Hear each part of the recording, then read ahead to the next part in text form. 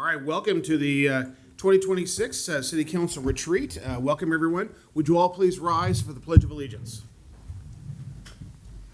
I pledge allegiance to the flag of the United States of America and to the republic for which it stands, one nation, under God, indivisible, with liberty and justice for all. Okay, well, thank you, everybody, for being here. It's great to see. And first of all, let's give a big round of applause for our folks here at Dumas Bay for a great breakfast. Any day that starts with bacon is a good day. So thank you very much. I just want to say very much, I want to say thank you to our newly minted council president and all the council members for your help in making sure that we got a great agenda. These are a great opportunity for us to come together as a community and as a council and city government to come together, vision for the future, near term and short term. So we've got a number of items on the agenda. We'll probably try to stay on schedule and move forward. So let's see here. The first thing, and also I want to say a very special thank you to our staff who have put together good presentations and spent some time on this.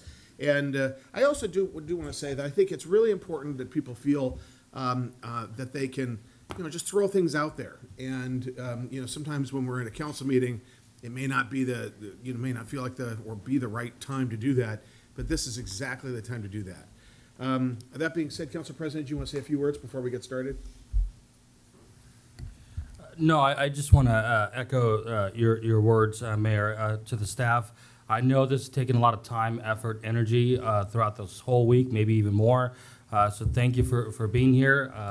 And to my colleagues, thank you for putting the work in and the effort in for your consultation and putting all these items together. So thank you. All right. And a very special thank you to our IT department, the screens, just like at the city council meetings, all you have to do is push the button, and the audio here is absolutely fantastic. The screens look great, but if anybody has any issue hearing, just raise your hand, let us know, or if you can't see something or something's not clear. Okay, with that, let's go ahead and get started. Item 3 on the agenda is council rules and procedures. Councilmember Honda, we've got 3 items, A, B, and C, in-person attendance expectations. Item B, council member remarks, time limits, and proclamations, scheduling, and limits. Councilmember Honda.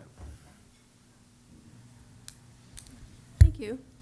So when Jack and Linda and I were talking about what we wanted to have at the meeting and then later with Martin, these things came up, and in-person attendance was something that was brought up about it being more here than on Zoom. We've talked about this at every retreat since COVID, and Zoom is awesome, and I'm glad that we have it. But if possible, it's always best to be in person at a council meeting. And we understand if you can't, but it's always best. And Linda, did you want to add to that? Well, we've had issues in the past where we've actually had a former council member in a boat.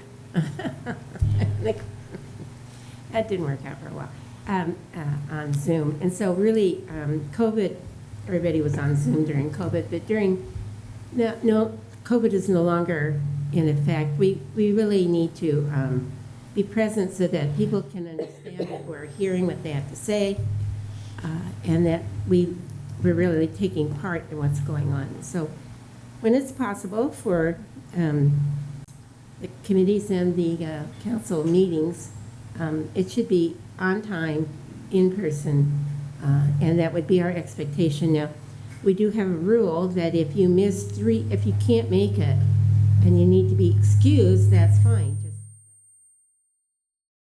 unexcused absences, our rules of procedure say you can be removed. So at this point, everybody's been doing very well with being in person and on time, so just thank you all for that.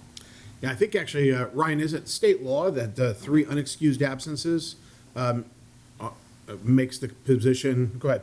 That's correct. 302 absences vacates the seat. What is a unexcused absence is kind of up to the bottom of the line. We've been pretty liberal. We've been pretty liberal in calling everything an excused absence, but it is state law. Yeah, so, life happens. So if somebody's like, if you've got a family emergency, an illness, you've got something going on, just let the council president know, me know, a colleague know, either for phone, email, just get word to us about what's going on, and we'll make sure that we get it on the record about why you're there, and we'll excuse the absence, because we want to do that. Councilmember Walsh, you want to say something? First off, next week I'm going to have a hopefully excused absence. Yeah. So that I'm not joining you from a vote. Yeah. But also, I think that with in-person attendance, I think that the expectation is that we should be staying there on the dais, and stepping off the dais. I mean, obviously, at times it's expedient that we leave for a moment, but we should make a practice of staying there on the dais. Oh. You didn't emphasize enough pushing the push button. Exactly. That's Sorry right. about that, Thomas. The easy button. We should, the standard thing, we should remain on the dais unless there's an extenuating reason that not just to go leave to talk to somebody. Yeah. We've all been there actually with, and some of our meetings, as you guys know, they get really long. So if you need to leave the dais for personal reasons, just say can we break for 5 minutes, and we'll do that, because I think sometimes we used to have this thing where if we got to like 8:30, which is 2 hours in, that'd be a good time to say, hey, let's take a break. Councilmember Safadas. Yeah, just for point of clarity, are we talking about regular council meetings, or are we talking about committee meetings as well? Well, It's regular for the 3 excused absences. For the 3 excused absences. No, I'm talking about Zoom versus in person, because like I do attend committee meetings that I don't belong to on Zoom sometimes, so how does that count?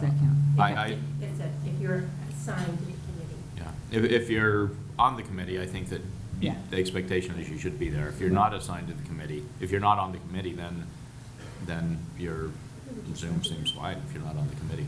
Unless you're traveling and you need to Zoom. And so. okay. Thomas, can you tell us, we're obviously recording this, and thank you to David for recording this for later airing on Channel 21. Is this also being, can you tell us a little bit about how this is going to be put out? Yeah, it'll be on YouTube, like our normal council meetings are, and then also on Channel 21. So, and currently right now, per the agenda, it's on Zoom. So if anybody is at home or anybody, they can tune in right now via Zoom, which we do have one person, I believe, already streaming it. Yep. And then is the whole thing going to go on YouTube, or are we going to, is it going to be like the same version that's going to be on 21? Yeah, we do. This is going to end up being like a 6+ hour meeting, uncut. People aren't usually going to watch through that. I think Dave goes through and edits a little bit of kind of some of the lulls, the dead spots out of it, and then we post. But yeah, we post also a highlight video as well to kind of keep the important topics. But either way, Dave works with Ben, and we'll get that taken care of. Great. Councilmember Honda, actually, Council President, were you about to say something? Oh no, you turned it off. There you go. Is it? You trying to say something? No. Anyways, no, we're good. We're good. It's a retreat. It's an icebreaker. It was planned. Okay. So, from my observations, and if my memory serves me right, and I'm looking to my colleagues to correct me, but there was 2 council members that were gone, former council members that were frequently gone. And that's, of course, is okay, but they were often on Zoom and whatnot. I think my question to the council is, what is the desired outcome? What do we want to see? I certainly have my input, but what's the result that we want to see? I mean, I know right here in our council rules, Obviously, on page 12, you know, it has everything that we've talked about, but do we add a section, E, and make it really specific? I mean, Zoom is only gonna continue to be a tool for permanently in our society. So do we wanna move into some sort of a aspect where we add something to our council rules, or not? What is the take of the council?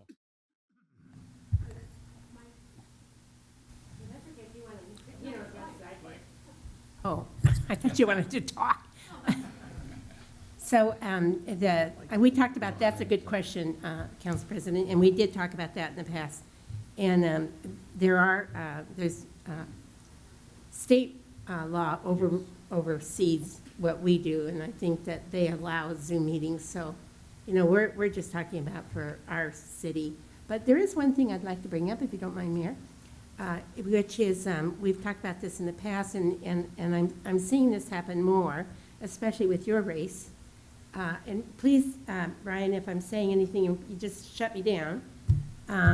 We have an ordinance that says if you're going to want to be on the city council, for example, that says that you need to have been a resident of Federal Way a year in advance before you sign up. So if I don't remember anymore, if it's in May that you have to apply or put in your application that you have to have been a resident for a year. I believe that's what the ordinance says.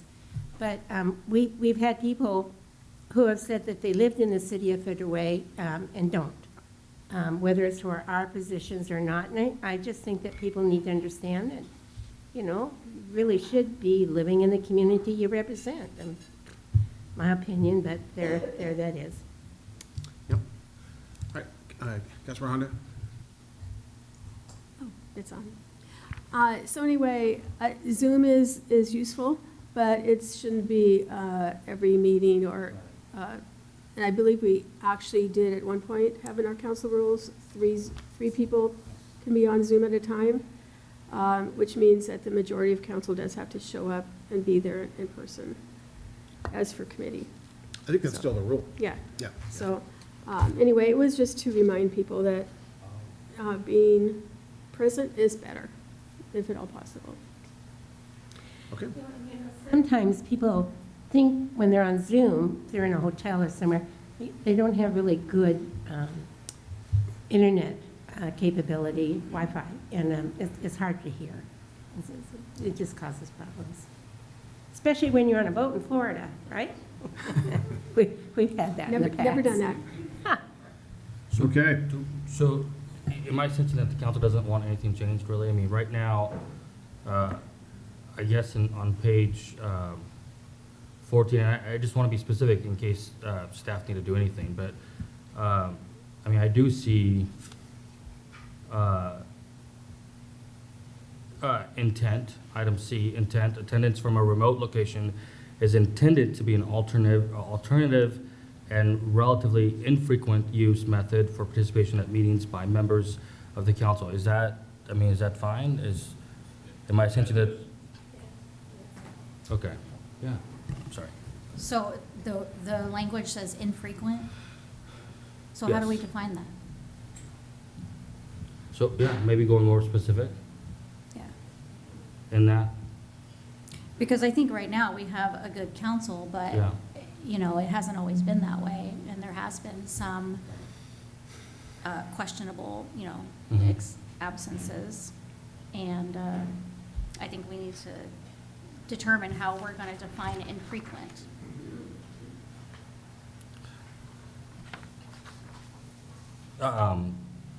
Yeah, I, if I may, Mayor, yeah, I would actually agree with that. I do think it's been an issue before, and it's been consistent at that time. And, you know, obviously, things happen, life happens, but I would agree with Councilmember Hamilton that I think we should really define this as what does infrequent mean, and modify it, maybe language item C, potentially, or somewhere else. All right. Anybody else on that? All right, we can take a look at it. Go ahead, Councilmember. Yeah, I think that infrequent is difficult to difficult to define. Well, and maybe But I don't know, sticking a number in there, I don't know what number we would stick in. well, yeah, I mean, I And there's think, different situations. If somebody has a medical condition, I mean, you know, if somebody has some medical condition, they're confined to home or in hospital or something like that, it could be entirely different than simply being elsewhere around the world for whatever reason it may be. Yeah, and I see that as, you know, you'll get that excused, you know, I don't see that to be an issue, but if it's consistent, and it's happening consistently, I think to Councilmember Hamilton's point, I do think there's room for us to become more specific in there. And if it doesn't work, we take it back to a special meeting, we modify our council rules and address that. But I think it's been an issue.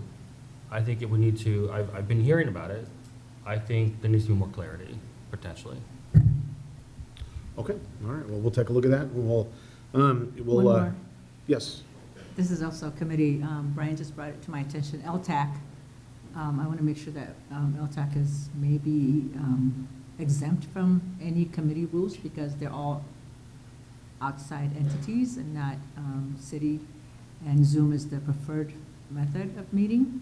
So just wanted to make sure that if we come up with any kind of rules for committees, that has a separate. I think my intent would be just city council meetings. Yeah. I think that would be special No meetings, city committee. council meetings. Okay. That's my perception, but I'm looking to my colleagues on that.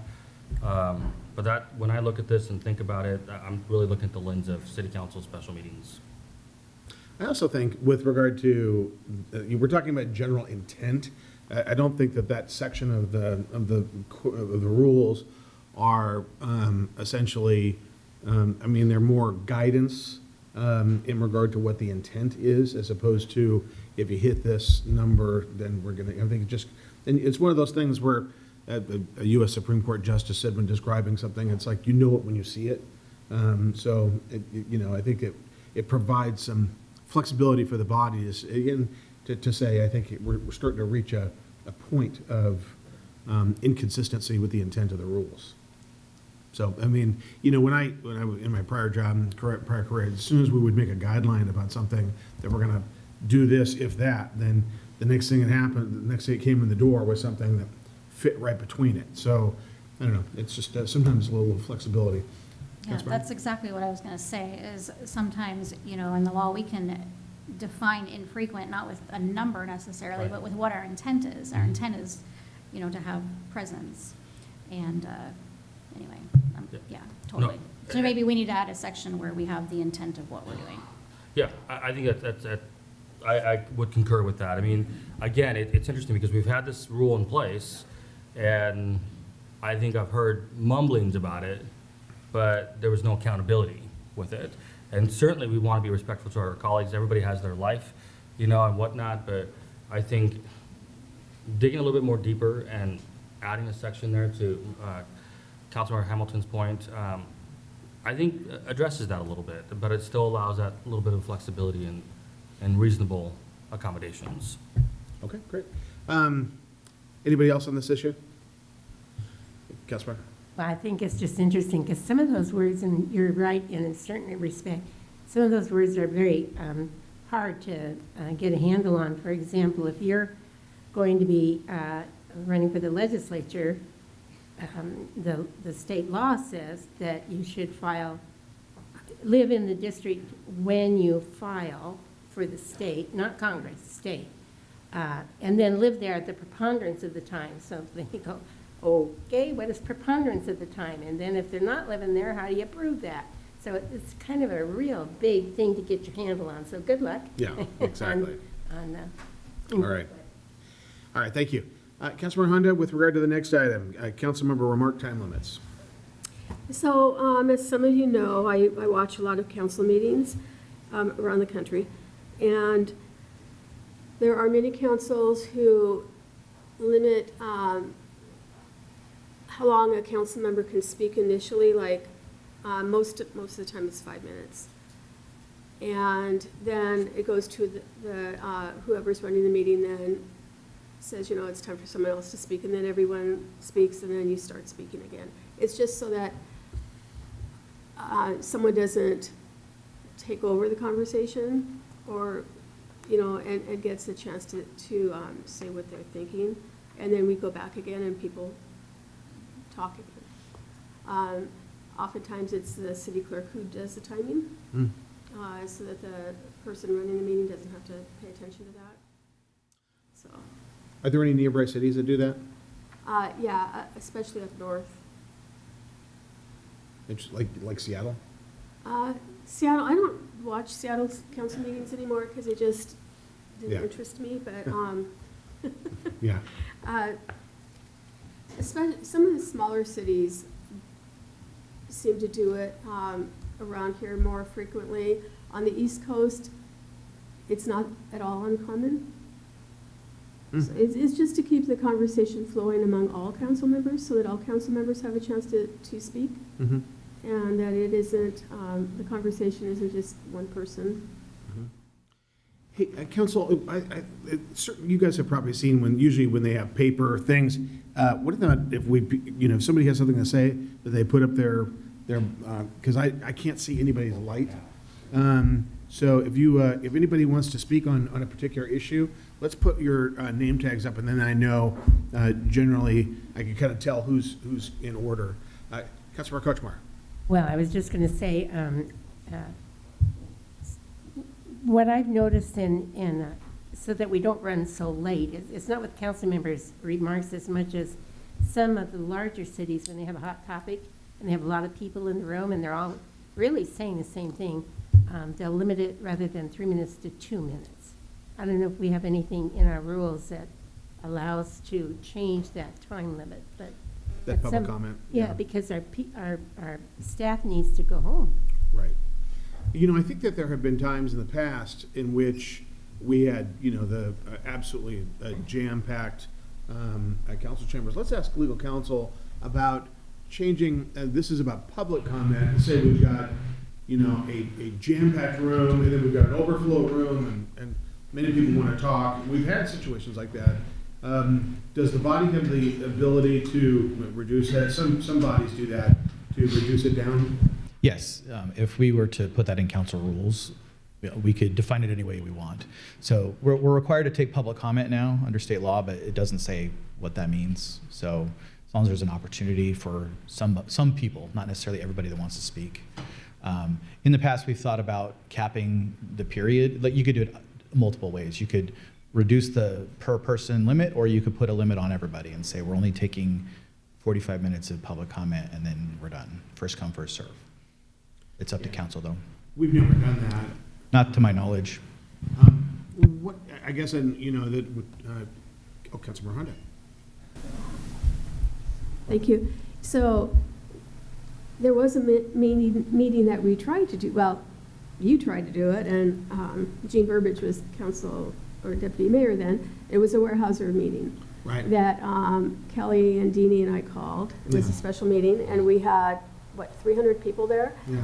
And, yeah, we were there for maybe 4 hours listening to people. Yep. But when the public comes to speak to us, and they've practiced what they've said, and they know that they have 3 minutes, I would not support cutting it down, because they hire us and they fire us, and what they have to say, if they leave their home and they come to City Hall to speak to us, and they know that they have 3 minutes coming in, then they get 3 minutes.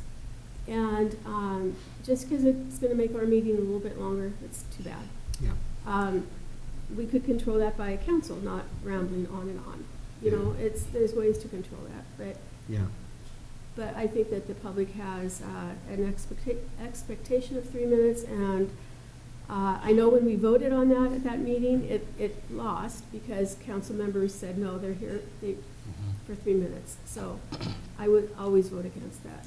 Yeah, okay. Council President Moore? Yeah, I would be willing to make a bet that, and I'm just a wild guess, that the council probably would not support shortening the public comments, but I feel kind of confident on that, but who knows? So I'm looking forward to hearing what my colleagues have to say, but I know, speaking for myself, I would definitely not support shortening the public comment time. I think 3 minutes is adequate. I think it's best practices all over the country, quite frankly. And you ready for this, Councilmember Honda? I agree with you. I know, it's a heartbreaker. But Heather, did you get that? yeah, was that noted? Thank you, Mayor. But I think it's a sacred time. The public, this is a very important opportunity for the public to come and really share their thoughts of any item. And I don't want to do anything to cut that time at all. I think it's a really important time period, and quite frankly, if there's a lot of them, they're all important comments. And you know, if we're going to be here for a while, we were hired to do a job. We have to be a partner to the mayor and helping govern the city. And so I would personally shy away from shortening the minutes to public comments. All right, thank you. Let's go right in order, and then we'll go over here. So, Councilmember Hamilton. So, the public comment, time limit, idea, I can see it being helpful when, if we had a problem, but I think we're maybe talking about a solution in search of a problem right now, because we don't have that problem right now. I know that, you had mentioned the Warehouser thing, but I'm not sure if that's a common situation that we experience. But, sometimes I've seen it at King County Council meetings where public will come in and they basically filibuster the whole meeting. And in those situations, King County will say, the chair will say, we're going to limit public comment to 60 seconds because there'll be a group of, 200 people in the room. But for now, I think we're okay, and I don't think we need to do that. But I do see on the agenda that we're talking about council member remarks, time limits, so maybe we could also talk about that versus the public. So. Same topic, exactly. That's right. What state you're mean? Councilmember Sessoms. Yeah, that's exactly my sentiments. I do support what Councilmember Honda and Councilmember Hamilton have already expressed. I think 3 minutes is adequate for a public comment period. But back to what Councilmember Hamilton just reiterated, this is about time limits for council member remarks. Yep. So I think it should reflect, our remarks should be limited as well to 3 minutes. We should not have an opportunity to filibust on any topic. Let's stay on point, let's be efficient and address the issue. All right, thank you. Councilmember Sefadasa. Yeah, I agree with what everybody said. One of the reasons being that we need to respect people's time. So they come there and we can't say, oh, we only have 45 minutes, sorry, the rest of you can't speak. So I think that'll be great. But if we're going to honor the 3 minute, then I would also like to encourage you, Mayor, to be consistent as to when you add time versus when you don't, because sometimes we do cut people off, and other times we're lenient. So just making clear or being clear about how you navigate that would be great. And then let's also honor the 5 minute, because we didn't talk about that when they're speaking for a group. So Oh, yeah, that's right. we didn't bring that up. So Great, thank you. Mhm. Okay, Councilmember Walsh. Okay. First on the public comment, just an idea is is have it in the rules where if there is some topic that's bringing a lot of people in, after 3 people have spoken on one side or the other of an issue, let it be known in advance that if more than 3 people speak, it'll be limited to 2 minutes after that on any particular issue. Just an idea, to toss out there. I'm not advocating it yay or nay, but just an idea of something that could maybe be able to help. As far as council member time limits, I think that one of the things that's critical is that sometimes when you're speaking, you don't realize how much time you're taking. And if there was some way that we could have a a clock that the council members saw showing, you know, so that you can say, oh, hold on, I've been talking for 7 minutes now, it's maybe time I shut up. You know, and have it more self-policing rather than a arbitrary limit, but have it so that we are able to be aware of and the other council members are aware. So if somebody's doing it, you can kind of give them a dirty look, you know, and say, hey, it's you know, time to, you know. Well, is this, you know, I run these meetings all the time. I can't think of any time in which we've had a council member go on and on and on to the point where like 7 minutes. 7 minutes is a long time. Yeah. Well, 5 minutes is a long time. Council President Moore? Well, I was thinking about doing a filibuster at the next council meeting. No, I mean, I think we've had pretty good meetings. I think they've been pretty efficient. But I do have to say that I'm intrigued with Councilmember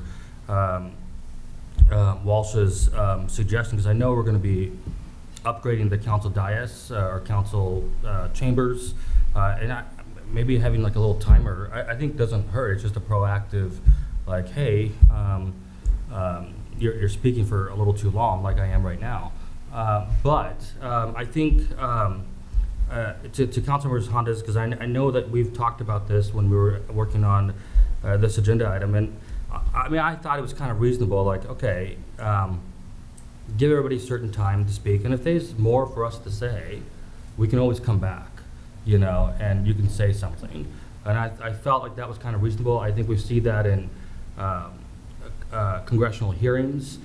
They usually are allotted a certain amount of times. I know you watch a lot of that stuff. They're allotted a certain amount of times, and then I'm sure they can come back and have more time. And I thought, okay, maybe that's reasonable, but yeah, it's an interesting topic. Well, what's interesting is, you know, when we have, you know, when I'm moderating the debate among the council, we'll have council members speak 3 or more times on a particular issue as we're on the agenda. So it's like, would it be a time limit for each time they're called upon, or total, or, I mean, it could end up stifling debate. Councilmember Honda? Oh, Councilmember Hamilton. Well, to answer that question, I do think that would stifle debate if we're only allowed to speak once. Because as we're speaking, you know, and bringing up stuff, then it brings to mind other issues that we might have, or other arguments that we might have, and we are engaging in debate when we're up there.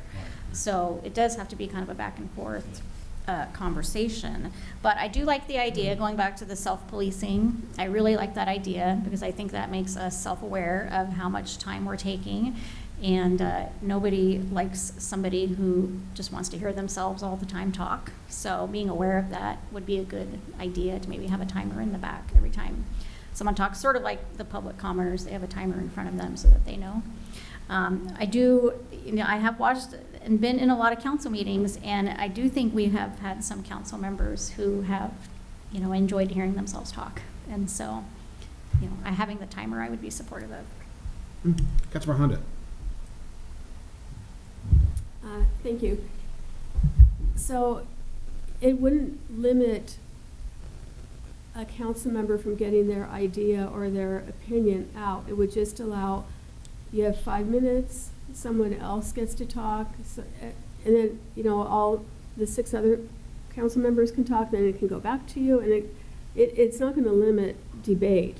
It's just going to make sure that everyone has an opportunity to say something. That's it. And there is a local council in King County that allows, it's either 2 people can speak on a topic or 3, and after that, no one can speak on the topic, even if the room is packed with people wanting to speak on it. And I always feel bad when they're calling the names of people, oh, can't speak. People have already said, I don't like that, just because I think it, you know, if it was a topic that we had a lot of interest in the community, what time are people going to get there to sign up? Or would they sign up online, and that would be considered, you know, they're the first 2 or 3. So I know that you know, at least I know one council that does that locally, and so it's not something that is unheard of. I just wouldn't support it. But I do like that, you know, I do like maybe if we have clocks in front of us and we can make sure that we're not, we're being courteous and efficient. Because that's the whole thing, is trying to get through meetings. And this is a budget year that we're going to have long meetings this year. And we're going to have a lot of meetings this year. For the new council meeting members, budget season is extra meetings. And the most efficient way we can run a meeting and get our points across is the best. So that's what this was about. Okay. All right, anybody, anyone else on this issue? Okay, we'll take a look at it. Let us know if you've got a suggestion. One of the points to consider on this one that just popped into my head was, if you say you've got 3 minutes for a council member, they may fill that 3 minutes and then come back another time and fill another 3 minutes. And, it's like, if you give somebody 3 minutes, people will generally use their time, as opposed to just letting them speak. Anyway, just considerations. Council President?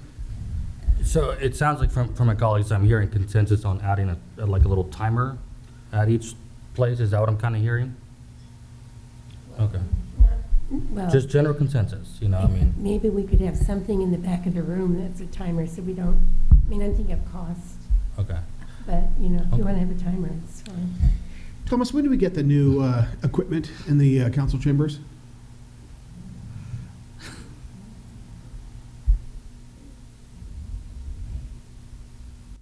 It's going to be a little bit of a process. So I took this to council last year for a bid. We had a design done, but because of the nature of the cost, the total cost of just the breadth of the project, it needs to be it's a public works project. So it's a full on. It needs to go out to bid and everything. So in order to do that, the design didn't include bid documents or bid level documents, so the specs and everything that needs to hit the street. So that I've been working with Ryan and EJ. We need to go out for RFQ, so we need to hire a design firm to develop the document package, so we can actually put that out to bid. So that's something we wanted to get started. So if we can meet the August deadline, that would be awesome, because we have a little bit of gap there with a canceled council meeting, so that way maybe that timeline can be made. Otherwise, it'd probably be end of the year, December. So, but regardless, it will be this year, probably on the latter half. The technology piece of this, what do you think about starting a timer for? That's what I was looking for. So part of the design, it was spec'd a conferencing system. So like what the larger, I'm forgetting the name. I'm sorry, I'm I wasn't prepared to discuss this today. But like large, like G40 summits, that kind of stuff, utilize this same system that they had spec'd. It's a discussion system, and it is built in with like a kind of request to talk. So like the discussion leads, so the mayor, for example, would have on the screen a tally of who's pushed their button to request in that particular order. He can choose to go in that order or not. And then I believe there's also a timer function there. I was trying to look up the specs since you guys were talking about this. But I think it's doable, definitely doable, and we can include this in the design spec. Yep. Councilmember Kuchmar, you're a former legislator and were in the legislature for 4 years. Were there time limits on your comments? Yes, yeah. You have it right in front of you. How long? How long could people talk? Heck, darn it, gosh, I don't know. 'Cause some of them talk forever. But you're supposed to have a time limit. It's been 10 years, I can't remember. But I do remember seeing red lights. Yeah. I'm sorry. Oh, that's okay. There's a time limit on memory. That's all right. Yeah, the chair will tell those that are speaking when they have, like their 30-second warning. Right, and you cannot speak from notes. You have to speak extemporaneously. Huh? So in other words, you can't read something like the Constitution of the United States. You have to speak from your heart. Councilmember Hunt, any other thoughts on the issue? Okay. What do you think would be a reasonable time as far as council comments? 5 minutes. 5 minutes? Okay. And if you can't get your point across in 5 minutes, then it's time to listen to other people and see what they are speaking about, what they think, and then, it's not so that you can't continue to speak, it's just to allow other people to speak.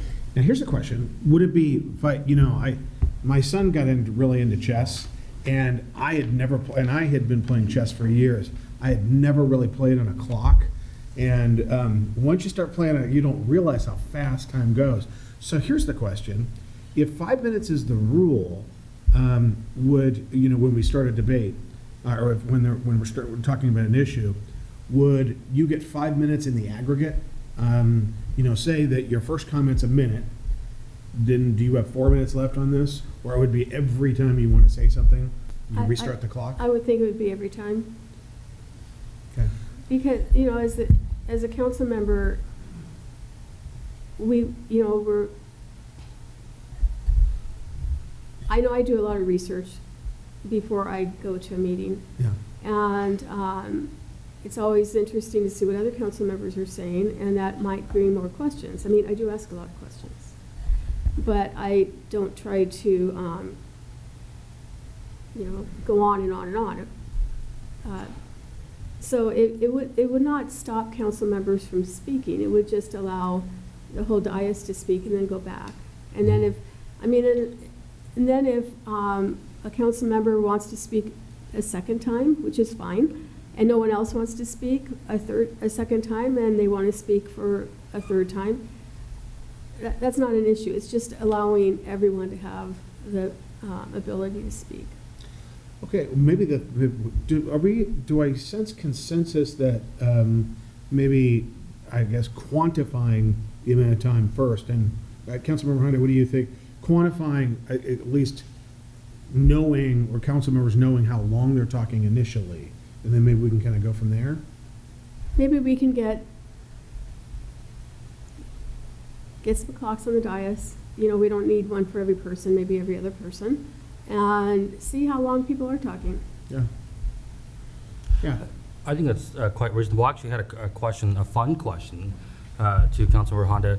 Now, if I'm given 5 minutes, and I look to Councilmember Hamilton to give me her 5 minutes, and I can speak for 10 minutes, is that allowable? If the body wants that, but I don't know that the body would want that because. A lot of little details in this, but I just had to say that for fun. So this is our retreat, and usually we go by first names at retreat. Is that, Yeah. are we gonna? You know what, I thought the same thing. And so I started down that road. Are we, first names okay, everybody? Yes. Yeah. All right, very good. Thank you. Thanks, Susan. Okay. Okay, yes, Jack. I was just gonna go back to, I think that self-awareness, if we have a time of self-awareness, not a time that, kind of like what you were saying, well, people try to fill up that time, but if it's just awareness. And also, as far as awareness goes, what you were about to do, considering we've had the time limited, just to about 45 minutes, we're on minute 44 right now. Yep. Probably move on. Okay, Linda? I was just going to say that it's really hard, this nothing to be put in writing, but it's really hard when you're trying to argue a point and you see you're losing. It's hard to stop talking. We just have to remind ourselves, move on. Thank you. All right, thank you. All right, proclamation, scheduling, and limits. Councilmember Honda. Susan, sorry. Thank you. So proclamations, in the last few years, we've had a number of discussions about too many proclamations, too few, whatever, who's getting a proclamation, how they're getting it. And I don't want to stop doing proclamations, but I do realize that when sometimes we've had 5 proclamations at a meeting. It takes a while. And a proclamation should be a special thing for the group or the person getting it, right? Where they feel very special, because it is a special event for them. I've watched a few council meetings where they actually do a special meeting ahead of time where they do their proclamations. And it makes it a better event for the folks getting the proclamation, because not only do they're not in a rush to, how we always say, oh, would you like a minute or two to speak, for the person getting it. Sometimes there's a group up there and they all want to speak. it just, if we have the ability to have maybe, if we're doing proclamations at a meeting, maybe 20 minutes, start at 5:30 if we have that ability. I know our special meetings are sometimes planned out for very, important things that we have to spend a lot of time on, but make proclamations special and allow people to feel like this is their time. And, then they can speak, they can get photos taken, and then during the meeting, it makes the meeting more efficient time-wise. So that was where that came from. All right. Okay. Linda? I think one of the things we've had a discussion about in the past is who gets the proclamation. For example, every month there's, a month for something. And we'll get an email that says, we'd like to be recognized. So who's going to select who gets the proclamations or not? That's all. Jack? Yeah, with that, I tend to think we have more proclamations than what we did. I mean, last week it was the first proclamation I suggested in the 4 years I've been on the council. But I think okay, all right. I think we need to work on limiting them some. But there definitely should be proclamations, though. Perhaps, most of the time, if we have a proclamation I get and Amy's there, hey, have something for you to sign, I'm going, oh, interesting proclamation. I think that maybe have it so that in order for there to be a council proclamation, 3 council members need to say, hey, let's do this proclamation, rather than it just being whatever, anybody saying, hey, let's do a proclamation. Have a little bigger number proposing it. Okay. Or maybe even 2. Yeah. Just like at council. Any, Susan? So do you want to keep them during the regular body of the regular meeting or do them ahead of time? I kind of like your idea of doing it ahead of time myself. But I'm don't have strong feelings one way or another on it. Letty? Yeah, I don't have strong feelings either, but usually when they get proclamations, it's nice to have a crowd there. So if you do it during special meetings, then that won't be there. But I do understand where you're coming from also. So it's just my point. Martin? Thank you. This one I kind of went back and forth on. I definitely understand the sentiment of this or the intent of this, but I think it kind of leaned towards regular council meetings. I'd be open to giving it a try, at a special meeting to see how it goes.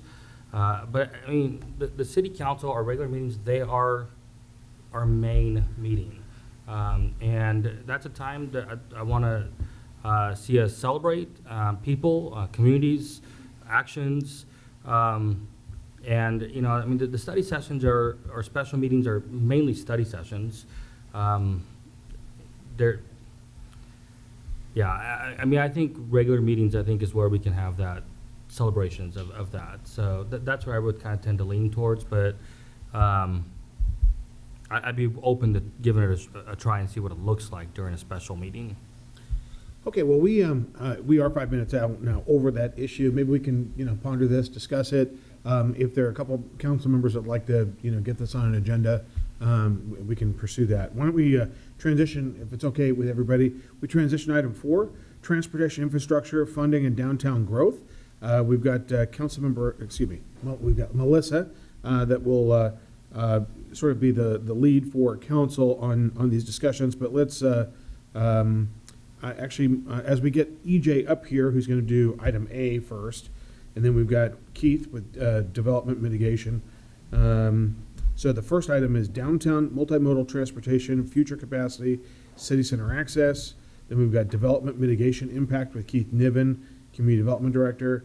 Then Keith again for TC3 public market and parking garage. And then Brian for farmers market, festivals, and reimagining gateway shopping center. So Melissa, any thoughts? You see your sort of the lead on this.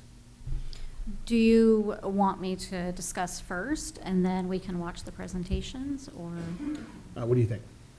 I think I should discuss first, and Okay. then we get the information, and then we can discuss as a body. Okay, go ahead. Okay, so since we're running behind, I'll try to get through this quickly. We're only a couple minutes. There's Okay. no big hurry. Okay. I brought this to the retreat because I think today I just want to think about alignment with our downtown core. I know that's something that we're all very interested in, making sure that that's successful. And so the goal for today, for me, is just to define what our downtown core success looks like. What kind of downtown are we building? And so a couple of the mandates that we have to consider and acknowledge is the Growth Management Act. So we are required to plan for the population and the growth there. And then also the transit-oriented development, which is the TOD with the light rail. And so we are expected to accommodate for increased housing in that area. And I know that we just had a announcement made publicly that Lot 1 and Lot 2 will be awarded to, or was awarded to MSC to build a lot of housing. And so the community is talking a lot about that. So I think our responsibility with those mandates is just to maintain a strong tax base, and then also just to make sure we're supporting our local businesses in conjunction with the housing that we're required to have. And so today I just want to talk about our downtown vision and having a mixed-use downtown core, housing, retail, dining. One thing that Federal Way is known for that I talk to a lot of people about is our restaurants. We're kind of known as an ethnic restaurant community, and people travel here to visit our restaurants. So maybe we could talk about that a little more, maybe like a restaurant week idea. And then let's see. I want to acknowledge some of the successes that we've already had. We're not starting from zero with our downtown core. We have our Performing Arts Center. We have our Town Square Park. We have the stairs connecting the PAC to the park. So we have kind of the basic building blocks. It's just, we need to build on that momentum that's already been started. And thank you, Mayor, for having a huge role in that. So today, staff is going to give 4 presentations. Speaking about, council members talking too long. I feel like I'm talking too long right now, but I just want to, think about the vision that we have for our downtown core, as we're listening to these presentations. And then also, what's interesting to think about is there is a House bill, it's 6026, that we discussed at City Action Days with our legislators, and as a city, I believe we're opposed to it. Can I say that? Okay. Or no. We're opposed to what? What is that? The bill that would eliminate cities' requirement to have first floor retail. Right. So to me, that's a concern that we need to think about, because I believe we want to maintain the ability to require first floor retail to make sure that our downtown core is successful.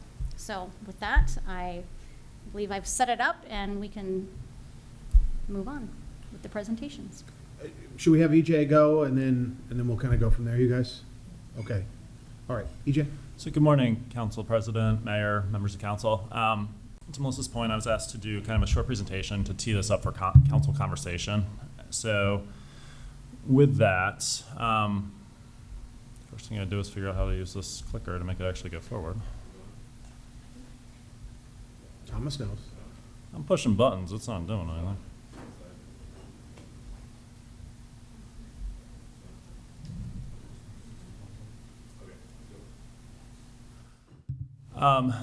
So what is multimodal transportation? So at a core level, it's a strategy to accommodate and balance motorized, non-motorized, and public transportation.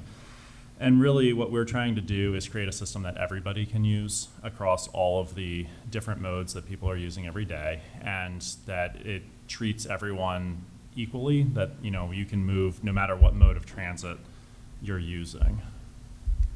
Then So why do we want this? So there's two reasons. One, no one likes sitting in traffic. That's kind of one very obvious reason. But the big reason is we're trying to create reliable and predictable travel times for all system users. So that looks like everyone who's a single occupancy vehicle or SOV trying to get to their job. It also looks like someone on a bus and making sure the buses are running on time. It plays into microtransit. It also plays into people that are walking or riding their bike. So we're trying to create this layered approach that treats everyone as a primary user and allows everyone to get both where they're trying to go and to in a reasonable amount of time.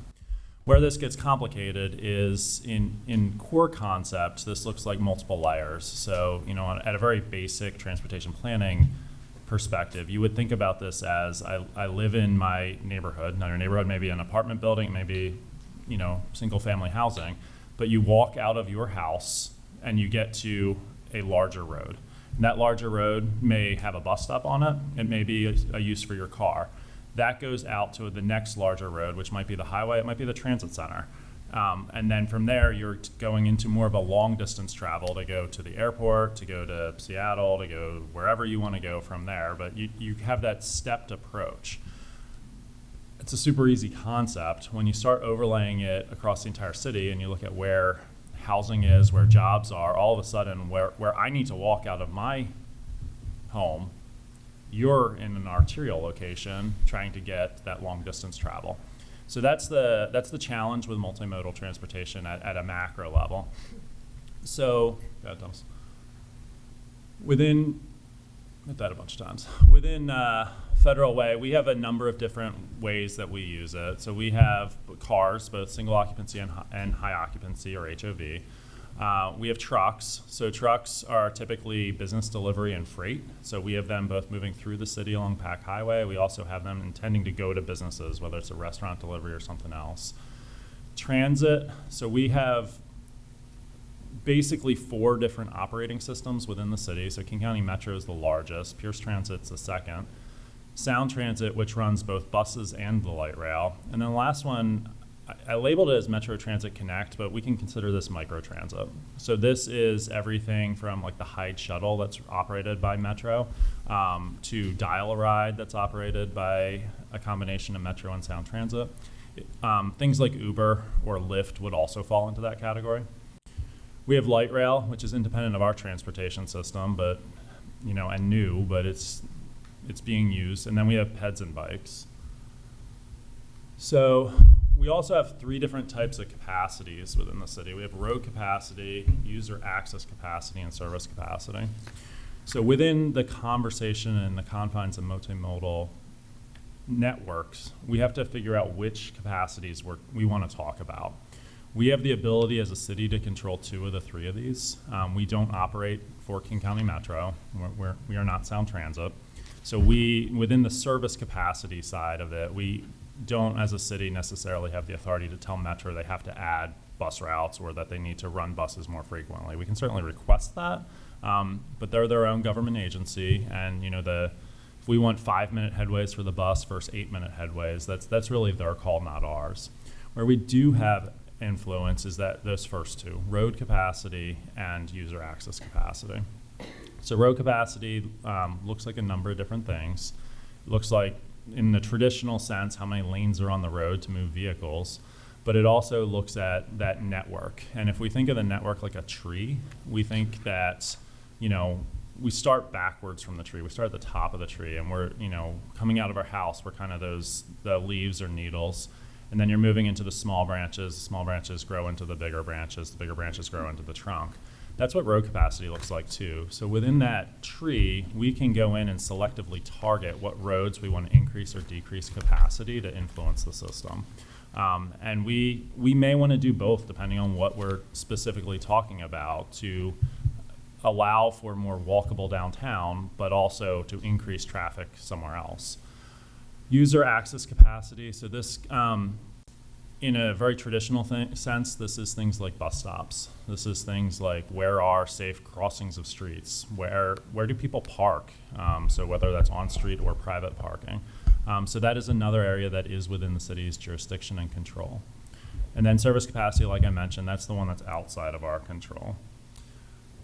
So that's kind of the macro level tee up conversation, so we're all speaking with the same language. We've been working on the City Center Access project for a long time. You'll see the timeline on the next slide.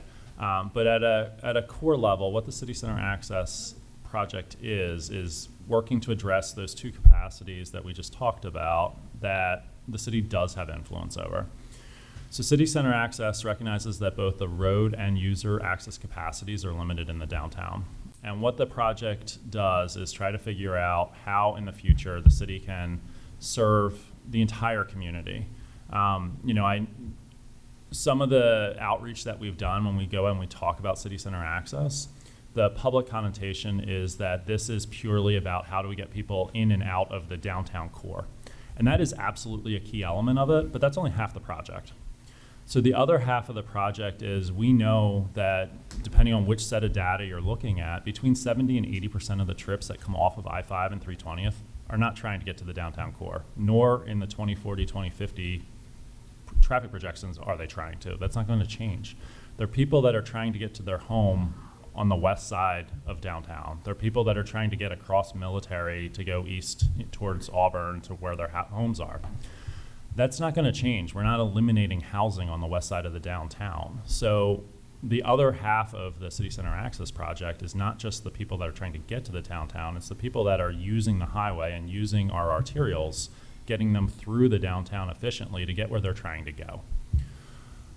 So the other major goal of City Center Access and where our tie to the federal government is on this project is we are seeing on 320th ramp system mainline backups. And what that means is it means at peak rush hour, traffic is literally stopped on I-5 with people waiting to get onto especially the southbound I-5 ramp to get onto 320th.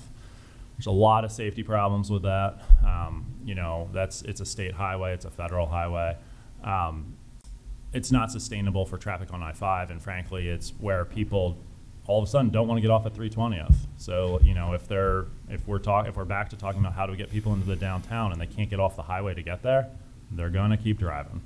So that's kind of the last piece of this is creating a safe network. So that's a lot for one project to tackle. So at a very high level, the City Center Access is a phased, right now we're showing it as 9 phases, a project to spread out trips to a larger geographic area. Again, that larger geographic area, I guess I glossed over the second bullet on that, is it's not realistic to keep adding lanes to 320th. There's a max number that we can add where it begins to turn into diminishing returns. Just adding more lanes doesn't keep adding capacity. So we need to spread the traffic out. And this is both people trying to get into the downtown as well as through the downtown. And that's where this project comes in.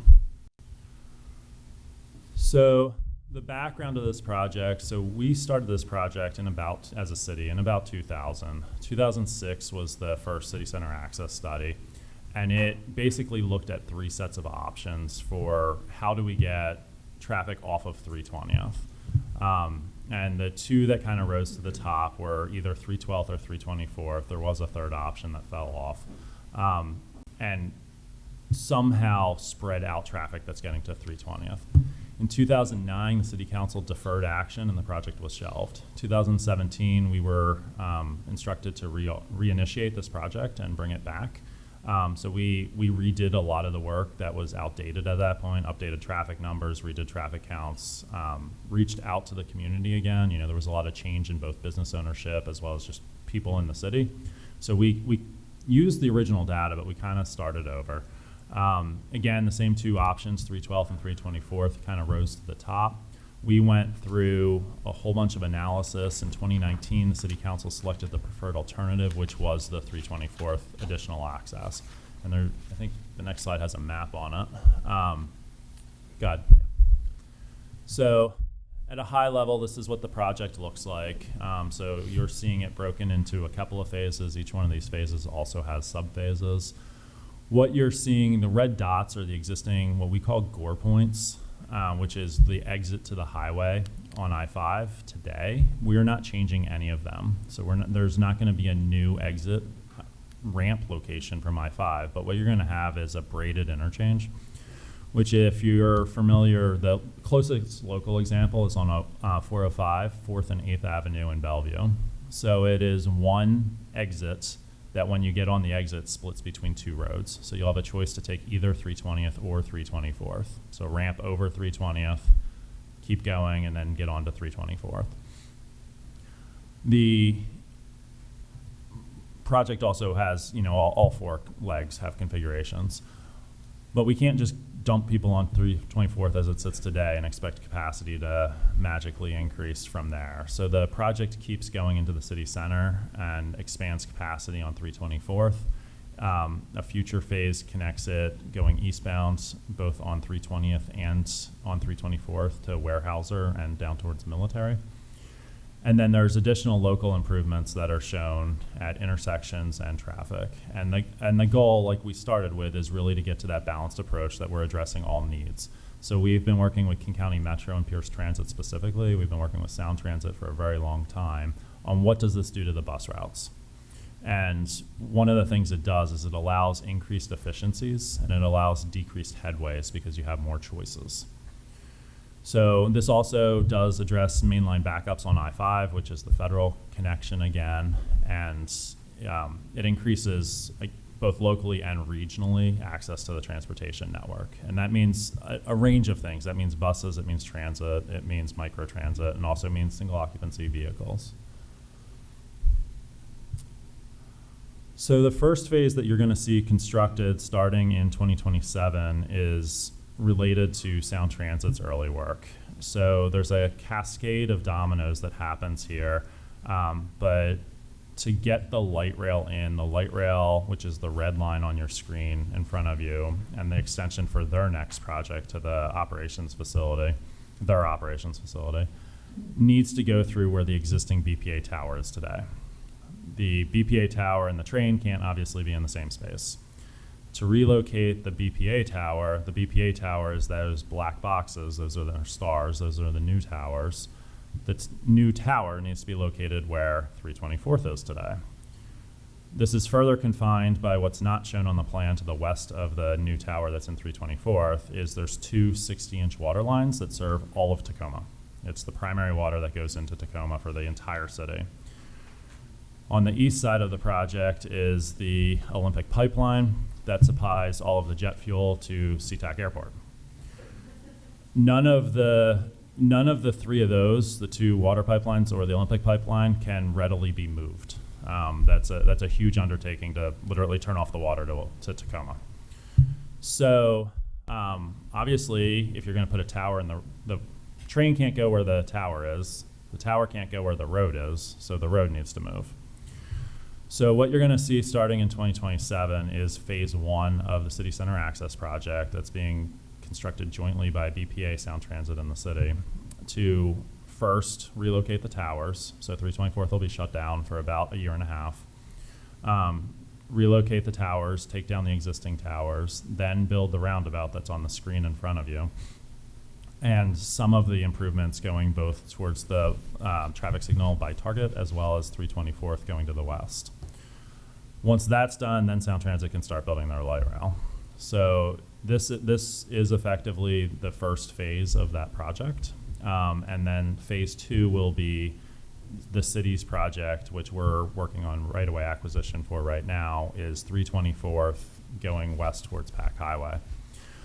That's the project specifically when we talk about the legislature ask and the legislative agenda. That's very specifically what we're talking about is the construction funding for that 324th leg. So the current tasks is we have received NEPA, which is the National Environmental Policy Act from the Federal Highways. We've also received our what's called IJR, our Interchange Justification Report, which is through Federal Highway Administration. So all of that was approved this fall, which is the first big milestone. Basically, that is concurrence from the feds as well as the state as well as the city that we have a viable project and that we've gone through the planning phases sufficiently to prove that the project works and it's an advisable project. So that work is done. The State Environmental Policy Act it's a follow-on task to the National Environmental Policy Act, but relies on a lot of that data that was already done and approved. So that is currently in process. The hydraulic project approval, so there's some existing culverts under I-5 that are non-compliant with state regulations as far as FISP passes that this project is triggering upgrading, as well as a culvert through the existing park and ride. So the HPA, we are working through with the Army Corps right now. That's another federal permit that this project needs, and that we have preliminary concurrence on, but we're working through the final steps on that too. And then the BPA trail, which is the last piece of this. So outside of the city center access is technically a standalone project, but we, within the comp plan, within the transportation plan, where the BPA trail ends kind of near Celebration Park today, it is intended to continue along 324th, cross over the new ramp at 324th, go out to Warehouser, kind of hang a left, go northbound, go up near the existing fire department, and then continue along the BPA trail and connect into the regional trail network. So eventually you'll be able to walk on the BPA trail from where it ends today all the way to Auburn and keep going on it. And the long-range King County plan is you'll actually be able to connect through the BPA trail system that goes up through Renton, Cascade Fairwood, Newcastle, and it'll be an actual regional trail you can keep going on. So we are in design and right-of-way acquisition for that first piece that goes all the way down through 324th to I-5. So timelines, I've kind of talked through this as we were going through the presentation, but we are in the 24 to 27 section working on right-of-way acquisition. Early work, which is the Sound Transit BPA City Center roundabout, is scheduled for 27-28. Phase 1 construction, which is the original name, but that's the 324th to Pack Highway section. It's intended currently as soon as 2028 to start construction. Next slide. And this is just a little bit more detail on that environmental permitting. That is what I talked through, but the NEPA SEPA is in process. Most of it is complete at this point, and the HPA is on the top part of that. And with that, I will turn it over to the mayor and council for conversation. Councilor Hamilton, any follow-up comments, questions? Yeah, I had just a couple of comments and questions. So the reason why I brought this up is because, like you said, when our freeway is backed up at 320th, people aren't going to want to stop and come to Federal Way. And our Chamber of Commerce says this all the time, that transportation, a good transportation system is the wheels of commerce.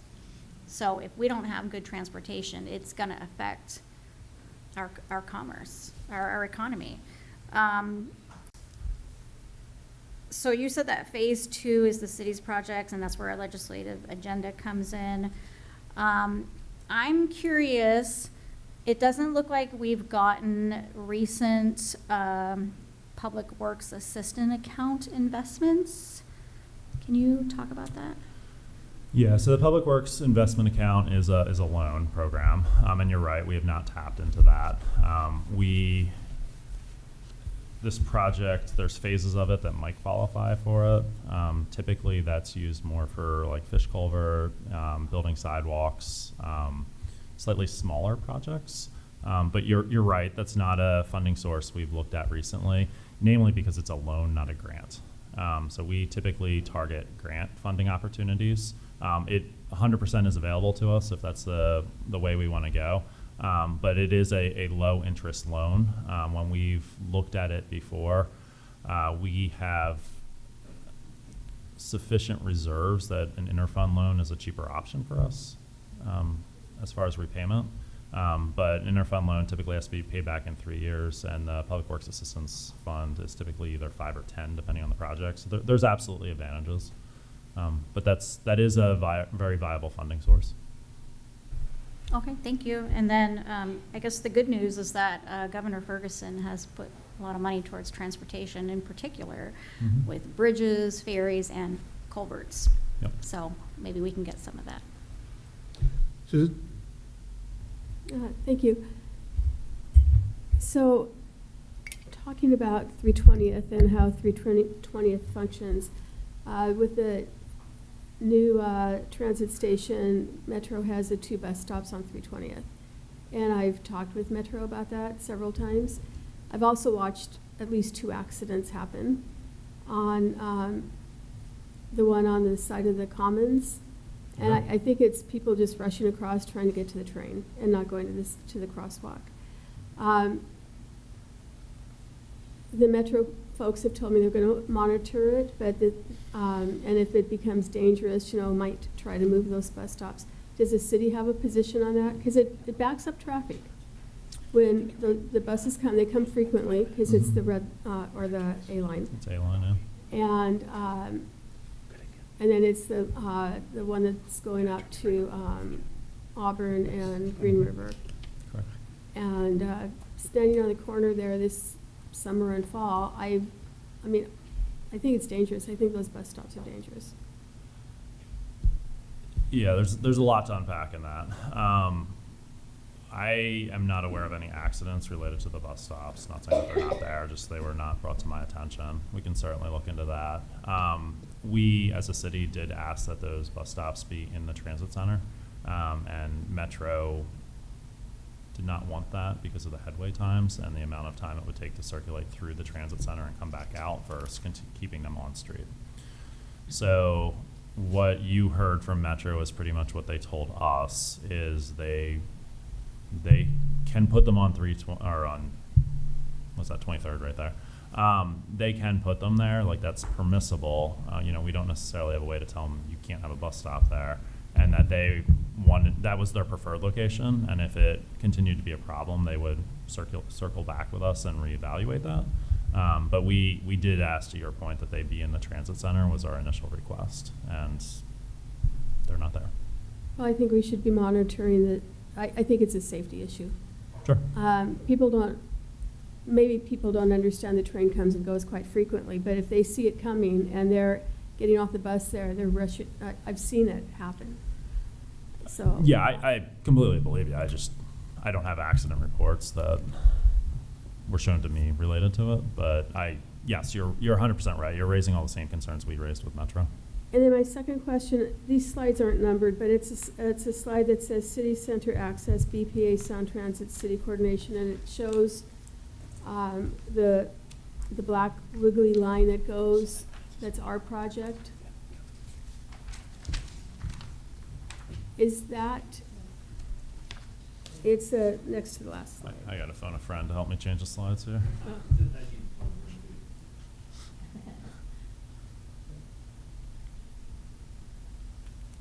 That one. So the black line that is our project, is that in the current park and ride? The squiggly line is the culvert replacement. So that is the existing culvert that's doesn't meet fish passage requirements, that needs to be upgraded as part of this project. So and yes, it is in the existing parking ride. But it's not going to take parking away. It is going to take parking away. Because I've been told that this is the backup parking for light rail, and so how many spots will it take away? It's not fully designed yet, so I don't have a hard answer for that. We have been talking, so this park and ride is actually owned by WashDOT. Mm-hmm. It is in 2 of the sections that are currently closed, that have not operated since about 2016. WashDOT is amenable to open channeling this and removing all of the parking, but that is an ongoing conversation that, frankly, is probably 2 or 3 years away. Well, as we have more and more people using light rail and transit, which is the goal, it's very likely we're going to need that parking. Potentially, like I said, this is a conversation that hasn't really occured yet. Okay. So the culvert has to be replaced under state law as part of this project. So what that looks like, whether that remains underground or is daylighted, which is the state's preference, is something we'll need to work through. That's part of the HPA process, that we're not that far down the project yet to have the answers you're looking for. Okay, thank you. Okay, any other questions for EJ? Yeah, Martin? Would you like to turn my mic off? No? Okay. All right. Thank you, Mayor. First of all, I appreciate Councilmember Hamilton bringing this forth as a conversation, because I think it's a dynamic and huge weight on our downtown, and it's a conversation that we need to constantly have, quite frankly. So thank you, Councilmember. That being said, I caught some key words here that caught my attention, and that's 324th, and correct me if I'm wrong, it would be shut off for a period of time during construction, which makes sense. And did I hear you say 2027? Yes, that's when BPA is telling us that they're going to build. Okay. And so obviously, I mean, I'm stating the obvious. There's going to be plenty of public notice on that, and it's an obvious statement, I mean, really. Yes, and we've been working with Belmore for years at this point. Yeah. The Commons Mall is also very heavily involved in this. And we've, if you go to the website that's on the screen and any of the outreach events, that is one of the first topics we bring up. 324th is a little bit unique compared to almost every other road in the city, in that we actually have an easement from BPA for 324th from Pack Highway going eastbound to the Park and Ride. It's not actually right away. So it's BPA's property that we have an easement for the road on. So in short, we don't necessarily have authority to tell them they have to keep it open because it's their property. So it's an interesting dynamic, that section of road, because there's multiple jurisdictions that have authority on it. And you, obviously, Belmore, like you just stated, is going to be heavily impacted. Correct. Quite a bit. I know there's been ongoing discussions and there's agreements that they've been aware of, but so their access will be impacted. There's no property takes as a result of this project, right. So the property takes are from Sound Transit. Yes. Yes. But yes, their access will be. Yeah, and the lens I was saying that through is the big picture, that they're going to be heavily impacted by this, with the big picture, and of course that's on my mind because we're talking about people that are going to be impacted. So I think, and the other clarification I wanted was, Councilmember Hamilton, you mentioned that Governor Ferguson is putting in a lot more funding for bridges and constructions and whatnot, and that. And it may be EJ too, but that would be existing bridges. Would that be right, or is that just existing and new? Maintenance and bridges? Preservation Maintenance. is what he's focused on, but he did mention that the transportation budget is healthy. It's the operating budget that has the deficit. I just wonder if it's going to cover. I appreciate that, because I'm wondering if that's going to cover new projects, new constructions. Now, actually, one of the things that we found at AWC when we were there for City Action Days, when we heard from the governor, is that there are nearly, I think there was 281, nearly 300 bridges that are in dire need of repair throughout the state, that fall below objective standards of safety. And so that's the key factor. That's a huge deal in regard to infrastructure improvements. So, and that's what I asked that with my perspective was to rebuild and make sure that all of our bridges are safe because of what was just stated. I wasn't sure if that covered new projects that we have that we just heard about here or not, but it's still worth a revisit, relook, strategize with everybody to see if there's a little nugget in that budget that we can get. So I'm not saying we shut the door, but I just wanted to kind of get clarity on that. So. All right. All right. Any other questions for EJ? Hey, Council, I've got an idea. Would you mind? We've been going for about an hour and 20 minutes, 25 minutes now. Would it be okay if we broke for? I was going to say 5, but I think 7's more realistic. Everybody okay with breaking for 7 minutes? Very good. Awesome. So were Martin and I. All right. All right. We're in recess for exactly 7 minutes. I'm starting a timer. So, My timer's slower than yours. Good grief. Let's use mine. Okay, timer started. Okay, everybody, let's go ahead and get started. We've got Keith Niven here for Development Mitigation Impact. Keith. Good morning, everybody. So this is my most abstract presentation today, so bear with me. We'll bump through it, and we're getting it over first, so I'm happy about all of that. So we're going to talk about development broadly, and I think we'll then be able to focus in, I think, on what Melissa was looking for, which is to talk about downtown a little bit. So there's an equation that developers go through, and it really deals with land costs and permitting, and then there's city costs and construction. And what they're looking for is really the best opportunity to find a project and put it together. And that's generally true for most developers. Locally, we know there's some exceptions. So for example, Bellevue has Kemper Freeman, who the Freeman Development Company has been part of Bellevue and responsible for a lot of downtown Bellevue's development over the last 20 years. And Issaquah has the Rowley family, which is kind of an equivalent at a smaller scale. We do not have any family business developers that I'm aware of in Federal Way. And that's a missing piece. And so what we need to do is we need to attract people to our community to develop here. So what I wanted to do was look at kind of apples to apples comparison on land costs. What we know is that we have a piece of property in Federal Way right now that's listed for $8 million. If you don't know, that's the Black Angus. So if you have $8 million and want to buy a restaurant, a steakhouse, Black Angus is for sale. What I wanted to do was look at some other cities, and these are all active listings. So this is what generally $8 million can get you. It can get you about a quarter of an acre in Seattle downtown. 2729 2nd Avenue is currently for sale for $8 million. 418 Central Avenue in Kent is for sale right now for $7.5 million. It's a retail center. And then Linwood is, and I picked Linwood because Linwood is, in a way, weirdly kind of a Federal Way doppelganger on the north end. They have a light rail station. Merlone Geyer has a big mall there. There's like, you could just kind of draw down all the parallels between Federal Way and Linwood. And so what you can see here is on a price per acre for existing property with something on it, and I'm going to exclude Seattle because it's its own thing.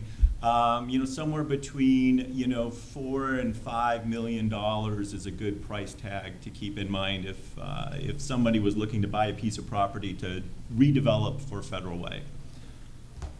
All right, construction costs. So construction costs are really talking about materials and labor.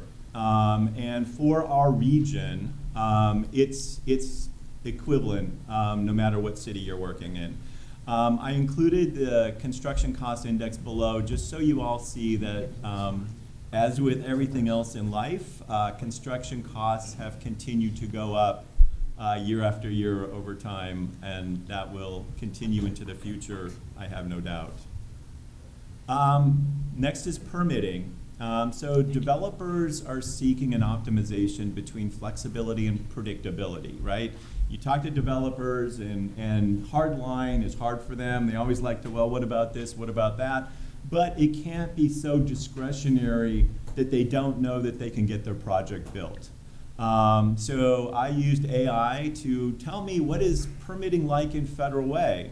So what AI says is Federal Way's development permitting is seen as complex and sometimes challenging by businesses, facing issues with code compliance, lengthy processes, and high fees, like for land disturbance, though the city aims for growth and has streamlined some areas like ADUs. It's a mix of trying to balance strict codes with development needs, requiring thorough preparation for applications. And I read that, and I first thought, well, this isn't glowing, but then I thought, you know what, this is actually pretty accurate. So I wanted to share it with you because I actually think this is fairly true. And if you knew nothing about our permitting process, there's word of mouth, but everybody checks AI at this point and asks their questions to Google and see what they get. So this is as good a marketing as we have, and if we want to work on this, which I think we should, it'd be nice to get it, to raise it up a bit. All right, critical areas. So the next thing that affects development is critical areas. So this is our GIS layer. You guys probably don't look at this much. I don't look at this much, but what I wanted to show you here is the downtown is outlined in blue. You know, the Commons Mall is the big boot at the bottom, and it stretches all the way up to Hillside Plaza at the north end. But what you can see here is there are no critical areas in our downtown. And that's good news for development. It means I don't have to worry about wetlands, I don't have to worry about streams. There's kind of a little stream tail that comes out of the Commons at the south end. But other than that, it's pretty much free of critical areas. And so that makes it easier for developers to develop. They don't have to worry about not being able to develop on every square foot of the property that they purchase. All right, so then city costs, and this is kind of the last piece. So impact fees is the table that I gave you on the left, and I didn't do an exhaustive comparison, but I compared Federal Way with Auburn, Tukwila, Redmond, Issaquah shoreline. And what I can tell you is our impact fees are, you know, kind of in line or lower than many of the other cities in King County. And so as a developer, you know, back to that development equation at the very beginning is, okay, this isn't going to turn me away from Federal Way per se. This is something I would have expected. The other thing that comes with development that falls in the bucket of city costs is they have to do stormwater improvements and they have to do potential street improvements. And so for stormwater, it's dealing with both quantity, so that's detention, making sure that the water running off the property after it's developed is no greater than what's running off before, and quality. You can't put contaminants that's going to discharge into the public stormwater system, which ultimately eventually gets into the natural stormwater system, which is our creeks and rivers and ultimately Puget Sound. And then streets, you know, the biggest issue with streets is if there's missing parts of streets. Now, for example, you know, there's not, like, let's say there's not a sidewalk in front of the property now. You know, a developer would be expected to put that sidewalk in. If the city plans for that street where that property is, has an additional lane, they would have to dedicate property and ultimately build that lane of traffic and then the sidewalk and the street trees and everything else that goes with it. So that cost varies. Both of those costs on stormwater and streets vary on a parcel by parcel basis. And I will definitely phone a friend if you guys have questions about that. So for all of that being said, one of the questions that I've heard multiple times is, you know, we had a light rail station open on December 6th.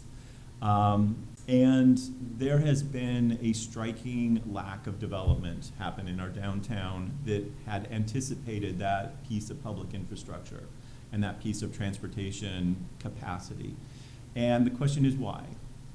And one of the things that developers, real estate developers, land developers are known for as being conservative. And what I mean by that is nobody wants to be the first one out there to see if ultimately I build a mid-rise building and I have to charge a certain amount of rent, whether it's for apartments or for office, whether I can actually get that. And when you look at what's been built in Federal Way over the past, let's say 10 years, a lot of it's senior housing, a lot of it's affordable housing.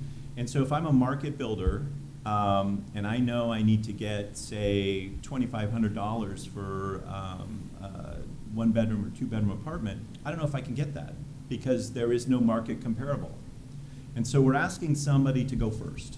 And that is one of the reasons, and we'll get into TC3 and the Trent Development Agreement in the next presentation, but that's one of the reasons we worked with a developer to try and get something to happen, because we think that once somebody proves the market and that that our community can support that level of rent, others will come. But until that happens, we're kind of stuck on square one to some extent. And with that, I'm going to stop talking. Okay, Susan, and then Lydia. Thank you. So when with the light rail here and functioning, has the value of TC3, the gone up? Is that worth more money now? And for Black Angus, 8 million, I don't know anything about buying a property like Black Angus, but 8 million sounds like a lot of money. Is that the reason, 8 million, because of light rail being so close to it? If I had to guess, I would guess that $8 million reflects the proximity to transit. So yes, I assume it affected in a positive way the value of that property before it was listed. In terms of, is TC3 worth more than it was, say, 2 years ago? Absolutely, it's probably worth more. But what we did, and we'll talk about that next, but yes. So for the Black Angus site, what else could go there besides a restaurant? So it's zoned city center core, I think, either core or frame. I think it's core. So the full mix of urban land uses could go there. So retail, office, multifamily, mixed use, entertainment, churches. You do all sorts of stuff. How long has it been on the market? Meredith, do you know? September. Okay. All right, thanks. Okay, Lydia. Yeah, with the impact fees, Yes. why is ours arranged for the park impact fee? And It's so it used to be $2,200, and that was easy. And we said, let's just make it one price, whether it's a big house or a small house. And ultimately, the state legislature said you can't do that. You need to make it a product of kind of the square footage of the residents, with an understanding that bigger houses have more people and more impact on parks. So those cities that still show it as being singular and not a range, I'm guessing they haven't changed their impact fee schedule yet. And, okay, thank you. And with the school impact fee, it's at zero now. Yeah. Is that because there's not that many multifamily housing built, or is the school not adding schools or building? There were a few things that happened. Last time that the school impact fees were assessed by the city council. So ultimately, for those that are new that may not know this, we collect impact fees on behalf of the school district, and then we wheel them through. And what the school district typically does is prepare a capital facilities plan. So they project out the number of kids. They then make some assumptions about what kind of capital projects they would need, and then back their way into what would be a development impact that could be assessed to developers. For our downtown, and the last conversation that happened related to school impact fees, most of those units that we believe will happen in our downtown will be studios, 1-bedrooms with some 2s. So school generation should be small. The other thing that we're doing is the pendulum has swung back the other direction. School impact fees for Federal Way for multifamily used to be $22,000 a unit, which is why nobody built market rate housing in Federal Way for a long time.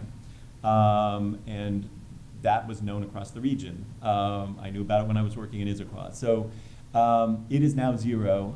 As you can see, a number of other cities are at zero. And so what I would say is that's a temporary situation. At some point, we will probably, in conversations with the school district, move that number up. But for right now, it's at zero. Okay, thank you. Melissa? Thank you, Keith, for that presentation, and thank you for working with me on that. Absolutely. Keith was like, what do you want? So I do have one question, and that is, do we have stricter or additional SEPA requirements than what the state minimums are? No, not stricter. I think, yes, I'm going to say no. Thank you. All right, should we go on to the next presentation and we'll have, oh, I'm sorry, Linda. I had thought that, thank you, Keith. I had thought that when we first implemented the no impact fees for the downtown, no school impact fees, that was going to be a 10-year. Is that, I believe it is in code as tenure, yes, ma'am. but is it 10-year from when the project starts or 10-year from when we created the ordinance? Tenure from the ordinance creation. Well, So that's it's, just we're, about done. I think we're in year like 3 or 4, so we're not halfway there yet. That's, I've only been here since 21, so, and it happened during my watch. Double check that, because I remember it as being much longer.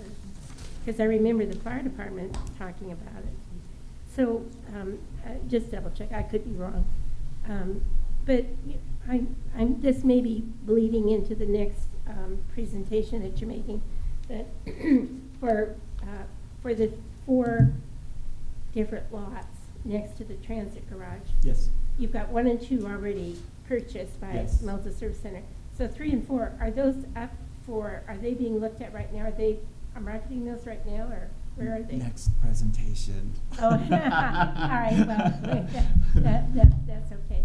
Okay. You know, I was sitting, just as an aside, I sat at McDonald's a couple days ago in the parking lot watching on purpose so I could watch light rail. Yeah. I got on light rail previously to go into Seattle and back to see how it would work.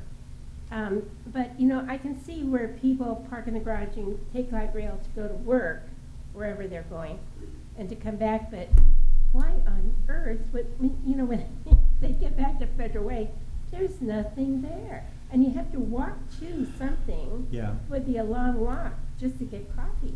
We're, yes, and one of the things, when we hired Heartland in '23 to look at our code, and you know, part of it was, are there barriers in our code to keep developers from coming to Federal Way?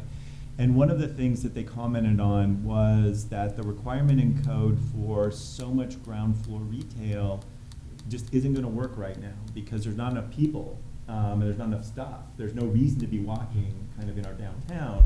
And so we dialed it way back, but the idea is once we get some of these underdeveloped lots built and the population density changes, that will help our businesses as well. But there will then be, I think, places you can walk to and would want to walk to in our downtown. Okay, so, but right now, should we be negotiating with Sound Transit on lot 4, for example? Because that's where we wanted to. Next presentation. Okay, thank you. Jack? All right. Yeah, Keith, you mentioned that with market rates housing, you know, there's no comps at all. Yeah. Just going through down to Puyallup, if you go down Meridian through Edgewood, there's a lot of new apartments there. Are those market rate or are they low income? I don't have an answer for you on that. I can find out, but I don't. Because I mean, that's basically, you know, Edgewood. Well, let's just call it a suburb of Federal Way, you know, and and you know, let's find out on that because there's a tremendous amount of new, seemingly quite nice apartments in Edgewood.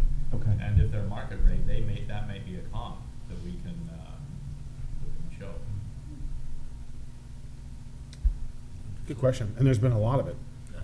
Martin? I was going to say, if my memory serves me correct, Edgewood has been really focused on housing, and I know that I know there's various perspectives from those residents, having talked to them before, because it just happened so fast and whatnot. So, can you, Keith, thank you for all that you've been doing for these sets of presentations. I know you're doing a lot, and of course the rest of our staff, they're doing a lot as well. If you can just kind of go back and repeat something, you said something that kind of caught my attention, which is something about mixed-use development, stores, first floor ground. Can you just repeat that and kind of expand on that a little bit? Sure. So, so what we expect in our downtown is what most people call mixed use, and what that means is generally, and so I'm gonna try not to get into the weeds because the mayor will throw something at me, but there's basically 3 types of construction, and they each have a different cost per square foot to build. The cheapest is all wood construction, and so people talk about 3-story woody walk-up apartments as the cheapest kind of construction to build. You can build up to 5 floors of wood, and you can't go taller than that because what happens is the wood starts to kind of shrink over time and the siding all falls off.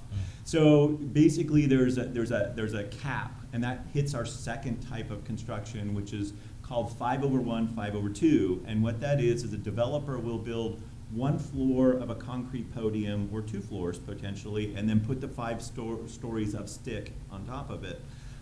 That price per construction square footage is higher than the all wood. And then the most expensive is steel. And so if you go beyond that kind of 5/2, if you want to do a 10-story building or a 15-story building, it is going to be all steel construction, and that is the most expensive. All right, so what happens is when developer chooses how much, because right now our zoning in our downtown has no maximum building height. You can build as tall as you want.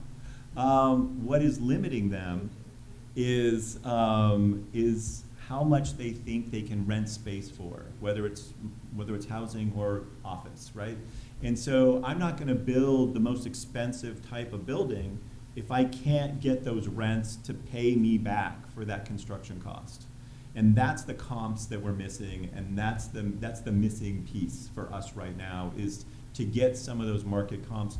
The most complicated building that's been recently constructed in Federal Way is at 1st and 348th, the Trouvé apartment project, and they cheated. So there's an expensive building on the corner. They built a 5/1 at the corner, but the rest of the project back behind it is 3-story woody walk-ups. So they normalize their per square foot cost over the entire project, which would allow them to then get lower rents and pay for that more expensive building at the corner.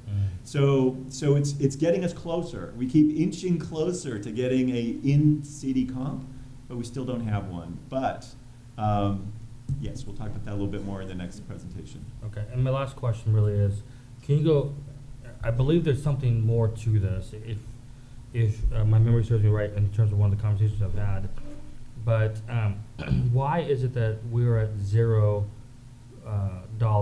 with the school impact fee? Why? Why? Because for 2 reasons. One is our expectation that most of the housing in our downtown will be smaller and not generate as many kids. And then the second is the school district right now is in a situation where they don't need additional capital resources that they could then charge developers to help pay for. Got it. So it's a 2-sided coin. Got it. It had been for about 10 years at Right. about $22,000 per unit. Okay, so it's favorable for the developers, quite frankly. Absolutely. I mean, if I'm trying to figure out between Auburn and Federal Way, and I've got to pay an $8,000 per unit cost in Auburn, I'm going to think twice about Federal Way because I can make up that $8,000 in a lot of different ways. And you said that expires in 10 years? I'm going to check in the city code. Exactly. 10 years from 3 years ago. Yeah. But we can extend it. I mean, that's one of those things where so the way that the statute reads in terms of school impact fees, and that's the state statute, is the school district tells us what they want us to levy to developers, and then the council ultimately gets to decide either I'm going to do what the school has asked, or I could do something different. And it's, you guys have the policy direction to do that. So this is kind of an ignorant question for me. So if we collected school impact fees. Yes. That comes to the city, correct? We work? wheel it through. So we Okay. collect it, we're the collectees, Okay. but then we basically give it straight to the district. To the school district. Yeah, there's no city, we don't get to, we do charge a small administrative fee to cover staff time to collect those fees. Interesting, okay, thank you. Yes. All right, let's go to the next, oh, I'm sorry, Jack. Oh. Okay, let's do the next presentation. Do I just keep going forward, Thomas? And this is TC3, Public Market and Public Parking Garage. Okay. And these are three very distinct things, but I'll kind of tether them together as best I can. So for those of you who don't know why we call it TC3, there were initially Town Center 1, 2, 3, and 4. And this lovely historic graphic I found on the web, so I thought I'd show it to y'all because I love it. TC1 was the PAC. That's where the 1 is on your map. TC2 was Town Square Park. TC3 is the old Target building, and we'll talk about that in a second. And then TC4 was originally supposed to be a TOD project, transit-oriented development, but ultimately we sold it to Sound Transit to build the additional parking in the parking garage. So it is now basically a scabbed-on additional parking capacity for Sound Transit. And we can talk about that further if you guys are interested. So TC3. So this is the plan for TC3. You can see the PAC is in the lower left, and basically there's 4 building sites with about an acre of a civic plaza in between. The idea is that there could be up to 1,600 housing units, which could include apartments, townhouses, condominiums, retail up to 50,000 square feet, office up to 175,000 square feet, entertainment up to 170,000 square feet, lodging, because at the time we were doing this, our economic development director at the time was interested in another hotel. So this could be a hotel, and that's why the northwest corner shows up as blue. The development agreement was executed in '24, and we are still waiting for the developer. Meredith and I had a conversation with them. Oh, Brian was on the line as well. Sorry, Brian. We had a conversation with them this week to see where they're at. They basically are kind of turning over every stone looking for investors, and you know, what they've said is basically funding for market rate multifamily right now is really hard to find. And so finding investors, they've looked East Coast, they've looked in Canada. They still think that this project is really great, and but until they actually have investors, they're not going to start. Part of this obviously includes them buying the property from us. And all that triggers, you know, their first phase triggers us working on the design of the plaza, and the revenue for purchasing the land also goes to pay for the plaza. So all of that is wrapped into the development agreement. They need to apply for a building permit by January 1 of 27. I have to keep remembering what year we're in. Or they're technically in default. And so we will see how this year unfolds, and my guess is we might be having a conversation about that sometime later this year. Next is public market, and as we've been talking about a public market for years, I don't think there's any debate about whether or not we think a public market would be great for Federal Way in terms of bringing in a different type of retail experience. I think what I want to focus on today as it relates to the public market is place. And that is, where will the market be located and how will it be funded? There's been a lot of conversations over the past few years about that. And that leads us right now to parcel 4 of Sound Transit. So parcels 1 and 2, for those of you who don't know, that was mentioned earlier. So that is Shelter Resources and MSC that are the preferred builders. I had a meeting with them this week as well. And they are hoping to get permits in this year, which surprised the heck out of me. Because usually it takes a while to get a funding stack put together, but apparently they think they can get that done this year. So So we could see permits for P1, P2 this year, which might mean they're under construction next year, which is fast. Parcel 3 is the one with the contamination from the gas station, so it is its own thing. And because it's so small, and having seen the site plan for parcels 1, parcel 2, really it's a building over the entire parcel. And so there's really not a lot of kind of options for how you lay that out, or ultimately what it is. It'll end up being, probably a 5/1 type of a mixed-use building over the entire property. And that leaves us with parcel 4. And for those of you who were here a year ago, there was a conversation about parcel 4 and how Sound Transit will ultimately plan for that property. And at the time, there was a conversation about maybe the city putting some money into the process to help us get from the living room into the kitchen in terms of actually affecting the outcome of the RFP, the request for proposals for parcel 4. I also met with Sound Transit this week. It was a busy week. And I think what they are willing to do, and there's a question for the council whether there's still support for putting, we had identified $75,000, and I'm not sure that is a good use of city funds, but we can talk about that, into us having an active role in designing parcel 4. What I asked of Sound Transit was, could you, as part of your RFP process, ask for the consultants that you're working with, put together an understanding that the ground floor of that P4 mixed-use building is a flexible indoor-outdoor space that could be used for something like a public market. And because we need to get off High Center, and I feel like we've been on High Center for a long time, and if that space were to be condominiumized and sold to the city, how much would that be? Because I think we need to know a number. I need to know a number.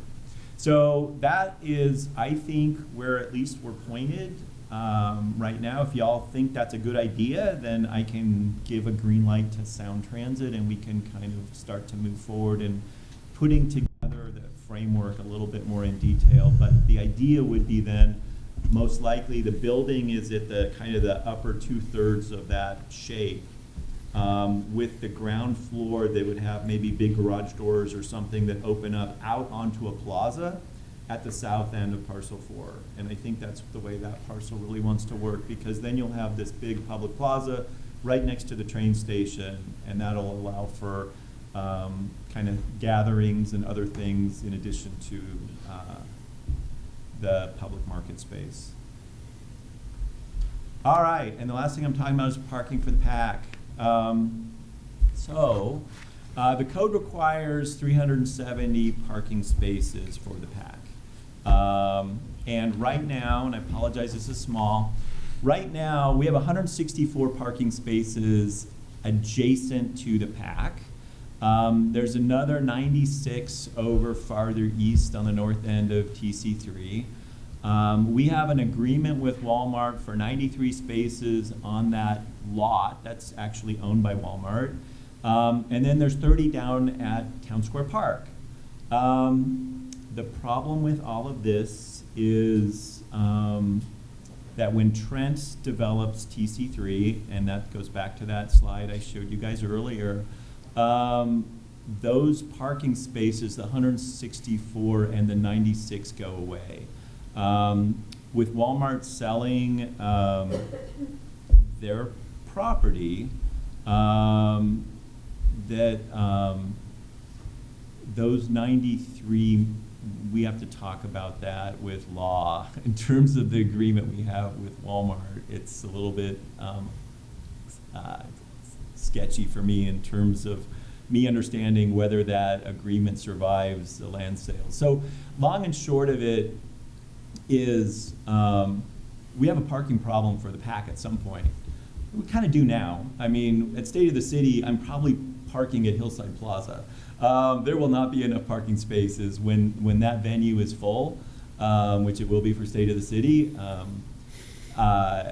You're parking off-site. And frankly, nobody's parking at Town Square Park and walking to the PAC. I mean, as much as I'd like to say, oh, that's great, this is a planning exercise. Okay, this is how we meet code. But the reality is nobody's parking there and walking up the steps to the PAC. So let's talk about what we can do.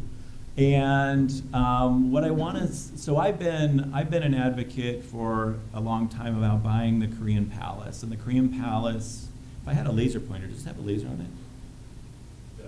Okay, I'm not gonna try it. Probably blind Melissa. So it's the building immediately west of the PAC, at the northwest corner of 316th and PBR. Look at that.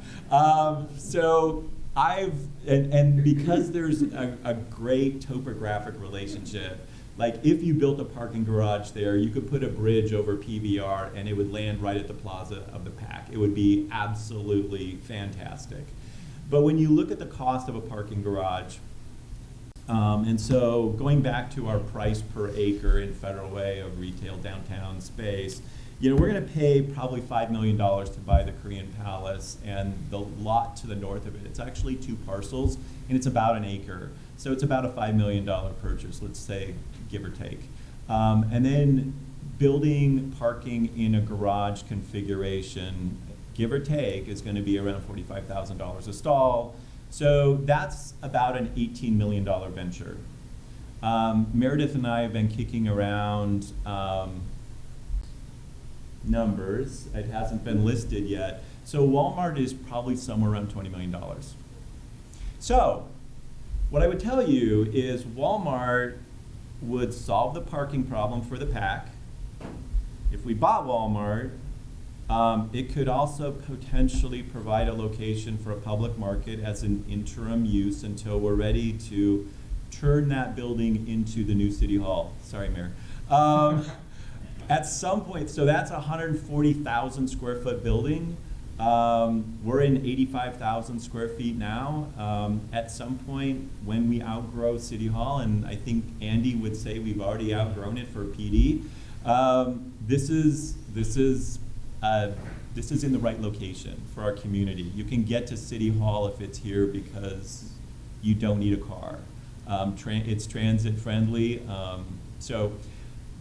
So anyway, so I'm sitting here saying you probably have a $20 million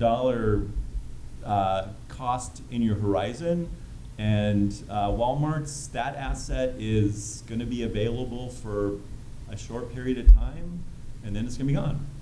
And then it will go away. Right now, somebody's thinking about doing something with the home and home, so all that, although that seems like a potential future asset, I think somebody's trying to rework that building right now. So that building south of Walmart, it's right now, it's got the Mongolian Grill on the south side, and there's like a dentist office in it, and the rest of it's empty. And I'm stopping talking right now, because I probably said way too much. Okay, Susan?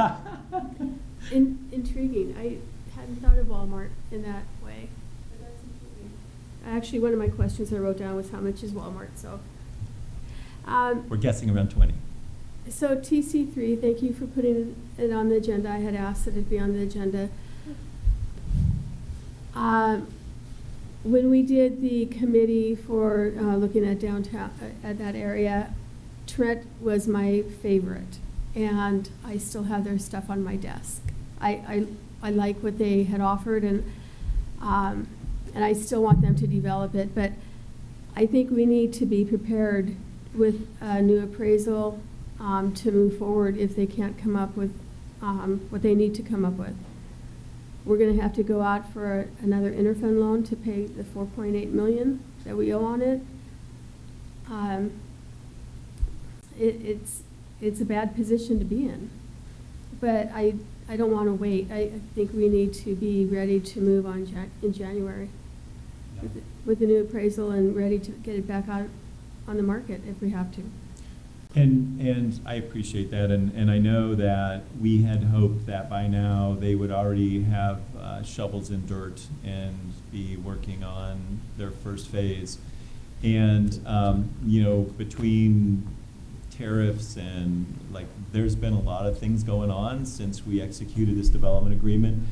But, if you remember, there's a lot in this plan that we really liked, There's, for those of you who didn't get to touch this, there's also on the 23rd Avenue side, which is the backside of the buildings over on the right, there's for sale basically condominiums or townhouses that are going to have front porches to activate 23rd Avenue.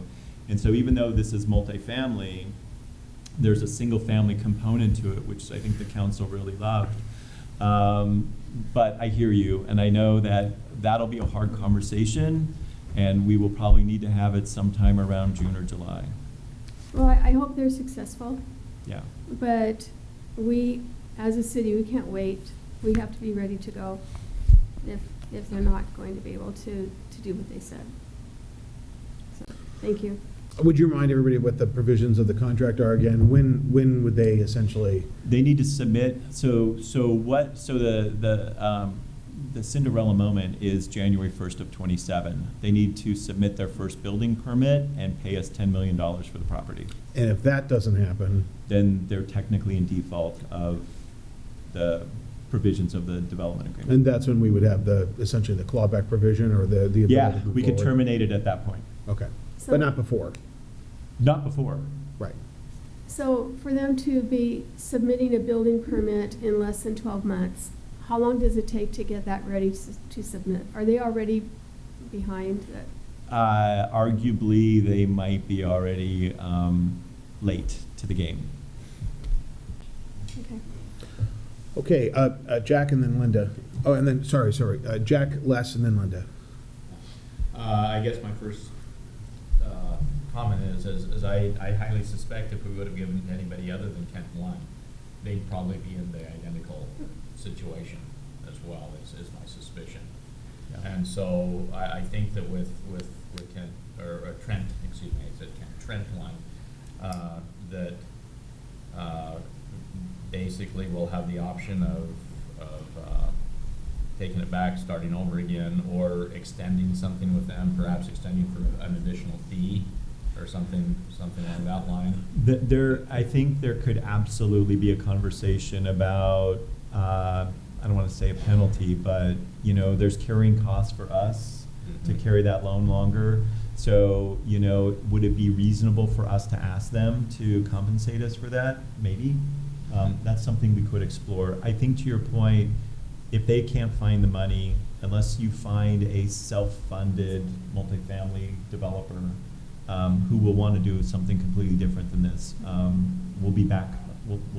We will just have changed partners that can execute. So I'm not sure that puts us in a better place, but that's a conversation we'll need to have.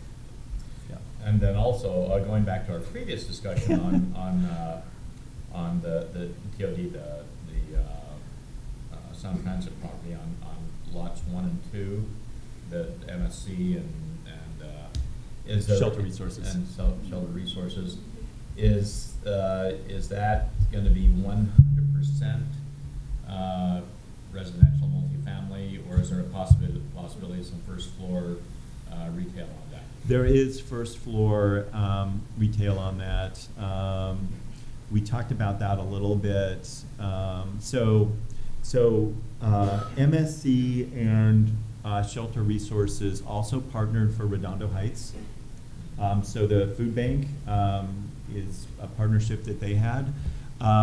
The ground floor right now, what the code says is there needs to be ground floor entertainment or retail basically at street intersections. So if you look at basically the corners, and then a certain portion of that ground floor. So they have, they want to talk about that further. They're developing their plans now, but there will be some activation at the ground floor of non-residential units. And has there been any discussion of what type of for the residents that they would rent to, any percentage of, particular percentage of income level? So Shelter Resources, similar to Redondo Heights, they do, their projects are at 50% A-line. 50% deadline. All right, thank you. All right, Les? Thanks for all the work, Keith. Les? Yeah, Keith, thank you so much for your presentation. You had mentioned that MSC had an extremely successful pathway to get permitted for their development site. What's your best analysis on how that happened, and can we replicate that for other projects to move them forward? So they picked, maybe one of the reasons why they were successful in their plan for parcels 1 and 2 with Sound Transit is they picked the same architect we use for TC3. So first off, we hired an architectural firm to do the plan for the city for the RFP. Then Trent hired that same firm, so their plans looked a lot like our plans, and they evolved it a little bit, made it a little bit their own and better. And then MSC and Shelter Resources chose to use the same architect. So they were very familiar with the area, very familiar with the city's code, and how to so they got a leg up because they had familiarity. And that's one of the things I didn't really talk about. We don't have a family developer in Federal Way that can just run through the cycle over and over again, but getting repeat builders that know the system, know how to work it, that is a way to get a leg up, is just having familiarity and that people contact. I think I like to run my department that way anyway, but a lot of developers don't take advantage of that kind of opportunity to spend time and really get that familiarity with city staff. So, but that's something I hope we work on moving forward. We'll see. Okay, Linda? Thank you very much. Keith, would you repeat what we still owe on the property? There's about, Steve would have an exact figure, I think it's about 4.8. Steve? What we owe in TC3, Town Center 3? No, I mean on Sorry. the property by the PAC. Yeah. Yeah. It's Town Center 3. We're calling that 4.8 is what we owe, and we bonded that. Is No, it's it an interfund loan. I think we're needing I call a friend here at this point. It was funded by an interfund. Yeah, We originally bonded it, and then 2022, we converted it to an interfund loan. yeah. So at some point, are we going to have to then go out for bonds on it if we can't sell it? That issue is coming to FedRec on Tuesday night. We have an option to extend the interfund loan or contemplate external financing. Okay. Why is it that MSC is able to find funding, but we can't? So the money, there's a lot of money. I don't say a lot. There's a lot. There's a lot of money out there for affordable housing, and it's Amazon, it's Microsoft, it's the Ballmer Foundation, it's the Gates Foundation. There's a lot of money to build affordable housing, and so it's easier to get the funding stack put together for an affordable housing project than it is to get the funding stack put together for a market rate housing Okay. project. Did they put earnest money down on the property? No, So there's no earnest money. no. Okay, when we were, this whole area, in 2008, we had a development plan. And the same thing happened. They couldn't get the funding. We went into a recession, and we couldn't move forward. It was actually 2006 and 2008 we went into a recession. I don't know if you remember that. It was going to go up. Some of them are going to go up 10 stories. There were 4 buildings. Yeah, I would say nobody was ever really going to build that. That was on Town Square Park. Yeah. That, as you recall.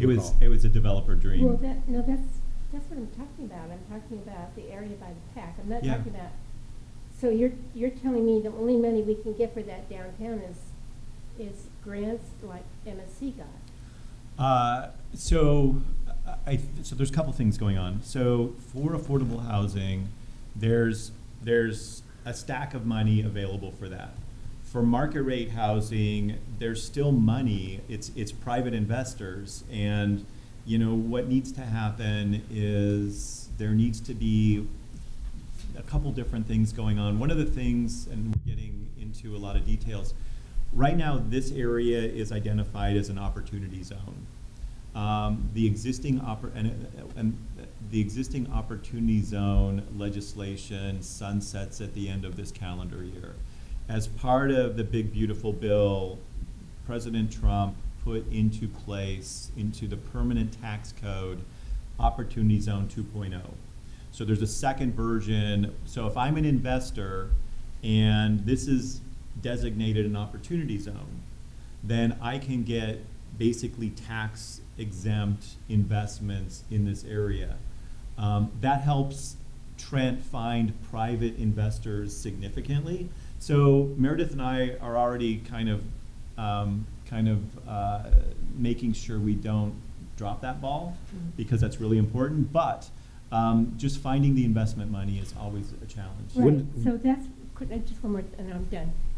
So why don't we? I mean, back in 2008, we had 4 buildings surrounding a courtyard effect, and that went down. Yes.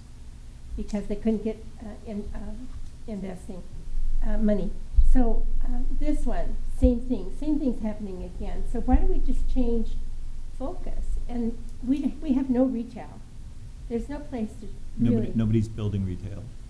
Nobody's building. Nobody's building office. Is it? Mm-hmm. No, housing is the best chance we have for development in the near future. Yeah. Thank you.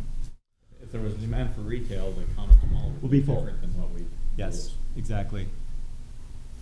When does that that new provision from the big bill, when does that go into effect? I believe, is Meredith still here? I believe 27, right? Yeah, so basically Opportunity Zone 1.0 sunsets at the end of this calendar year. Opportunity Zone 2.0 starts immediately. So what Trent's hoping for, and what we're still trying to navigate, is how do we get the application in for Federal Way's Opportunity Zone to be considered 2.0, because it's a beauty contest. Now the good news is we have light rail, and basically that census tract has a significant number of people in the poverty level, because they're all seniors on fixed incomes. And so we have great qualification stats for us to make 2.0, but there's still a process to go through, and we need to make sure we don't miss that train, so to speak. Okay. As you have, before I call on Susan, as you know that we're getting a little bit, this item is digging into other items, but because it's so critical, I just want to let you know I'm being intentional about the fact that we were supposed to end all 4 of these at 10:15, but I think that this is such an important discussion. And is there an agreement that we just keep going talking about this, because this is of paramount importance? Susan, Lydia, and then Melissa. Lydia, thank you. Actually, I changed my question, so, but thank you. With Opportunity Zone, we have to reapply. So how soon do we need to do that, number one? And then can we identify a different location if necessary, or can we add to? Yes. So what I know, and Meredith, I don't know if you want to come and grab a microphone. What I know is that we do need to apply to the state. So it's through the Department of Commerce. Washington State can only have so many opportunity zones. Whether or not we can change the boundaries, I think it's tied to the census tract, but I'm going to look to you if you want to add. Sure. So it is tied to the census tract. However, the way that Opportunity Zones 2.0 have been arranged, it is easier to do a corridor. So there is the opportunity that you could apply for multiple census tracts that create a corridor. It is still, each census tract would still be one opportunity zone. So that would need to be the balance of, do we feel it would be competitive enough? I would say that the 4 census tracts in that area right there are all likely to qualify. So that is an opportunity that we could discuss as we, as the Department of Commerce releases how they're going to take in applications for it. So we did call. So we've been brainstorming, and we did call Commerce to ask those questions, like, hey, how do we get in the queue? We got a voicemail, left a message. We're still waiting to have a conversation, so we are working it as best we can. So there's a chance we could lose what we already have also, right? That is a possibility. I Okay. we think we're sitting pretty good as long as we're not sleeping at our desks, which I don't think we are. So we're going to keep our fingers crossed, and we'll keep the council informed as we move this along. It will be this year. Susan? Thank you. So the Walmart property and potential there, how fast do we need to have a more in-depth discussion on that and see if it's even possible? So the good news is, I think, they haven't put a for sale sign out there yet. I think Meredith talked to their real estate person. They're like, wait, there's not a for sale sign out there? Well, I just need to sorry. interrupt for a second. We have not discussed finances about that. We have Yeah. had, Well, that's I've what I'm had asking. zero discussion about Yeah. purchasing the Walmart. That's what So- I'm asking, because, it's an opportunity, and I just want to know how we move forward with the discussion, and instead of just saying it here and then no further discussion on it. Yeah, my recommendation right now is that's a $20 million purchase. The community center costs $20 million, and we're still paying for it 18 years later. So I don't think that's advisable, frankly. That's a tremendous amount of money when we're talking about all kinds of other infrastructure and a possible parking garage. So realistically, I don't think a $20 million purchase for 75,000 to 100,000 square feet of single floor prior retail is a wise choice. Well, we need to find, we've got some issues. One Yeah. of them is parking. Yeah, And if we're looking at a parking garage that equals that amount of money, it is Right. something certainly worth right. trying to figure out how we're going to solve the parking and any other issues. Right, what was on the agenda was parking, not purchase of Walmart. Right, and I'm not, Right. yeah, I just want to know how we're moving ahead, that's all. Right, so I mean, we're talking about, and what's on the agenda is to talk about how we're gonna do a parking garage to facilitate parking, Right. not the purchase of Walmart. But what was brought up was that the parking would be the opportunity there at this point. A parcel of it, just north of where that restaurant is, and maybe some other things, but you've got that where the prior restaurant is, that's a $5 million purchase, that section that we have the contract for right now, but, that's a fraction of the cost of what it would cost to buy the former Walmart. We're talking Well- about parking availability and space Right, versus the old building. And Keith talked about what it would cost to build a parking garage, Right. which would be as much as purchasing the Walmart and the property there. So that's why I'm trying Yeah. to see how we move it forward with further discussion and see if it was, we have to address the parking. Correct. That is what this would address too. Right. So- But purchasing the Walmart would be 20 million, then you tear it down, which is another million, maybe, or $750,000, and then another 20 million on top of that to build parking. So it's Well, it's planning for the future. right. It's not doing it tomorrow, it's having the availability to plan for the future. So- Right.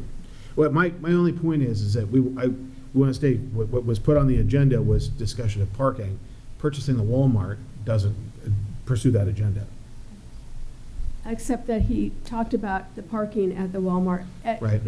Yeah. Walmart Okay. owns that property that we've been negotiating with, which is just north of the restaurant. I understand that. Okay, I just want to make sure we don't get way Right. off track. I just want to know how Okay. how the discussion doesn't stop here and it continues as a discussion. Okay, Maybe it's a conversation we can have in the future. Right. Under executive session or something. Right. About that, when you're ready for that. yeah. Because obviously, there's some councilors that are wanting to have that conversation, and I think. Conversation about what? Well, what Councilor Honda is bringing up, and I think it's worth of a discussion as we're looking towards the future development of our downtown. Well, clearly. In general. The discussion is, where are we going to acquire property for parking? Not the old Walmart building for $20 million. May I? Yeah. Okay, so, if I understand it correctly, we're talking about ideas of where do we put parking? And I think the way I perceive it is, hey, just information that Walmart, did you know, could be up for sale. And geez, that could, I'm just throwing out ideas, that could be an option. That's the way I perceive it. And I think what I'm hearing is that we need to put all ideas on the table of where can we put additional parking, because we're going to need that. The way I perceive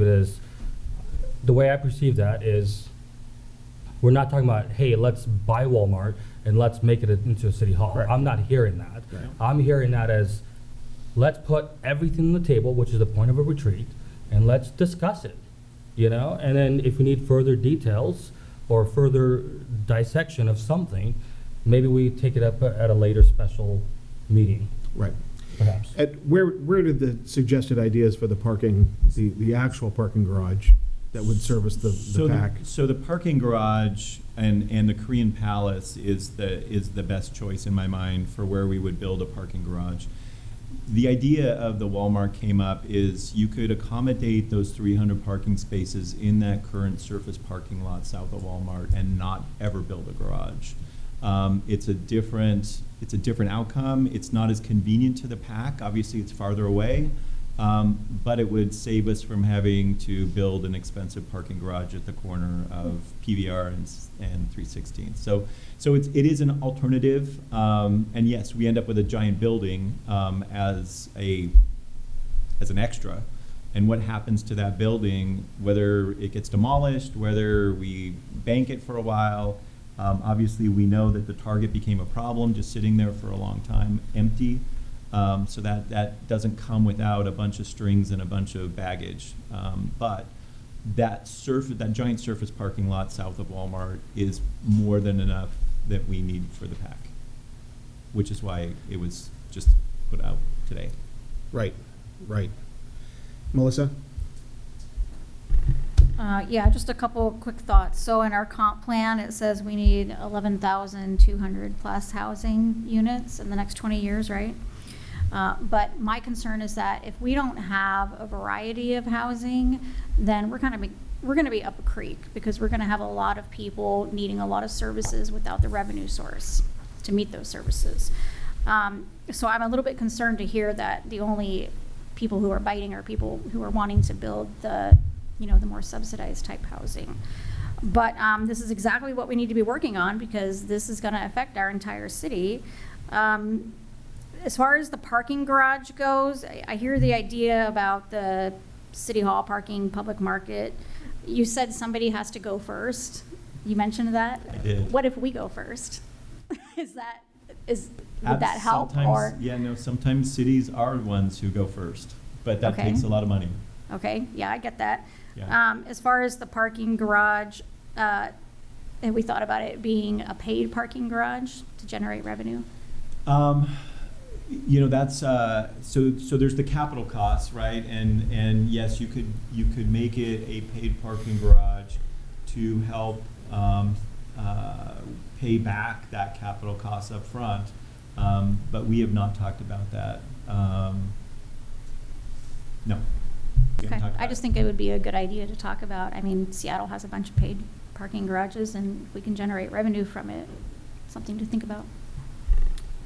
Okay, we thank you very much. We need to move to our next item, which is Farmers Market Festivals Reimagining Gateway Shopping Center. Brian?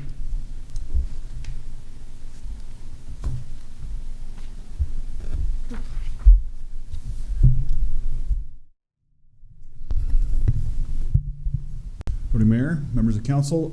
So this is everything else on the agenda, and we didn't know where to put it, so I'm going to be talking about this really quick. And here we go. It's just two quick slides. So farmers market and festivals, we'll do that first. And again, if there's anything more you want to talk about, just let me know. But can you go to the next slide, Thomas? Oh, is it working now? Okay.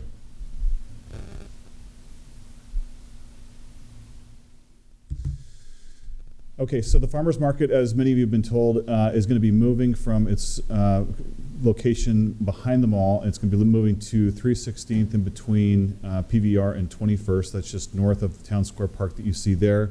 The council did approve the mobile vehicular barriers at the last council meeting to help basically secure that area for pedestrian space during the market so that there's no vehicle pedestrian conflicts. Thank you for that, by the way.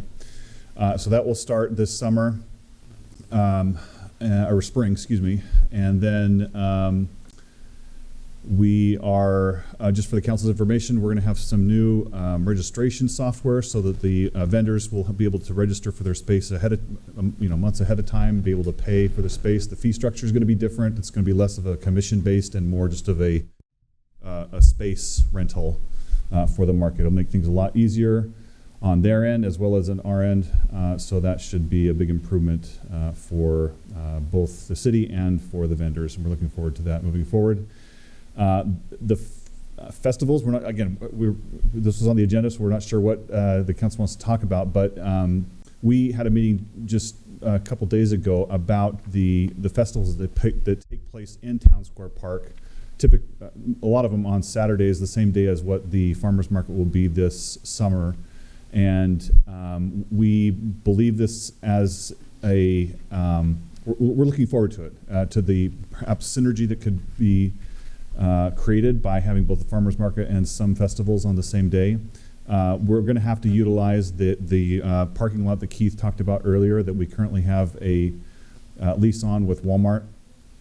And that should carry with the next property owner as well, assuming they're willing to negotiate that into the future. But this will be a big part of the advertising for the farmers market this next coming season, that parking will need to utilize that parking lot across from the PAC south of Walmart. We'll redirect vendors, and after they've set up, we'll redirect vendors to that location as well as customers that park there as well. We want to avoid the parking that sometimes takes place in the retail center south of Town Square Park. There's some conflicts that happen there with the retail spaces there wanting the parking to be free, and so we're doing our best to make sure that those spaces remain free so that their businesses can benefit from customers coming in and out easier and not have a conflict with festivals in the park or the farmers market on 316th. So that's the farmers market and the festival. As far as the Gateway, what's it called? Shopping, reimagining. Oh, I think it was boutique is what was originally on the agenda.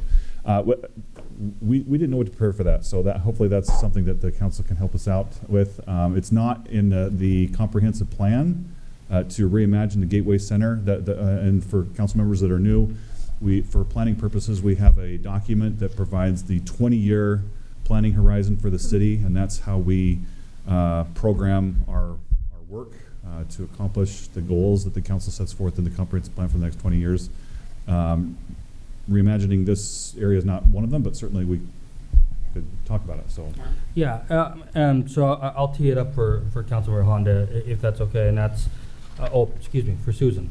And that's a really unique space where all the architecture matches up and whatnot, and I think there was a desire to talk about creating a new vision for that space, because it's rather unique in my opinion. So it was something that Councilmember Honda brought it up when we were working on setting up the agenda. I thought it was a really good, interesting, intriguing discussion, and I believe that's what I said in our meetings as well. But Councilmember Honda, I'll just hand it off to you. Thank you. First of all, thank you for talking about parking down where Pack Island Grill is. I know whenever there's an event, they reach out to me because their parking is impacted. So we really need to be working and making sure that people are not parking there if they're not supporting those businesses there. So thanks for bringing that up. So Gateway Center, when you travel and you're staying in a hotel and you love to go to the little boutiques and restaurants around the hotel where they might be a little bit more expensive, but it's for tourism. I've always thought of Gateway Center as that way because we've got our hotels there. It's right off the freeway. And I've always thought that was its purpose. And I know it's not something we've talked about as a city, and it's not our property, but it would be great to as we plan for the future of downtown Federal Way, try to see if we can get that as a tourism center. So, you know, with the cute little boutiques and the restaurants, we have Marlene's there, which is a great store. Hopefully it doesn't close down and go away. But, you know, that's something like that. Something like, Yeah, coffee shops, you know, things where people can gather. Not just in the summertime, but all winter, when we have big swim events and we have people staying at the hotels, and they could easily go out and walk and spend money, eat, shop, have a good time. And I've always just envisioned that as that area. So that's why I asked to bring it up. That's all. Just planning for the future. All right, Council. Linda. Would you pass these around? So when we were, Councilmember Dovey previously talked about portable ice skating rink. And so when we were in Olympia, Jack, with his fabulous camera skills, took this picture of Oli on Ice. Olympia. This is a portable ice skating rink, and it's run by, it looks like a professional that it's 2 months out of the year. And they have a chart. If I ran out of ink. It's all colors, so I ran out of ink. But right where the farmers market is, so there would be something there in the winter, especially around the Christmas time. So they run their portable ice rink from November through the end of January, and they have corporate sponsors, quite a few corporate sponsors, PSC being one of them. And so I just thought it would be something that Les, with the Parks Committee, could look into, possibly, for an idea for, in conjunction with the farmers market. So just to move it forward, an ice skating rink, portable, that the city would have very little, as far as, I'm not sure how much we would have to put in as far as money. Okay. So just an idea. All right, thank you. Jack? All right, a couple of questions.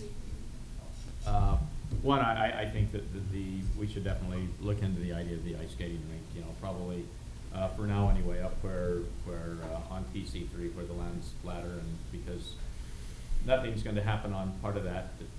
Hopefully it happens sooner rather than later, but even the sooner would be a couple or 3 years away, or I think, for at least a portion of it.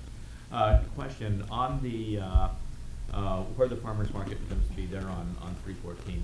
How many stalls will be available? Vendor stalls? Vendor stalls. So if we were just to line up the entire street and have them just right in a row on both the north and south sides of the street, we'd get about, and if they're 10 by 10 and we allow, you know, I think it's like 2 feet in between, we'd get about 67. But we're also talking about ways to, if we can use this, and this is getting into the future because we haven't done the total survey of the ground, but if we moved them up onto the sidewalks, that might free a center lane. But for now, we just look at the capacity, and it's about 67, which I think allows us a few years to grow. Okay, great, fantastic. As far as festivals go, I think the idea of having the farmers market there and then festivals in the there in Town Square Park, I mean, it's going to help each other rather than detract from each other. And one thing that I think may be well is talk to the Lions about having their Lions car show instead of the mall parking lot up either, you know, somewhere in this area here. And so once again, it would be would complement it as well, rather than taking people to another area. With the festival, something that I've been advocating that I would love to see, especially you know, we're one of the most international communities in the nation, and I think that our Better Way Community Festival should be branded the Better Way International Community Festival, and really emphasize that international aspect of Better Way, and work on having more. You know, Susan mentioned that I think it was Susan that mentioned that already or somebody mentioned that we have a diversity of restaurants, small restaurants. When I had my shop, people would come in and say, hey, I'm from Seattle, came down here, this is Federal Way's the place for Korean barbecue. And now we're going out for ice cream afterwards. But I mean, it's already known for Korean barbecue, some other things. We need to work on that. And along with that, the idea of trying to develop Gateway Center more is great. Question is the Gateway Center, is that a single ownership there, or are there multiple owners in Gateway Center? Who's the landowner there? There are multiple. Multiple, Yeah. okay. All right. But anyway, I don't know what we can do to incentivize development there, but give Project Primera to give us some ideas on what can be incentivized there. So, thank Great. you. Thank you, Susan. Thanks. So when we talk about having events on the road between the pack and the park, is there any way we could have perhaps some stairs leading from maybe where the playground area is up into the road? Because right now you're going to have to walk from the parking lot around or go out to the gate where the gazebo is and walk up, and it's going to be inconvenient. So is there a way we can make it more convenient? Yes. The short answer is yes, although probably not right away. That's something that we talked about as the market grows and we get capital to make that connection. I think what you're talking about is from the street down to the park, right. mid block basically. And we did discuss that need and recognize that as to your point, it's kind of inconvenient to walk all the way around because then they're not really connected. The distance, you'd have to walk a block away to get to the park that's right across the street. So we did recognize that need. Yeah, around the corner by So someone who has mobility issues, let's say they find parking at the park and then they want to go to an event that's in the street, it's going to be a long walk for them. So if the more accessible we can make it, the better, as soon as we could. So thank you. Okay. Melissa? I want to go back to an idea I threw out early in the conversation, since we're talking about festivals, is our restaurants. And I'm not sure if it's a development, conversation, but it's certainly an economic opportunity conversation, and that is doing something like an international restaurant week where people can come and maybe like each day try a different kind of an ethnic food, because I think that is really one of our strengths, is that we are such an international city, and to give that some extra visibility, I think could help give our city some an economic boost there. And typically when the restaurants do this, they pick a week where it's a slower week out of the year for restaurants, and then that kind of boosts their, visitors or customers. So it's just an idea I want to throw out, doing something like an international restaurant week, international restaurant circuit type thing, where we can lay it out like, hey, if you want to try, this kind of cuisine one day, and then the next day there's another kind of cuisine. So. Les? And then Linda? Yeah, first of all, thank you very much for your presentation. So the farmers market seems to be a very popular event, seasonal event every year. I've been there many times. And also I heard the presentation earlier about the public market. Everyone seems to be in agreement that that is also a great idea, but not yet in existence.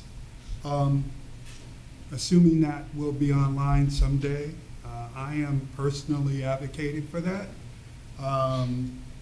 But if that reaches fruition, are you saying that we are going to have both a permanent public market and a seasonal farmers market, or will the seasonal farmers market discontinue in lieu of a permanent public market? So the idea at this point is not to cannibalize one for the other.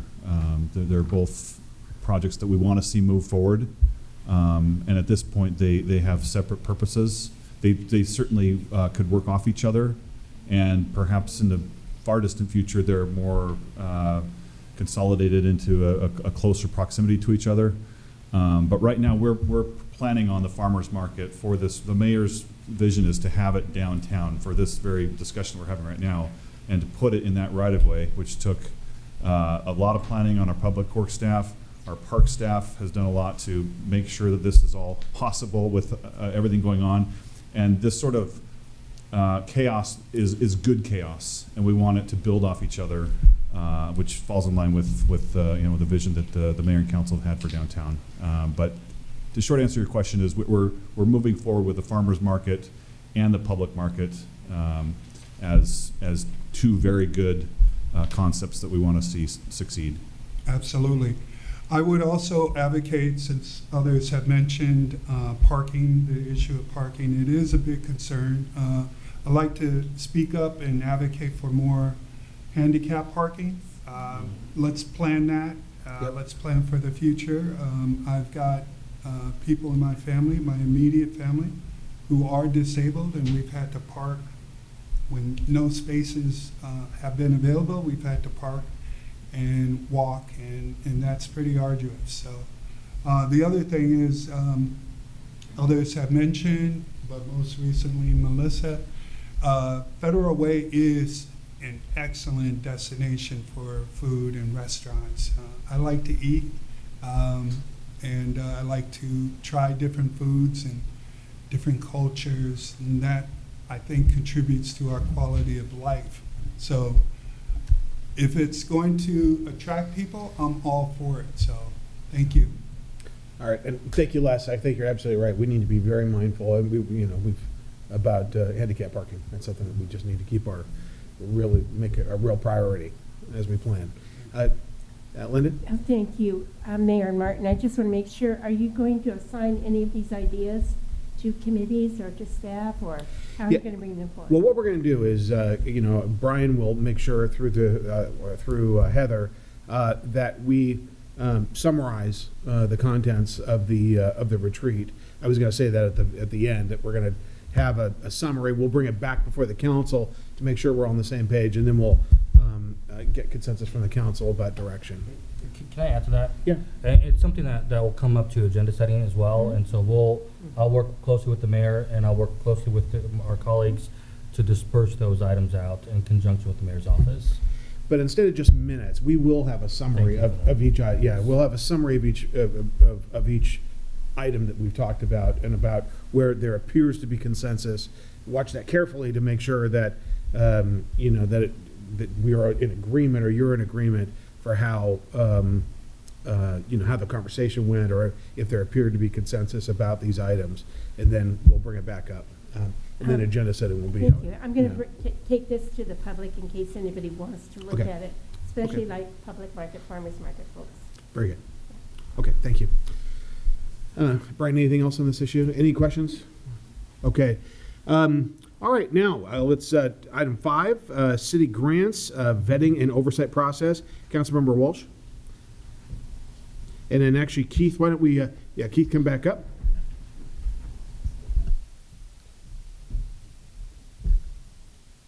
Yeah, with this, I mean, there's been a lot of talk in recent times, both on the national level and also with in King County, with the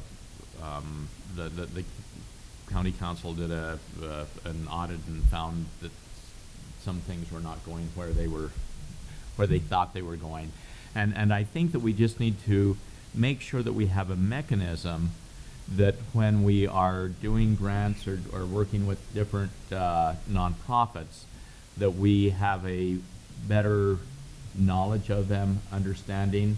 To my knowledge, I don't think there's been any, to the best of my knowledge, there's been no fraud or anything in Federal Way with any of the things that we've put out. But we want to make sure that there's not, and also give the public the assurance that we are vetting the recipients of different grants and things. I think that the Human Services Commission does a great job of reviewing grant applications. However, with the review of grant applications, they're generally reviewing the application and not necessarily reviewing the, doing due diligence on the organization itself. And I think that we need to make sure that there is due diligence done on the organization. You know, a few weeks ago, there was a question about one of the organizations that we gave, we're going to give funding to. And I hadn't heard of them beforehand. A number of the council members hadn't heard of the organization beforehand. I went over and visited, sat down with the CEO of the organization, walked away thinking, hey, it's a good place for us to put our efforts. But we should know that in advance, not having to come to council and then the council saying, hey, I never heard of this place. Making sure that there's due diligence, and what can we do to help assure ourselves and the public that there is due diligence being done. Keith? Okay, I'm back. So we're going to pull back the curtain a little bit on our granting process so you guys can understand a little bit better what staff are doing. And there's always room for improvement. And so if there's ideas that you guys have that we're not doing or things that we could do differently, we absolutely can pivot and include those. So first off, let's understand that the money that the city grants out to nonprofits comes from two sources. I'm going to say two, even though there's three things on the slide. So there's human service grants, which comes out of the budgeting process. So you guys create a human services budget line item, and we then allocate that out through a singular process, and that's a 2-year. Because we do budgets every 2 years, generally speaking, what we do is once during the 2-year process, but for 2 years, give grant allocations out. The second is community development block grants, and those come from housing and urban development. So those are federal dollars that wheel through the city. And so there's a little bit some nuances between those two grant types. Based on where the money comes from, but I'm going to talk about it holistically for simplicity's sake. And then the third one, and the reason why I have other on there, is every now and then there is some other money we find that we then allocate out as grants. And so, for example, you guys just approved human service recommendation for food insecurity. And that money came from King County. It was ARPA money to help with kind of post-pandemic recovery, and we just hadn't spent it up until this point, and there we go. So that kind of came in under the other bucket, but we made the process mirror the other processes that we go through. So I apologize, these are little words. This is, and I can send you guys this digitally so you can see it and read all the words. This was a way to try and describe the process to the Human Services Commission. So each color of box represents a different entity. City staff is blue. Purple is the commission. Red is the city council. And kind of the navy blue is the applicants. So really what happens is we start off at the very beginning and we do a notice of grant funds available. And that starts the process rolling, and kind of as it turns the corner and gets to that first blue box in the middle on the second row, what that says is screening of grant applications. So what happens there is we make sure that they are responsive to the grant criteria. Sometimes we put, for example, a floor on how much we want to allocate for a grant, because once you get below that, it's just a lot of administrative paperwork, so sometimes we create a floor. So at that step, we're basically making sure that we got complete applications, the applicants are responsive to the criteria that was established. And then the third thing is, and as Jack mentioned just recently, with every now and then, and the hope is this happens more often, is that we get applications from organizations that we're not familiar with. And what happened with the food insecurities was we got an application from Nested Communities, And even though they're in Federal Way and actually within a stone's throw of City Hall, we didn't know anything about them. And so prior to Councilmember Walsh spending we spent over an hour with them, I think, my staff, Angelina and Layla, went there and also visited them and checked out their facilities and their programs. And so part of that unknown, and we're hoping we get more applications from other diverse communities or diverse nonprofits serving those communities in our city. There's going to be a lot that we've never worked with before. And I think that question of how much staff time do we need to spend so that there's some level of comfort that the council has and the community has that those nonprofits are actually doing what they say they do. So that kind of happens, and we can talk about whether we're doing enough or not enough there at that second box. And then when we get down to the end, where we're actually administering the contracts to these folks, after you guys have said, yes, let's give money to these organizations, there's actually a process for what we do at that point. So how we send out the notice, and this is part of a conversation of trying to be more inclusive with people who may or may not have familiarity with the city. So the first thing in the upper left says constant contact list. So in community development, we create a list of nonprofits that we work with that have called or emailed us and said, hey, put me on the list for your next granting opportunity. And so we always send out notice to those agencies that are on our constant contact list. We also put a notice in the newspaper, and I apologize, it says flag policy on the February mirror there, but it took a recent one. So we put it in the newspaper. We also asked the mayor to put it in the citywide news. And then finally, there's an opportunity on community services, which is one of my department web pages. It gives people grant opportunities there. So we're always trying to expand this list and to get it to more groups within our city, but this is what we do now. So screening applications, as I mentioned, we go through eligibility, completeness, and then sometimes we do site visits, and a lot of that depends on whether we feel like we need more background from a particular organization. And then monitoring the contracts. So we monitor the expenditures and performance and provide technical assistance. Some of the nonprofits we work with are not very sophisticated, and we help them get through their contract obligations. Let's just do it now. Corrective actions we have at that point is we could terminate the contract if we find that a particular nonprofit is not complying with the terms of the grant. The second bullet point, staff required invoices demonstrate compliance with the contract terms, and that the grantee has provided proof of payment. So in other words, just because they say they spent, $5,000 on item X doesn't mean that we believe that they spent $5,000 on item X. They also have to show us a proof of payment that they spent that $5,000 on item X. So we try and go through a vetting process with the invoices. And then the invoices are reviewed by multiple staff. So typically they come in to Layla, they then go to Angelina, and then finally they're signed off by me. And then program performance and outcomes are reported to the Human Services Commission. So all of that then, we then give opportunities for the Human Services Commission to do site visits as well. So if they want to go visit some of these nonprofits and talk about how they're utilizing the grant, there's opportunities to do that. And then I say and at the end of this. The Human Services Commission has also expressed concerns over the process. And they created a process and procedure subcommittee that includes Gordon Bach, Nathan Orth, and Harold Booker.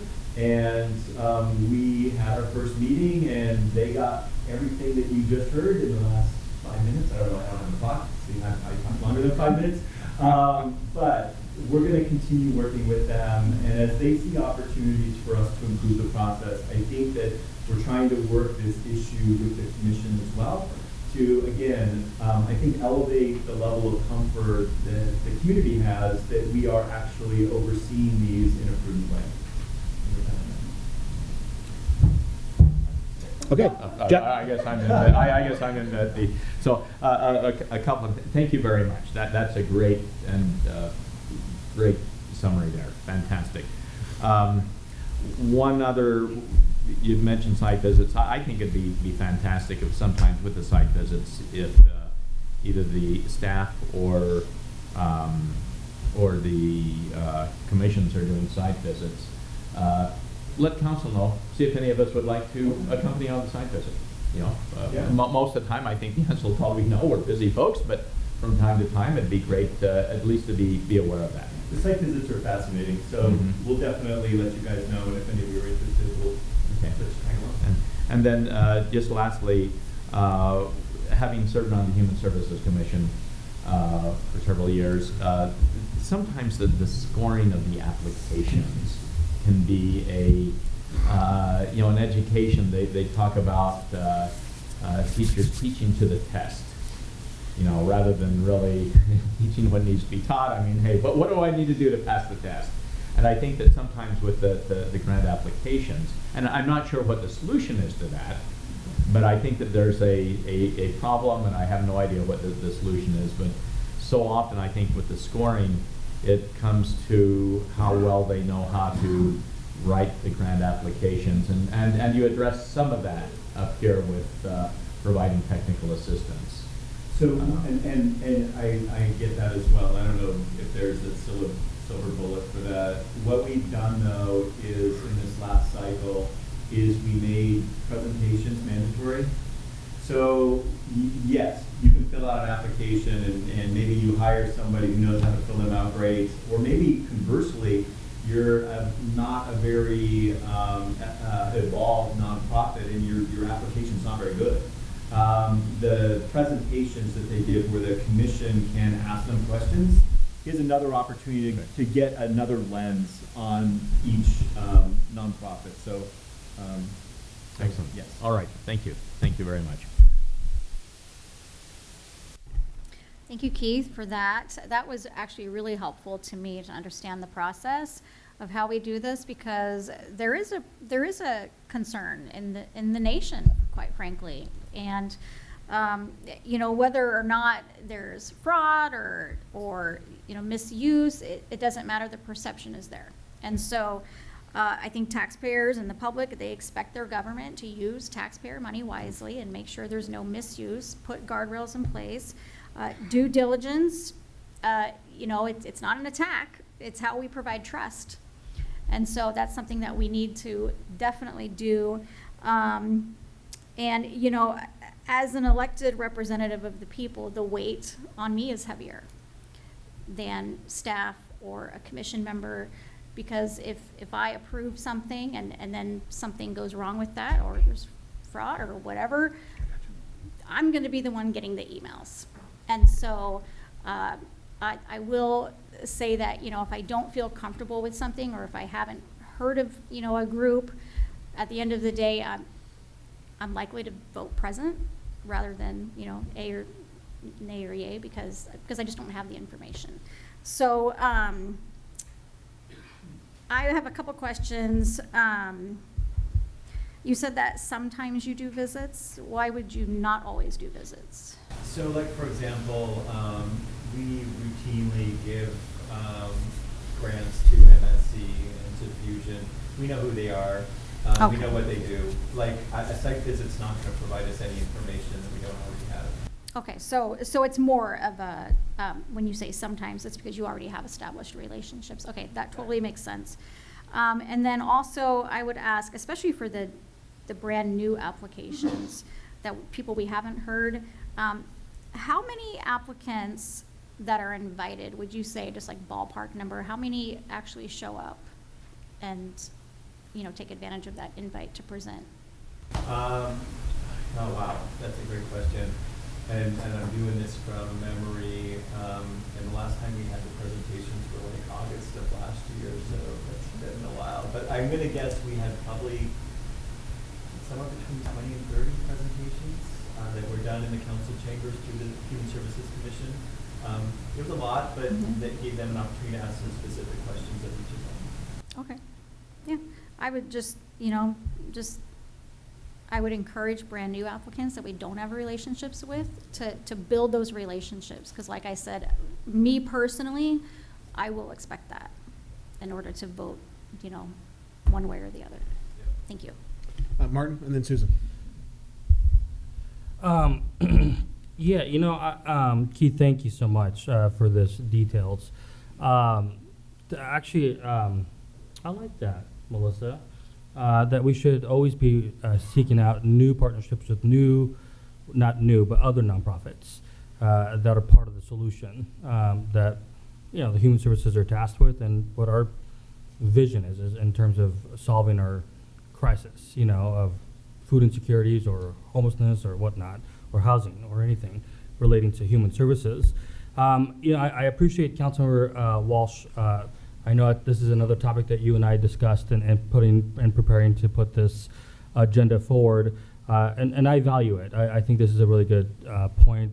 Obviously, there's a lot going on in the United States, and I think that reminds us that we need to be really due diligent and being good stewards of the public money, my money, everybody's money. And so I think it's really imperative that stays at the forefront. And, obviously, we just, I think the only thing I just want to be extremely cautious and absolutely vigilant about is that we're doing that all across the board with everybody. And I think sometimes the tendency is, with whatever's happening in the United States, that gets hyper active with whatever item that may be, and that obviously I worry that may drive things here inevitably, and sometimes it's hard to stay away from that. But I just when we're focused here in Federal Way, I want to make sure that we're just being really sensitive to making sure that we are being diligent about vetting everything. Because at the end of the day, I get it. I mean, we're all elected to do the job, to really be sensitive with the public's money. But also, I want to make sure that we're being fair, that we're also being, that we're inviting new partnerships. Because, the saying in my mind has been, the answers lie within the community. And there's a lot of awesome talent within our community here that are part of the solution. So that's the only thing I kind of wanted to add to this conversation of the vetting and oversight. And I do think that I wonder, the scoring system of the human services, I don't know if it's changed since I've been gone on my sabbatical, but I wonder if that needs to be relooked, revamped, and simplified. I don't know, just a thought that kind of comes to my mind when Councilmember Walsh was sharing his thoughts on that. So, thank you. Susan? Thank you. So, many years ago, I ran the PTSA clothing bank, and we applied for money from the city, but we were always required to give a presentation. So that is no longer required? It went away, and now it's back. Okay. So it got reinstated last year, but prior to that, no, they weren't asking for presentations. There was a certain perspective, right or wrong, that they should be evaluated based on their applications alone, and I don't necessarily support that perspective, which is why we moved in a different direction. So the presentations are back, and I think the commission appreciates the presentations.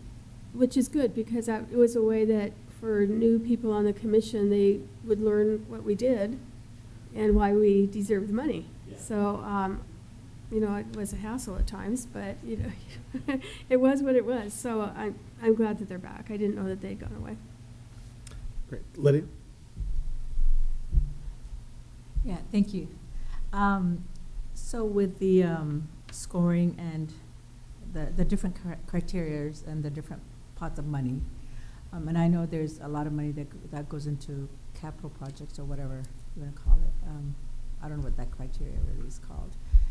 But I'm wondering, as we're also looking at future, to see what the current pressing need is, and then maybe reallocate those funds to meet those needs. Because we've been funding MSC and like Fusion for how many years, how many thousands of, hundreds of thousands of dollars, which I think could be used. There's a need and there's a time for that, but then I think there's also where you should evolve and shift with the need of the community. Just like we got the new funds for the food insecurity, it could be a time when we have to kind of navigate and move those around. So that would be my recommendation. Absolutely. Thank you. And excuse me, can you please use your mic? Oh, thank you. Thought it was on. Absolutely. I think, so the way that the scoring works right now is based on the priorities that have been set up by the council a long time ago.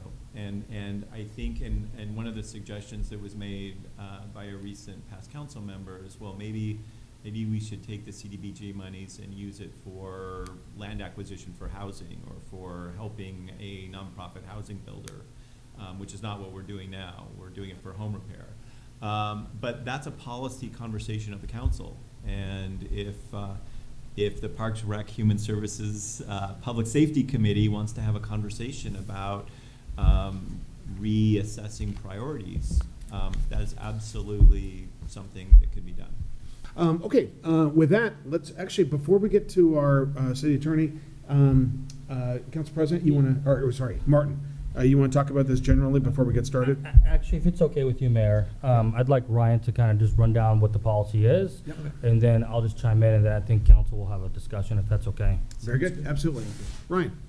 Okay, good morning, everybody. I have 3 slides, and we're starting off with everyone's favorite thing, which is a case, which kind of outlines the rules that we're playing under here. So the case comes out of Boston. They kind of stumbled into flying flags. They didn't have a written policy. It was kind of a thing, I think, that evolved over time. And so they didn't have any real government input. They were basically letting whoever asked fly a flag. At some point, someone wanted to fly a Christian flag, is how it's described in the case. I'm not sure exactly what that was, but the powers that be in Boston decided that that might be a problem. They had concerns with the Establishment Clause of the U.S. Constitution, which in retrospect is probably not a valid concern that they had. Religious groups can be represented in the community just like anyone else. But that wasn't the issue the Supreme Court had. The issue the Supreme Court had was when they were denied, basically they did not believe that this was governmental speech. So free speech is the right of all of us under the First Amendment anytime there's a public forum, and we need to treat all viewpoints equally as the government in that regard. However, there are times where the government is going to speak its viewpoint, and in those cases, the government can control speech. The government can control the message because it's not a public forum. It's actually the government's representatives or the government's officials expressing the government's position on a topic. So the takeaway of this case was basically, if we are going to discriminate, if we are going to, and that's not meant in a pejorative way, discriminate meaning allow some flags to fly and not others, the final decision needs to be made by the government, or in pursuit, or the city officials can do it in pursuit of a policy that is described by the elected officials. What we cannot do is leave this decision up to the public, because if the public is going to decide what flags fly, then all flags will fly. There is no way to discriminate between them. And that sounds pretty innocuous until you start to actually try to apply that policy. Having a discussion on whether or not to fly the Palestinian flag or the Israel flag would probably never come to a fruitful end. We would probably just talk about it forever and be frustrated and walk away. But that's just one example. There are lots of times where people honestly trying to make a point will be contentious, and that is part of free speech. To avoid that often is the goal of the bureaucrats and the people that run the city, and so we wanted a policy. So moving on to pass, the current policy was recently adopted, and it is very simple. It is we don't fly any flags but governmental flags. So the U.S. flag, the Washington State flag, and those two are required by state law. The Federal Way City flag was also included because it's always been flown. We've got a third flagpole and we have a flag. So council decided that it should fly, and then statute also asks us to fly the POW MIA flag at certain times of the year. So that's the current practice. Then we started thinking about what it means to fly no flags, and we realized we had other flags in the city that we still wanted to fly, so it wasn't an absolute rule. We carved out an exception for the Veterans Memorial, as well as all of the flags in front of the pool there on, what's the name of that street? Campus Drive. So we carved out 2 exceptions. So it's still, even now, not an absolute rule, but that's the policy. The previous policy is interesting in that it was us trying to follow the Boston case, but I don't think we could reach consensus at the council level on how to make the decision. And at some point, council basically decided to defer the ultimate decision to the mayor. And so this was not a policy that was in a resolution by council, it was a mayoral policy. It clearly stated at the top that it was a limited forum, meaning that this is not a public forum. The flags were meant to represent government speech. And that if people wanted to fly a flag, they could apply to the mayor's office. And the only time we would fly a flag is if it was accompanied by basically the mayor deciding to express that through a mayoral proclamation. So what that did was allowed us to choose whose flag to fly and whose flag not to fly. And when I say we, the mayor was making that choice. So that was the past policy, and it was meant to conform with the case law, but still allow us some discretion to fly some flags and not others. So that is it. I'm happy to answer any questions, but I think we're more interested in what you have to say about this. Okay. All right, Martin. Thank you. Thank you, Ryan. I'm sure this is the best part of your job, talking about issues like this, as with all issues, I should say. So can you actually, I have a question before I have a statement, if that's okay. How was this new policy brought up? Can you walk me through the process? A council member did not like the other policy and made a motion, and it passed. So it did not go through committees? It did not. It was it was implemented by a council member and voted on at a regular council meeting. Certainly I hear what you're saying, but it did not go through commissions? No.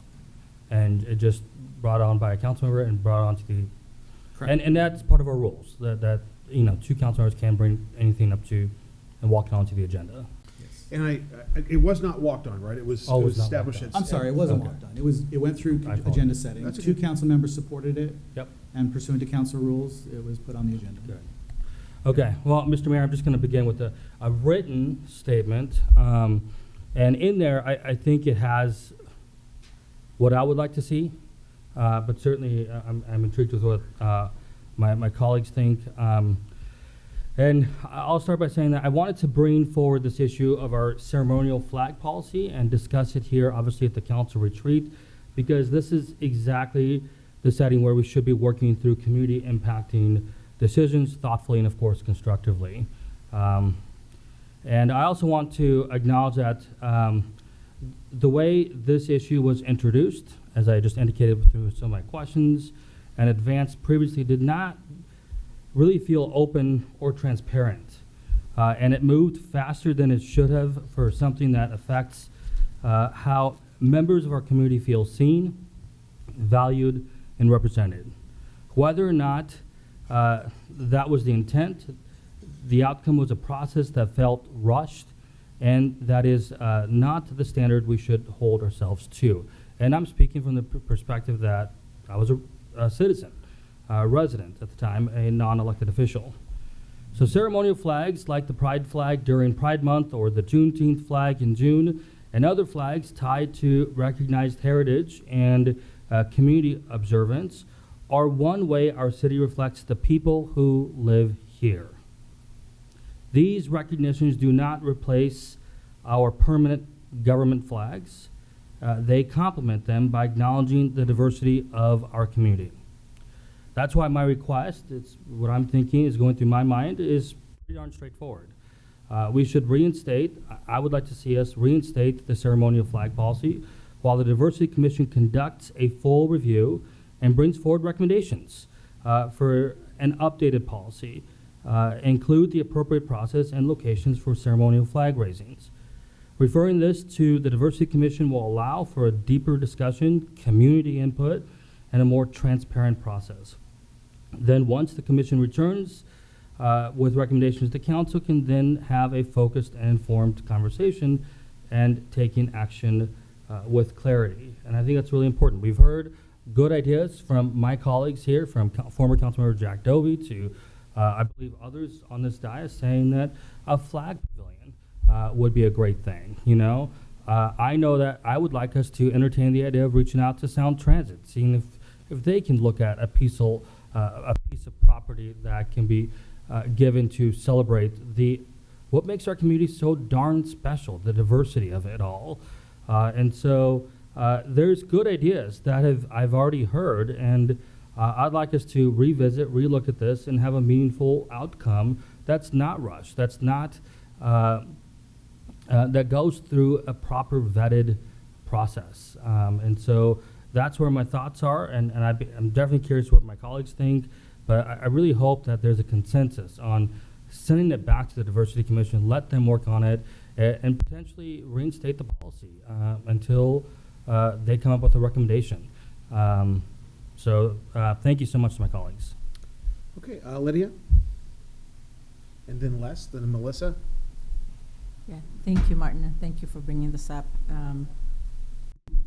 I think it's so important that we revisit, and I do like the flag pavilion idea. And I'm just supporting because the public did say we want to discuss this. We want it to be brought back to the community, and they wanted community input. So I think starting with the Diversity Commission, and hopefully it would be well advertised for other people to also give input for their recommendation, and that going to the Parks, Recreation, Human Services Committee before it goes to council, I think would be a great idea. But I do like the flag pavilion idea, and what I'm envisioning as we're talking about it is have the different flags from different countries, but then have a couple of flags that are empty so that you could do whatever other flags that the council votes on. And so having those there, and then maybe City Hall just be free of any controversial or different issues that come up because of flags being risen. And having it at City Hall usually doesn't even matter because not too many people come to City Hall unless they have a business to be there. So I think that's why I really support a flag pavilion, and hopefully around the new TC3 or, so downtown core or somewhere. Thank you. All right. Les?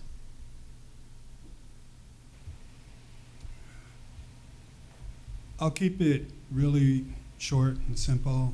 I do support the concept of a flag pavilion. I think it would be a great way to honor many different cultures, many different people.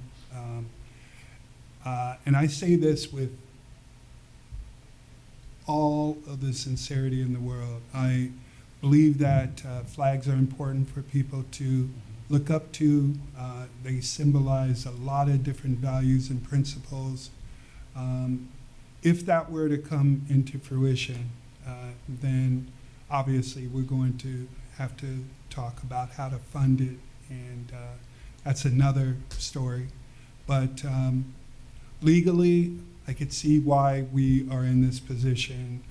Someone had expressed negativity about our former policy. I don't agree with that viewpoint. I believe the Diversity Commission should be charged with re-exploring this idea, looking at it from all angles. What comes to mind, though, is a worry I have about organizations that I don't necessarily agree with, and they may be like what happened in Oklahoma.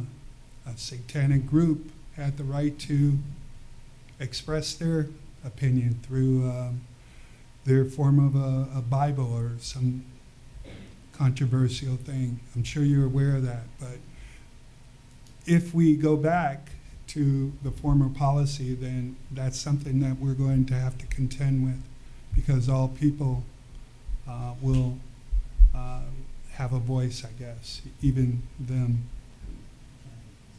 Yeah. So just to be clear, the whole entire point of the previous policy was to avoid that scenario.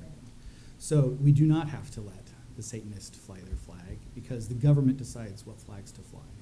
If we defer to the community and let citizens decide which flags to fly, all flags must fly. So that's where the distinction is. So it's fine to send it back to the Diversity Commission and get their opinion on things, but at the end of the day, this group, or if you want to delegate it to the mayor, must decide what flags to fly. On each one. Thank you for On each that one. clarification. Absolutely. Yeah, and actually, thank you for that question, Les, because I think that really, made it very clear. And, and there were times in which I received, I'm sorry, I'm going to call on Martin in a second, but, Melissa next.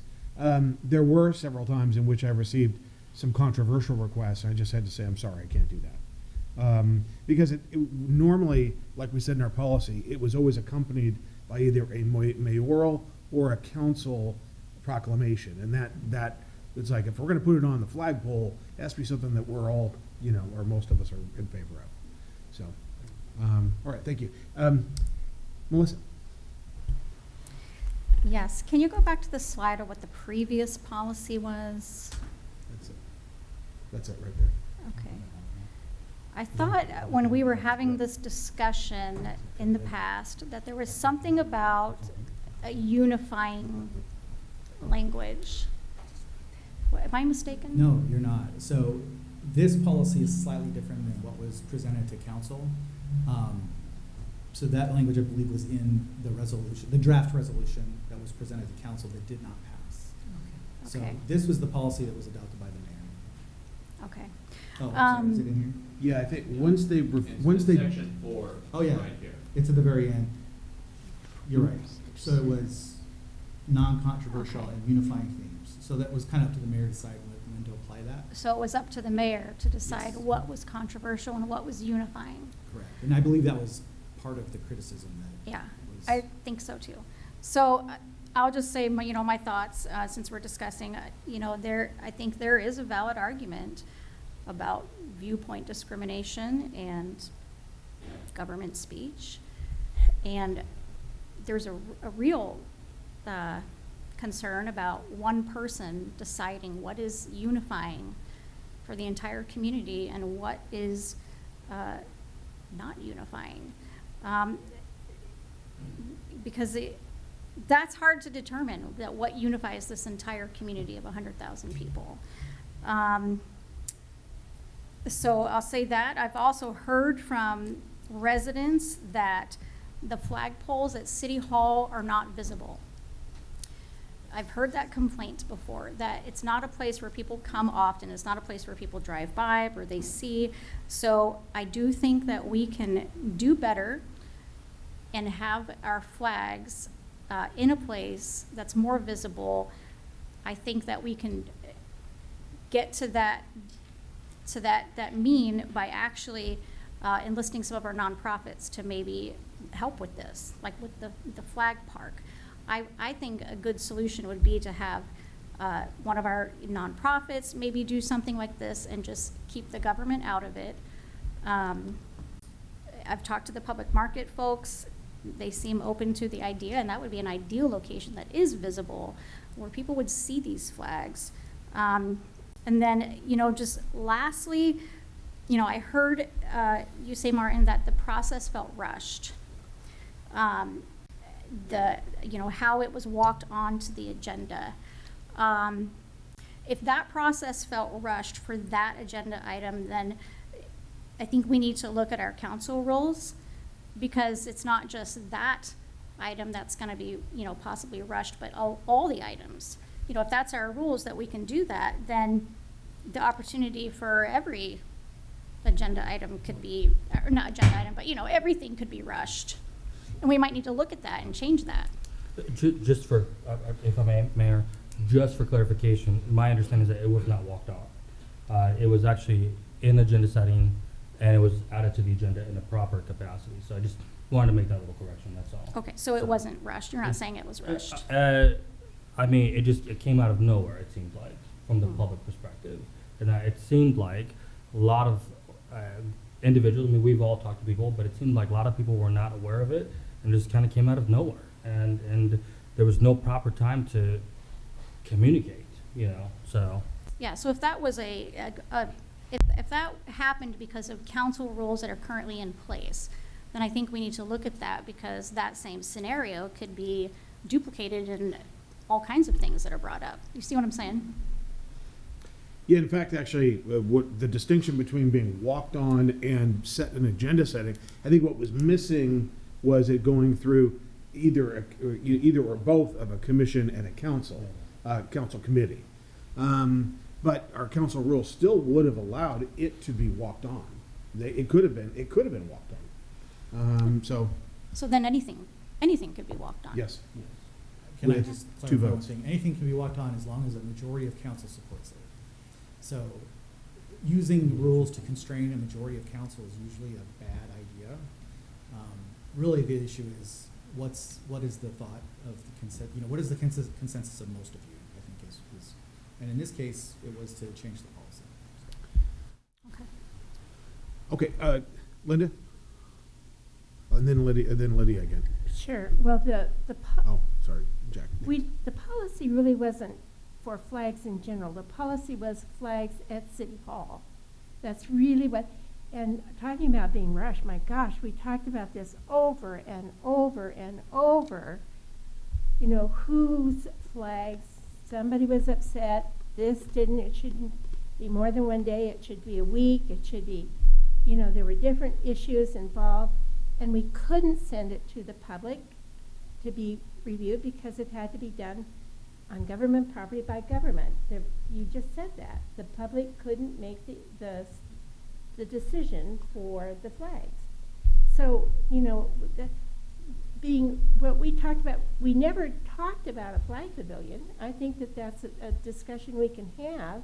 And I think even when we were talking about the flags at City Hall, we did bring up, I think Councilmember Dobie brought up the flag pavilion idea. And then one other question I have really is, if there is a flag pavilion, does it need to be on a property that the city owns, or can it be is it on private property? And what's the distinction there? And I really don't think that we can give this into if it's on private property, they can do whatever they want. But if it's on government property, then that's something, again, we have to talk about. Is that correct? Yeah, absolutely. So Okay. the policy is about what the government's going to do related to flags. So if some nonprofit wants to fly flags, they can absolutely do that. And we want to be inclusive of everyone in our community. And there were so many people who were getting upset about one way or the other. And so finally, it was just like, my gosh, let's just put an end to this. And then we didn't have time to talk about anything else. That's really the history, in my opinion, of what was going on. And I think it was Susan during the debate when this came up that suggested another location. I think that the record would support that. Is that right, Susan? I suggested a flag pavilion. Yeah, I remember that. And then Councilmember Dobie Yeah. liked that idea too. Yeah, okay, thank you. Well, let's go Jack and then Lydia again. With me, I think that I agree that the idea of a flag pavilion operated by a nonprofit, so that it keeps it out of the hands of the government, and they can handle it. I think that would be the ideal. But whether there's a nonprofit that wants to do it, and whether there's a place for a flag pavilion, that's I don't know. I do think that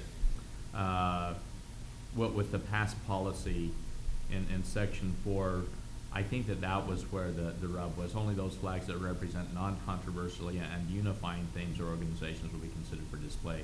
And I think that was where the proponents of the change was right there, is what is truly unifying, and other than the American flag, the state flag, and the city flag. Hey, the American flag, hopefully that's unifying for all of us. And I think that was the question, is what is truly unifying. If we do ask the Diversity Commission to discuss this, take it up with the community, I think that we should leave the policy as is until the end of that discussion, or that that review by the Human Services, or by the Diversity Commission and their recommendation to us. All right, thank you. Lydia? Yeah, I think we keep talking about unifying versus divisive, but I think some things, for example, Juneteenth flag or the Pride flag, it may not be unifying because some people are not going to agree with those. However, I also want to add being inclusive and embracing either culture, again, you know, historical perspectives. And so I want to make sure that we add those. I know it could be semantic, but still, I think it also gives it a little weight if you're looking at embracing or being inclusive, even though, you know, and then if we're saying, oh, this is divisive, everything's going to be divisive. And so I just want to make sure that we use the something appropriate that makes it inclusive also. Okay, thank you. Susan? Thank you. First of all, not everything that goes on a city council agenda goes through a commission or a committee. I got a list of the last 2 years, and I was surprised by how many things didn't go through a commission or a committee. So that's not required and doesn't happen all the time. And secondly, I think that the 3 flagpoles in front of City Hall should be for government. City Hall is located in a location where some people who have lived here for years don't even know where City Hall is. And to fly a flag to promote something else, it's just not the location where people are going to see it. So it needs to be in another location where it's going to be more visible and that the community can see it. But Now, I had a quick, actually, go ahead, Martin. yeah, that's just what I wanted to say. I think that we need to leave those 3 flagpoles for government. Let me ask a quick question. There's been a lot of discussion about pavilions. Would this pavilion be city-owned or privately owned? Go ahead. I mean, I think really, I don't know, maybe we're getting ahead of ourselves with that, but I want to give it to the Diversity Commission, and I want to see what recommendations they come up with. And then, you know, my response to your question would be is then the council can kind of deliberate with that information in place, you know, whether it go through the committee, and then council can, you know, bottom line is once it hits the, sorry, bear with me for a second. Once it hits the committee, council committee, after the commission, and then the full body, that's where we can debate those details in conjunction with working with you on that. But, you know, I mean, I definitely would support the idea of the Diversity Commission,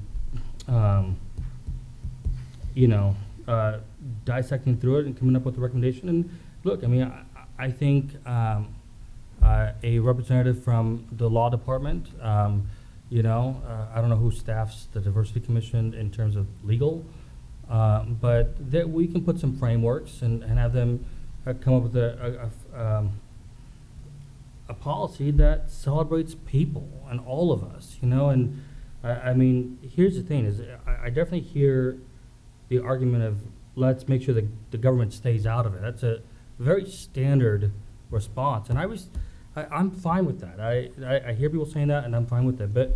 But the question that is going through my mind is, what's wrong with government saying we recognize and we see you? What's wrong with the government saying we celebrate all of you guys in our community? I mean, that's what cuts the suicidal rates down. That's what makes people feel like they're in a place where they belong. And when someone can look up and say, wow, okay, this city is truly being representative of who I am, that allows that person to thrive. That allows that person to volunteer, to continue to shop, and just thrive in its entirety in the federal way. And that's, I mean, again, I hear what some of the responses are, and again, it is what it is. I respect it from the perspective of, I respect you individually, you know, but I have to be honest with myself and say, what's wrong with government sending that message saying we respect and we value and we see you and you're loved. You know, it's just, what's kind of going through my mind. I wanted to say thank you. All right, thank you. We're going to have a couple more discussions. We got Melissa and then Susan, and then I'm going to ask Mayor? about whether there's consensus. And Yes. can go I ahead. just, I'm not trying to object or throw a wrench in saying something about the Diversity Commission. I just wanted to point out that historically, we do not use commissions to develop policy for the city. We could use them to vet policy, so their opinion is helpful, but what matters is this group's opinion. Yeah. And so, my only concern is we're setting up a situation where they get carte blanche and then they're going to come up with whatever they come up with, and you probably aren't going to agree with it. Very well. Or you'll be legally constrained to not agree. Correct. I may not agree with their outcome, but at least they're talking about it amongst the commission and It's bring more a that matter forward. of timing. So usually we would come up with a policy that we think fits the bill and then see what they think about it.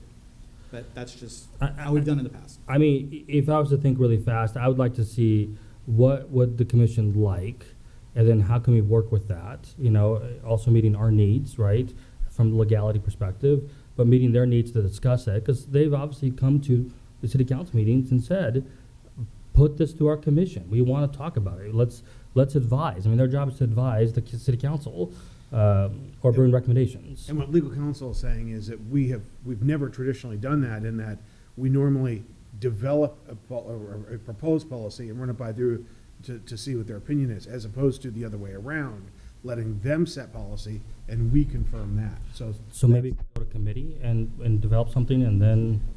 Well, that when we get done with the discussion, we'll try to work through about where consensus is at. Melissa and then Susan.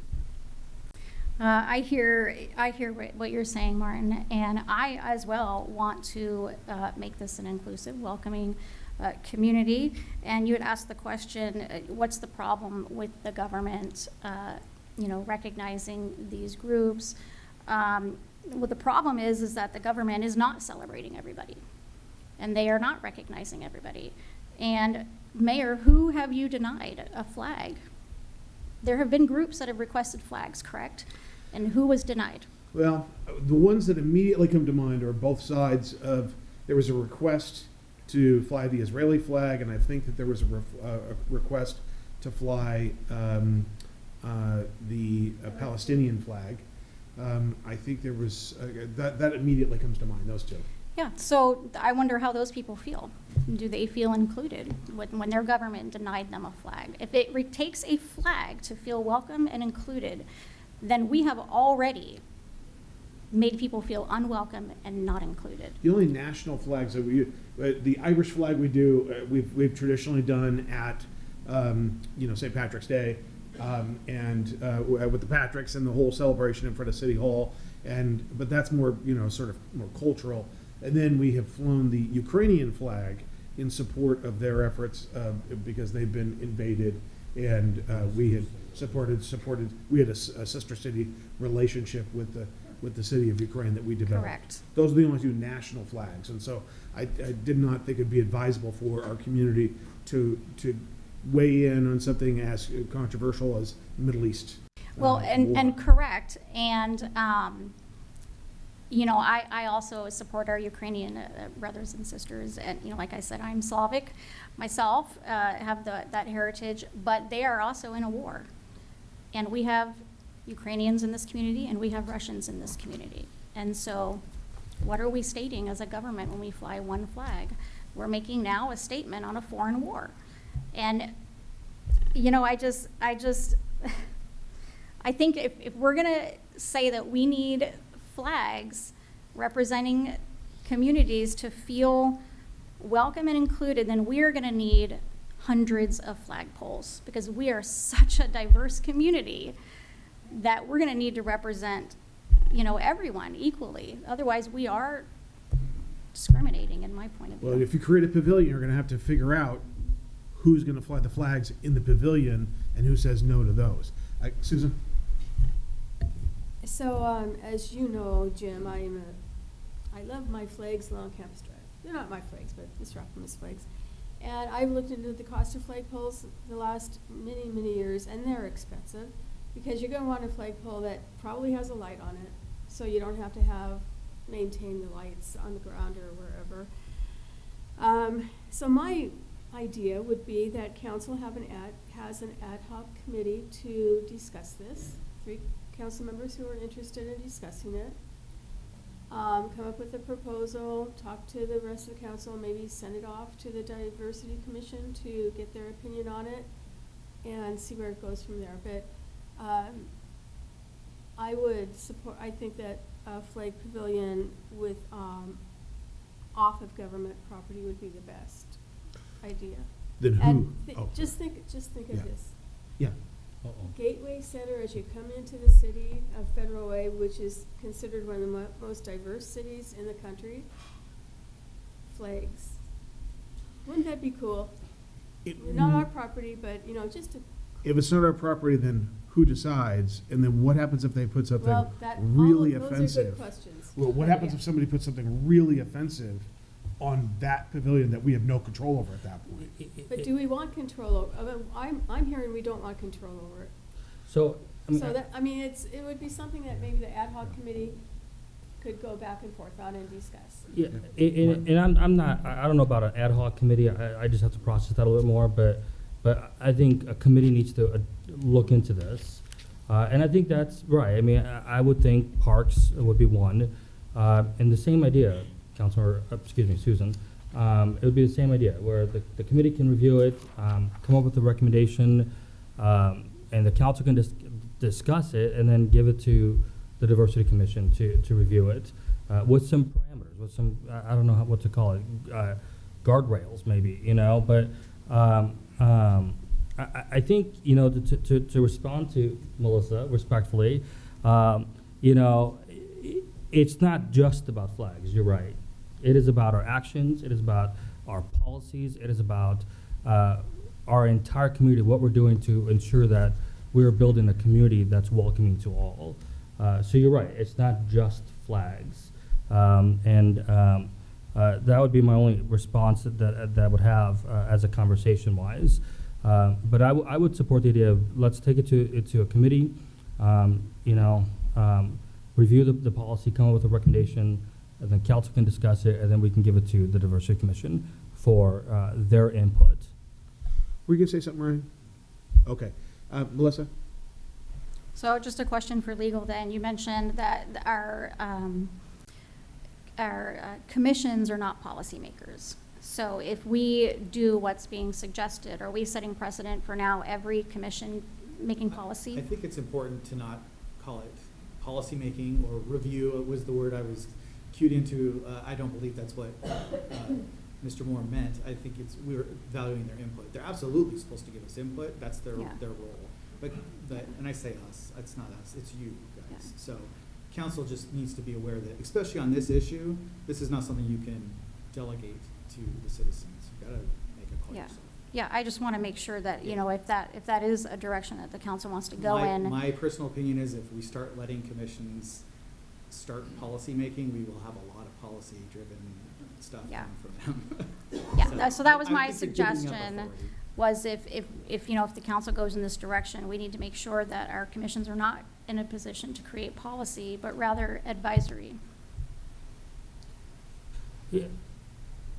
Yeah, I mean, and I think we can take it in steps here, but I think nonetheless at this moment, because I hear what you're saying, Melissa, and I hear what our attorney's saying, but I think maybe this step is let's take it to the committee, Parks and Recreation and Human Services Committee, for further review and to work on, and then the council can take it up, and then maybe we can get input from the Diversity Commission. It's what they want, and I want to honor those voices.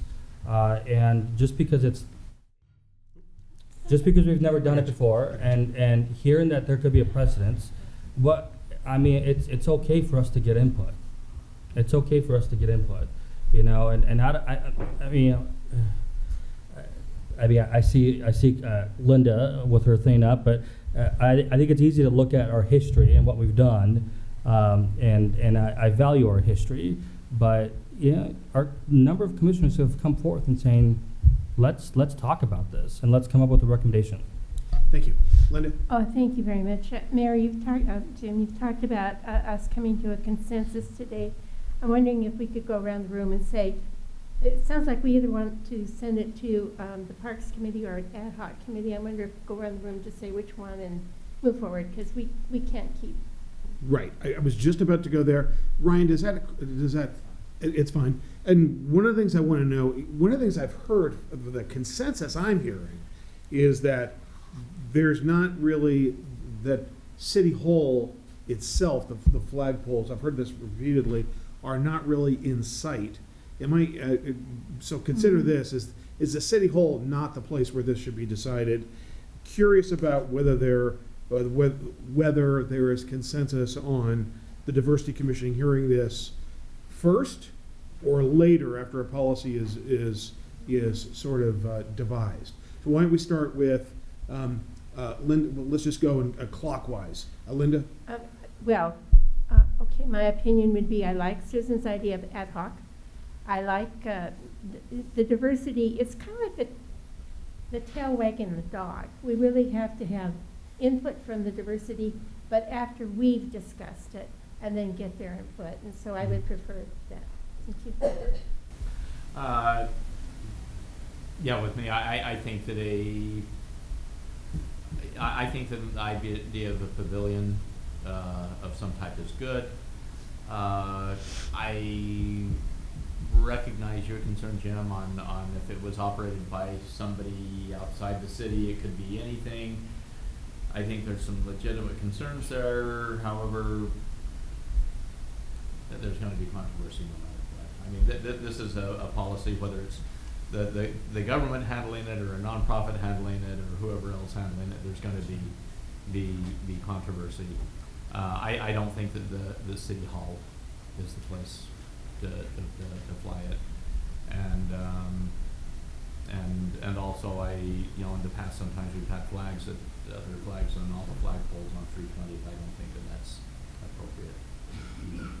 So, but anyway. Which would be your ad hoc? It seems to me an ad hoc committee would be more, considering what Ryan and everybody said, an ad hoc committee would be more appropriate.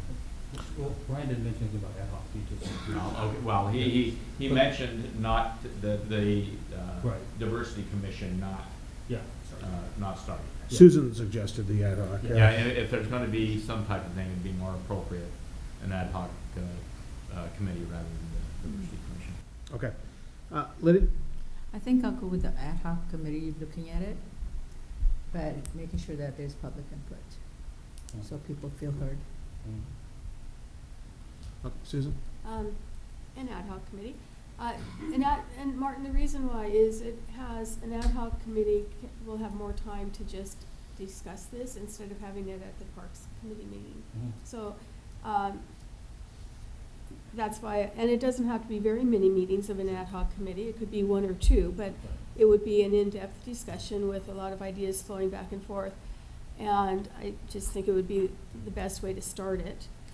I also just want to remind everyone that we're not going to make everyone happy. We can never make everyone happy, but we have to do what's best for the city and the people who live here and work here. And so, but anyway, I say ad hoc committee, then it goes to the Parks Committee, then it goes to the Diversity Commission, then it goes back to maybe Parks, and then to Council. It's going to be a long process, but it has to be, because it has to be a well thought out process. Okay, thank you. Les? I think it should go directly to Parks, and after that, kick it down to the Diversity Commission to see what their thoughts are, and then back to Parks, and then on to the agenda. Oh, thank you. Melissa? I just need some clarity. Who would be on the ad hoc committee? Well, so if what do you mean everyone? What do you mean, everyone? I thought Any council member that wants to come, I think. Oh, so council members, though, Any not. council member. Okay, It's an ad hoc committee of council. okay. Can I just say, in the past, when we've had ad hoc committees, we've asked people who want to be on it, because it's 3 council members. And then, Well, does it have to be a So that, non? we're not talking about the same thing. Oh, That's okay. why I'm asking the question. Absolutely. Martin? I mean, my understanding, and forgive if I'm wrong, correct me, but my understanding is that as council president, I can choose who can be on it. I can solicit who wants to be on it, then choose the three people that are going to be on it, and then whatnot. Isn't that right? Well, it depends on Since whether. it's a council No, led thing. it's whatever the majority of council tells you they want to happen. Well, no, I'm talking about choosing who's going to be on this. There's two different Yes. pathways to go. Yeah. The one is exactly what you're talking about, which is the council president decides a non-quorum, majority, or you can go with you can have a quorum of city council members or as many people that want, and even if it's a quorum, those meetings would have to be publicly noticed and have to be in public. Correct. And just to be clear, the first one where you would assign people, that's after council has set it up. Yes. So if that's what council wants to do, is set it up and have you appoint delegates and community members. That's not an ad hoc committee of council, that's just, we're using the same term to describe something else, but it's another type of ad hoc committee. Does that make sense? For clarity, and then I'll give it back to the mayor. It's and I more think- of a work group. Is Yeah. that a better way to phrase it? Working committee. Yeah. And just for clarity, and then I'll kick it back to the mayor, and then I think Melissa's not done with her question or time. But, I mean, obviously, there's a consensus that's forming already, so that's done. And so obviously. They have to vote. Mm. No, we Right. can't do it this meeting. About creating a working group. Yeah. Now, I think an ad hoc group denotes that there'd be a non-quorum group decided by. Let's use two different terms because we're getting confused. So ad hoc committee is a subcommittee of council, and it's only council members. Yeah, A work group is whatever you want it to be. right. And that would be decided by council. Right. Let's have Melissa finish her comment and then over to Linda. Okay, I would be supportive then of a work group that is decided by the entire council. And I even hesitate to say that, to be honest. So that's kind of where I'm at right now. Okay, Linda? Well, I think to be fair to all of us, I think that we should all have input into who would have the desire to be on the committee, and then honor that, and then whoever wants to be would you select that, Mayor? Who would? No, if I we're think talking about. what I would say, actually, we'll get there. Martin, I get an idea, but Martin? Sure, I also have an idea too, with a lot of respect, because. No, I wouldn't be selecting. My thought process was, all right, let's see what the consensus is. And right now, the consensus seems to be ad hoc, is what at least 4 people have said that. And I want Working group. Well, no, Yeah, I've heard the word ad hoc. We haven't determined But you that. said, correct, but you said ad hoc, you said ad hoc, you said ad hoc. We were, I would like to clarify that, change it to a working group. Okay, so now we're changing, okay. that was the whole point, yeah. So, 2 terms, work Yes. group means not council members, they can be a part of it, but whatever way you want to set up that group, you can do whatever you want. Ad hoc means only council members. And a sub, It's basically it's like FEDRAC, it's another committee of council. but a non-quorum, Or we could do it would be a quorum, it would be just a public meeting. okay, public meeting. So not 3 members of the council. Actually, were you done, Susan? Melissa? Yes, I'm finished, except that I think now that we've clarified the question, because we weren't all thinking the same thing, we were interpreting this differently, so we might need to go around again and say what everybody thinks Maybe. now. Maybe that's a good idea. Susan?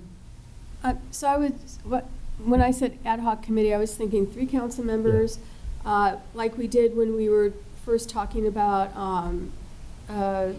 it was Kelly, me, Youth and. Commission, we also did that with Youth We Commission. did it with the Youth Commission, we did it with the So we Senior started. Commission, and we did it with, when we were trying to figure out how to get people to see Federal Way more. I can't think of what, Kelly was on it. Brandon, yeah. Were you on it? Yeah. Well, there's 3 and that was what I was thinking. Yeah, and honestly, that's what I was thinking, Okay. because I had remembered that being my previous practice. I mean, obviously, I want to do what the majority of council members are saying, because I know we can't take votes here. But personally, I would tend to agree with what Susan has mentioned, because that's what I'm used to doing. That's what I was envisioning before, which is let's just do an ad hoc. Let's bring 3 or 4 people together. This is in response to Susan's thing. Well, if it's 4, all the council 3, okay, members. so 3, and then go through the process. So that would be. Brian wants to say Yes. something. Brian? This is just an effort to kind of corral this, and that is that the council committees are set up to conduct business, and this is a business item. Your committee is already set up, and that's the Parks Committee. Yeah. So to Councilmember Sessa's point, you can, and I know their agenda is full, but this is exactly what the Parks Committee is set up to do. And all the council And all the council members attend anyway, and you have a select group that actually votes, and so the structure is already set in place. So, Brian, my answer would be is to what Councilmember Sessom has said, which is and I think I indicated it too earlier in my comments, which is let's put it into parks, and then we'll kick it to diversity, and then parks again, Yes. and then to city council. Linda? Excuse me. I don't want this council to be directed one way or the other. I think that anyone who has an interest should be involved in this committee. It's not just like a normal topic. It's a bigger topic than that, and it's very important to many people in our community. And I think that we should have some kind of a formal group of people who are interested, not just 3, because that can limit what happens. That we can have a meeting and take input from the community, make some suggestions, send it back to diversity or send it to parks and then to diversity. But I think that everyone should have the opportunity to have a chance to vote on what should happen here. And I think that the mayor is the one that should appoint this committee, because I think that that would be properly your job. Okay, thank you. Lydia? Could this just be a study session then? So everyone could be there? In this you can vote. You could vote to decide what to do. It's more than just a study session or some kind of a formal session. But you know, if you just have a study session, it really doesn't give you any teeth. Can you, I'm going to go on you, Jackie, just a sec. Ryan, is a vote allowed in a special meeting? Yes. Okay. Jack?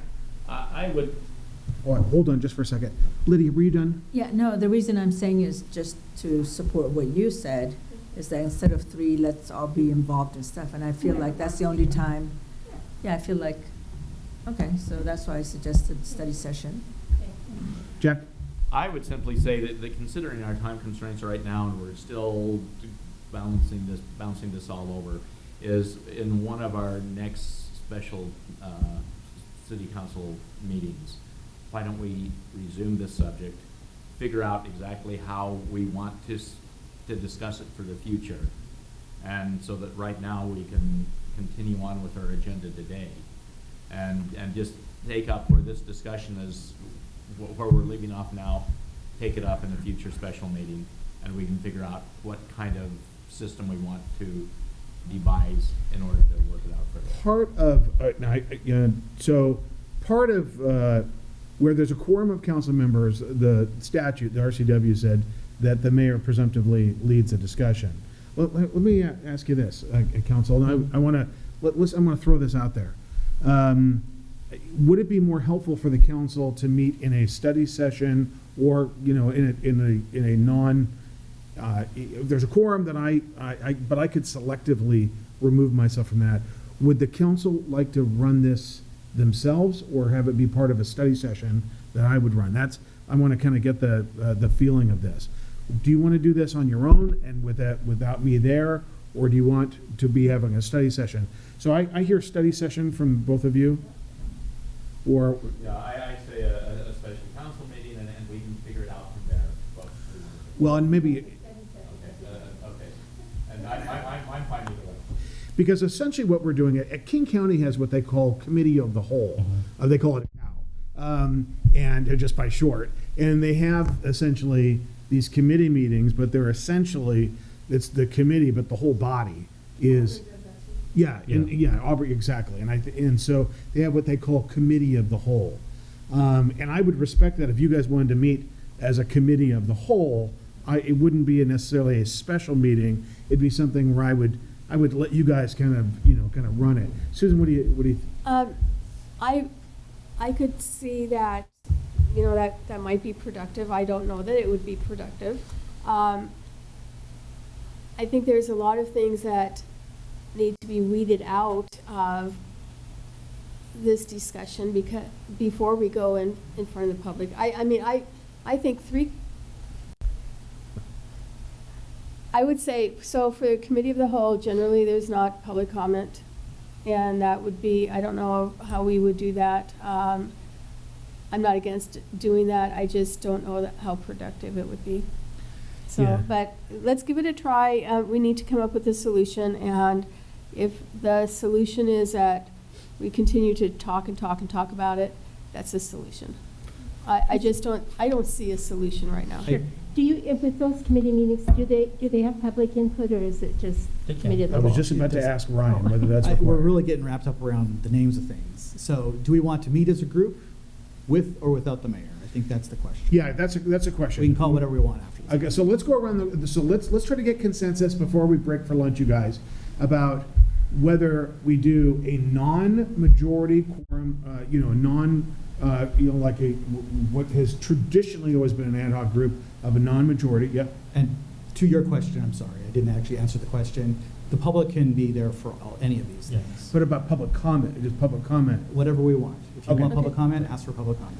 Okay, so let's weigh in on, because it sounds like the council is going to have, whether it's at council committee, I guess here are the sort of the general options. Okay, when we first start talking about this, a non-quorum, so 3 members of the council meet to sort of hash out some of these issues. That's one possible option. The other option is committee. The parks, as Brian set forth and as Les has said, we just send it to the Parks Committee and we see where we go from there. But ultimately, 3 members of the council get the vote there, or a study session or committee of the whole, with or without me. A normal study session, I'm there, but with the council, is that helpful? Is that not helpful? You want me there? I'm good either way. I'm willing to be either way, but I want to make sure I'm respecting your voice and your process. And we've been going this way. Why don't we go back the other way? And Council President, we'll end with you. Yep. Let's Melissa, thoughts? So the question is with or without the mayor? Is that what we're Yeah, answering or right and now? also committee. All of us are 3. Yeah, 3 members, or council committee or council of the whole. And if it's council of the whole, with or without me, Melissa. Meet as a group with the mayor. Okay, Les. Committee, followed closely by meet as a group with the mayor. Okay. So I'll be different. Let's go ahead and meet as a group without the mayor. I think that it's a discussion council needs to have. It'll be a council policy, and mayor doesn't make policy. So, well, no, the mayor doesn't make policy. I follow policy. That's right. It's the executive. But thank you, Lydia.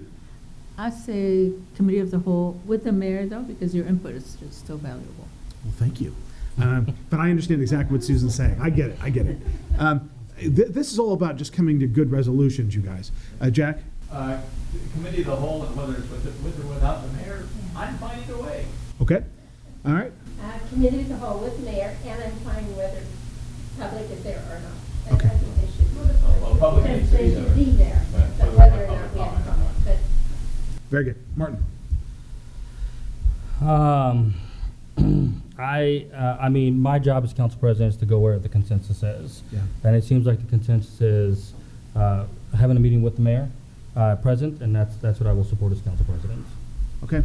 You guys, I think we got it. I think we've got, what we'll do is we'll call it, But we call it? Sorry. Yeah, I do think, and this is expected, I think, so, Yeah. but I want to put on record that it is absolutely important for us to get public input. Yep. And I still hope that it'll go through the committee, and I still hope that it'll go through the commission. That, I think that we are all in agreement. Hey, why don't we make sure, what the council, what Council President Moore just said, what Martin just said, are we all in agreement that this will go through a committee, and that in one form, at one point or another, it will get discussed by the Diversity Commission?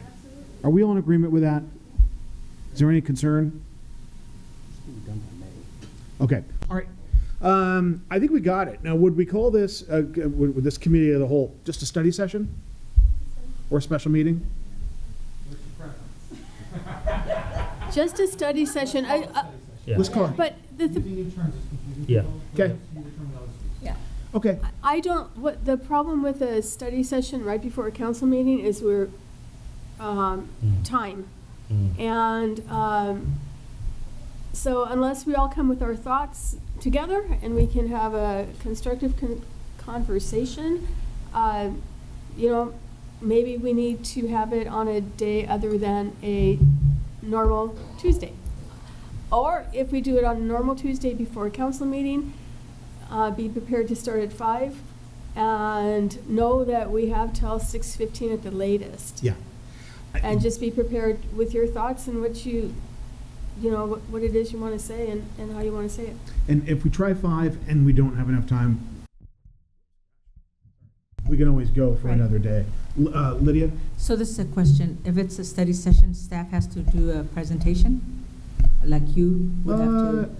I don't think we set need it to. up, or- I think the only presentation would be what we just got. Okay, I so Brian will think set that it up this for is us. all we need really is just, we need a rubric for the legal requirements. And then Okay. after that, it's kind of whatever you Yeah, want. all right. Just wanted to know how we, So yes, I would start with something very similar to this, maybe a little more concise and be done. and is council okay if we start a little bit earlier, before 5? Well, I do have a hesitation on that because there are people that work in the community. They want to participate in this, so I would advise 5:30, 5:45. And like the mayor said, and I do agree with him on this, but that's if we need to have the conversation again, we'll have it again. But I want to make sure that people are able to attend after work. Okay. A lot of our special meetings start at 5, and, Okay. you know, it is what it is, it's 5 o'clock. I mean, most of them last year started at 5, so. Okay. Yes. Leslie, I know you're coming from Seattle, from UW. Is that, if we do it at 5, are you going to be? on Mondays or Tuesdays. Oh. So Tuesdays, like a council meeting, that would not be good for you, or it would be? It would be. It would be, okay, good. Just want to make sure. Linda. I was thinking in terms of what Lydia was saying, not that we need a presentation, but I need staff to maybe check policies for other cities that they have. That would be very helpful. That would be. Okay. You guys, great discussion. Once again, I thought best laid plans, right? I said 30 minutes. We're almost at an hour. This is a government at work, but you guys, it's the people's business at work, and great discussion. Really good. Thank you so much. Hey, you guys, are we good for? Should we reconvene at 1? Yeah. Okay, let's reconvene at 1 for lunch. We are in recess for lunch. Great job, everybody. Good job. Okay, I will call the meeting back to order. Let's go ahead and get started on immigration and custom enforcement community concerns. Should I have the chief go first? Yep. All right, Chief, let's just walk through your presentation regarding the Keep Washington Working Act compliance. And then I think our council president, I think Martin has something to say. Go ahead. Okay, good afternoon, everyone. Keep Washington Working Act is a state law making the state of Washington a sanctuary state, which means that state agencies, county, and municipalities are restricted on cooperating, coordinating with federal government and with immigration enforcement. Keep Washington Working Act was enacted in 2019, about 5.5 years ago. As I stated, it limits the role of state and local agencies from enforcing federal civil immigration laws.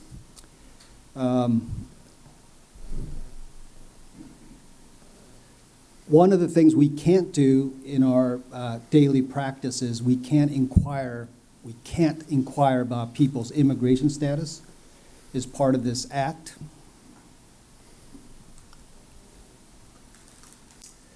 Restriction on cooperation with federal authority. Now, this is probably the biggest issue, which is the detainer issue. Now, for us, we don't have a jail, so it's not the issue. What the federal agency is asking, and the main thing that they're asking, is that when someone is arrested, incarcerated, that if they have a detainer, that they would honor that. As a sanctuary state, we do not honor federal detainers. So if somebody's in custody, the court decisions, whether they have a detainer or not, when the matter's addressed, they're just released from custody.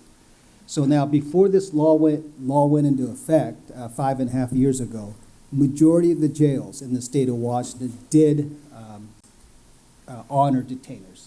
So what KWWA did is, one of the big things that it did is, we no longer honor detainers, period, as a state, by state law. So that's the biggest thing that's really happened. One of the things we can't do is, state law also preempts anything that municipalities in terms of immigration enforcement. So state law preempts any of that. We can't be creating our own immigration laws or enforcing immigration laws. We can't do that. It's at the state level. This issue really needs to be dealt with at the state level and at the federal level. I know we get emails about asking policy group to do something here, but bottom line is, we would be just one city. We're like one city out of 38 in King County, more than 260, cities statewide. Having each city having its rules, it would be very confusing for, government, residents, what have you. So bottom line is, state law preempts anything that cities might do. We can't share any information with the federal government, bottom line. And there's also policy adoption requirements, for schools, healthcare facilities, courthouses. I don't know all the details, but KWWA is pretty comprehensive. And bottom line is, you can't be asking people's immigration status, whether they go to public school or health facilities, is mainly the law there. I added this, bottom line is, the Federal Way Police Department. Now, we don't own a jail. We were part of ownership several years ago, but we don't have a jail. So really, there isn't anything that, we didn't do immigration enforcement before the sanctuary law went into place. We just simply didn't do it. We don't really have the information or resources prioritizing what we do in terms of policing. So immigration enforcement was not something that we really did even before the new laws. And then again, back to the detainer thing is the main thing that was a significant change, because no municipalities were really doing immigration enforcement even before the new law. But it was the jails, that's where the issue was. So we fully comply here in Federal Way. We fully comply with the Keep Washington Working Act, state law. And then at the last council meeting, Council President Moore asked for me to talk about flock. That's been kind of a hot issue. So I wanted to kind of explain, as far as what we've been doing here in Federal Way. We've been really strategic. We've been about in terms of technology and innovation. So this isn't something that we've done overnight, but really, we really ratcheted up last 12 years or so in terms of using technology to make our community safer. Bottom line, eliminating any of these technology or flock is no doubt is going to make our community less safe. One of the things that we really invested quite a bit is our Safe City program. Today, we have more than 260 cameras. We have Safe City cameras at just about every intersection. And the number one, how we use that technology is really traffic accidents. We get traffic accidents where we have failed to yield right away. It's amazing how both drivers, had the green light, had the right of way. I'll tell you what, over and over, our Safe City cameras, there's video evidence of who had the right of way. So it's been a great tool for officers when they're investigating traffic accidents. I think we're down to maybe a little over a dozen intersections that don't have cameras, but pretty much in Federal Way, because of our investment. We have Safe City cameras just about every intersection and key locations throughout our city.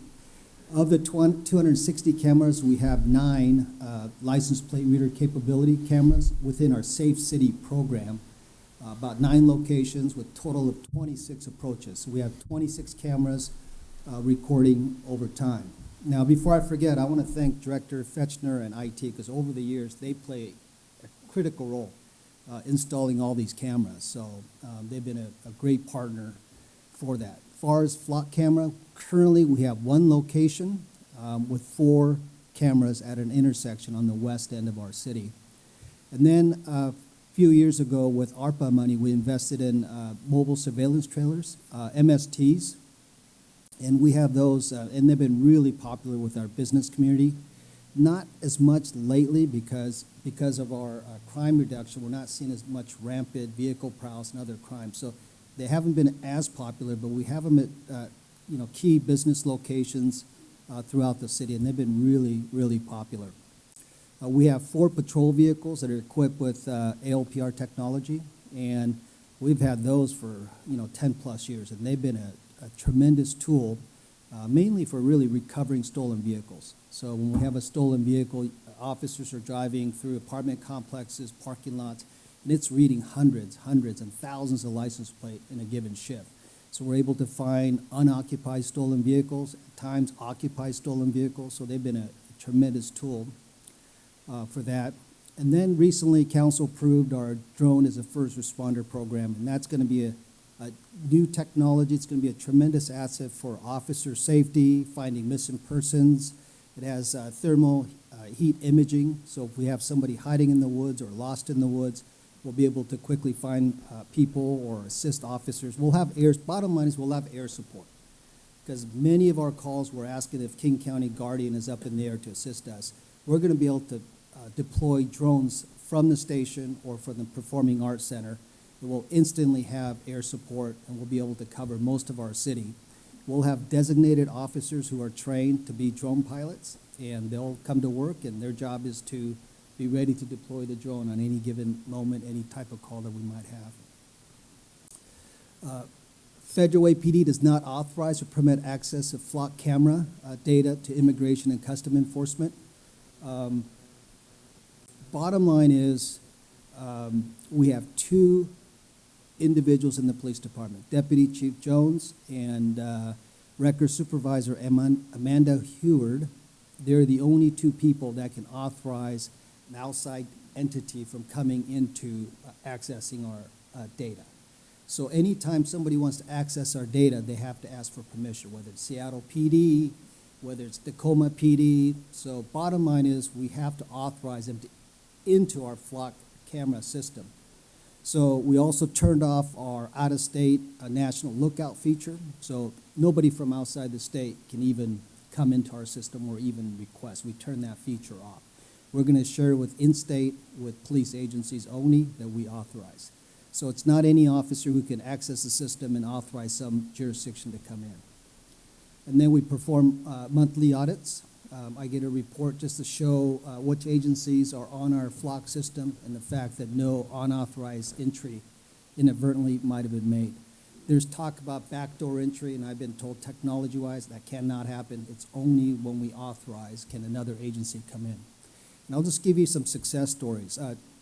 The other day we had a double homicide, and the suspect fled the house, and how we were able to really zero down on where he was is our Safe City camera. We saw him with our Safe City camera getting onto a Metro Transit bus. So all of a sudden, our focus now was, getting the communication out to the bus drivers, Metro Transit police. We were looking for him that way. That was like our lead. Without that, we have no idea which way he went, where to look for him. Ultimately, we were able to, capture him within, several hours. But it gave us focus and direction. So any one of these technologies in itself is not going to make our community safer, but it's the totality of it. And the technology becomes available. So Safe City Camera has been a tremendous help over the years. And I'll tell you, we had an infant abduction in 2024 where 2 suspects posing as delivery people physically went into a resident, took the baby from her arms, assaulted her, took the baby, and fled in a vehicle. In our investigation, we had a description of a van. So once we entered that vehicle information into the flock system, we got a hit out of Tukwila. With that hit, we were able to get the license plate. Once we had that license plate, we put it out far and wide. And by chance, a very proactive state trooper at Moses Lake, Eastern Washington, spotted the van, stopped the van, and arrested the subjects. And we were able to get the baby back. So this is just one example of how this flock technology helped us get this baby back. Because without flock technology, at that given moment, they would have probably gotten away. And they were heading to Florida to raise the baby as their own. So bottom line is, that's one success story in 2024. Infant kidnapping case. We've solved the homicide case in 2024. Same thing. Having vehicle information data, we were able to get a license plate from Flock. And the great thing about Flock is we only have one location where we have Flock right now. But we could tap into the other jurisdictions regionally. So again, we got a hit from another Flock from another city, and that helped us solve. In 25, we had a robbery case, series of robbery case. Flock helped us solve that. Numerous cases of finding loved ones who are missing. They'll get in a vehicle and they leave the residence suffering from dementia.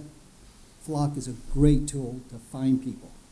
Otherwise, we don't know which way they went. So hit and run cases and stolen vehicles. We've had tremendous success. And how it really works in the field is with Flock, there's nobody monitoring it. It's really transitory information. It just gets recorded. It's no different than somebody standing on the side of the road with a cell phone recording vehicles going by. It's really, there's nobody monitoring it. We really go back. When a crime occurs is when we go back into the system, whether it's Safe City LPR technology or Flock technology, we go back and try to get some information to give us a lead. But in the field, when a Flock gets a hit on a stolen vehicle, missing person, officers in the field immediately get alerted that we had a hit at our Flock location. And we have a neighborhood, West Ridge neighborhood, that has Flock camera system. We have some businesses that have Flock camera system. When we get a hit, the field officers get notification. Sometimes we can work on it, sometimes we can't. If the officers are busy, they'll get a hit, but we don't have time to work on a stolen vehicle. But sometimes if they're available and they get a hit, we're looking for vehicles. And then once we get the vehicle, we're setting up spike strips and so forth to catch the auto thief. So hope that gives you an overview. I can't tell you that we didn't invest into this technology overnight, but over time we've been very strategic about it. And we realize that Safe City Camera has been a great system, but we get bigger bang for our money with the Flock system because we can tie into the other cities, the other infrastructure that exists. So hopefully that gives you a good oversight. As far as immigration enforcement, we're not doing any of it. We didn't do it before the sanctuary law went to place. It's really what the federal government is asking is when somebody's in custody, please let us come get them. But the sanctuary law prevents that communication from occurring at the jails with federal government. And we don't have a jail, so there's nothing controversial about what we do in federal. We've never done immigration enforcement. We're not doing it now. Just don't have the capacity to do that, and that's not our specialty and our expertise. All right, Martin. Thank you so much, Mayor, or Jim, or Hey You, I think is what you wanted to be called before, Exactly. if I That's right. remember correctly. Chief, thank you for your presentation, and I think the work that you and your officers do is impeccable. I mean, that double homicide is what we call it, that happened yesterday. I mean, that almost hit home. My cousin grew up with the individual and was next door to him. So it definitely puts a different perspective on that. And to be able to say that you were able to utilize technology to get that, I think that's our job, is to keep our community safe. That's what people want. And I think, there's a negative perception of Federal Way. That we've got to continuously work on changing, and we've got to continue to invest in our officers, continue to invest in our tools to assure that you guys are able to do your job safely and successfully. There are a couple questions, and I do have a statement to make. One, there is a few items, a few bills, and I was hoping you would kind of cover them. But there's Senate Bill 6002, and it's regulating license plate cameras. Don't want to put you on the spot, Chief, but I wasn't sure if you're aware of that.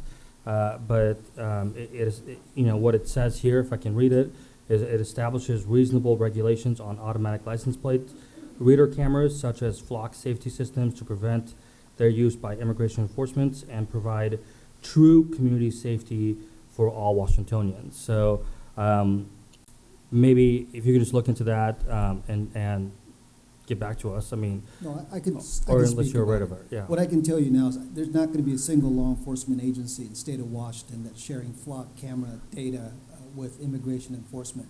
I think what happened with an agency or two is that somebody invited them in. Yep. So when that issue came up, clearly, I mean, we wanted to make sure that didn't happen in federal way. We did an audit, we looked at it, and then safeguards were put in place. So something unexpectedly occurred with a couple other agencies. Since then, I have no doubt every police chief, sheriff is ensuring that we don't share that data with Immigration Customs Enforcement. Otherwise, we would be violating Keep Washington Working Act. So the new law, it doesn't eliminate flock. The new law is currently, as written, they want to restrict the data being kept for 72 hours versus currently it's 30 days. 72 hours. On that issue alone, 72 hours may not serve us best because sometimes it takes days or maybe even a week to identify vehicle description in a case. So once the data is gone, it's gone. So how Flock works is after 30 days, that data is not kept. It's gone. It's gone forever. Okay. So maybe there's a sweet spot that lawmakers will come up with. 72 hours seems a little short, but they want to make sure that data is not kept for a really long time. So that's one issue. Two is the type of crimes. The current bill is felony only. So if we have flock camera system and we have a hit and run, that's typically they're misdemeanors. Somebody hit a car and they don't want to be responsible for that and they just flee. What's great about flock is once we get that license plate, I mean, we're at their house. And then quite often what happens is we know the vehicle's involved because there's a damage, but then we don't know who was driving it typically, but we have witnesses that can say it was a male, female. It helps us solve misdemeanor crimes, but this new law would eliminate our ability to investigate misdemeanor crimes, only felony crimes. What's the other, there's one other provision. So even if the state lawmakers, they're not saying we're going to eliminate flock, they want to put a little more restriction. Right. And one of the reasons why flock got really popular was when the state lawmakers made no pursuit law.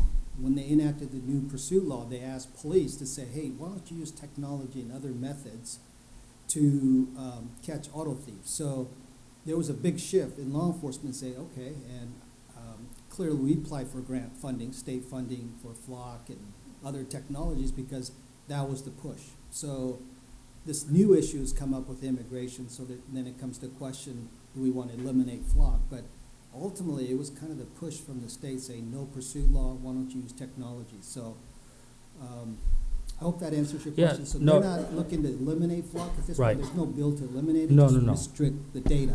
When I asked that question, it wasn't with the intent or lens of eliminating flock cameras. No, I was more like looking at the data, how long they would keep it.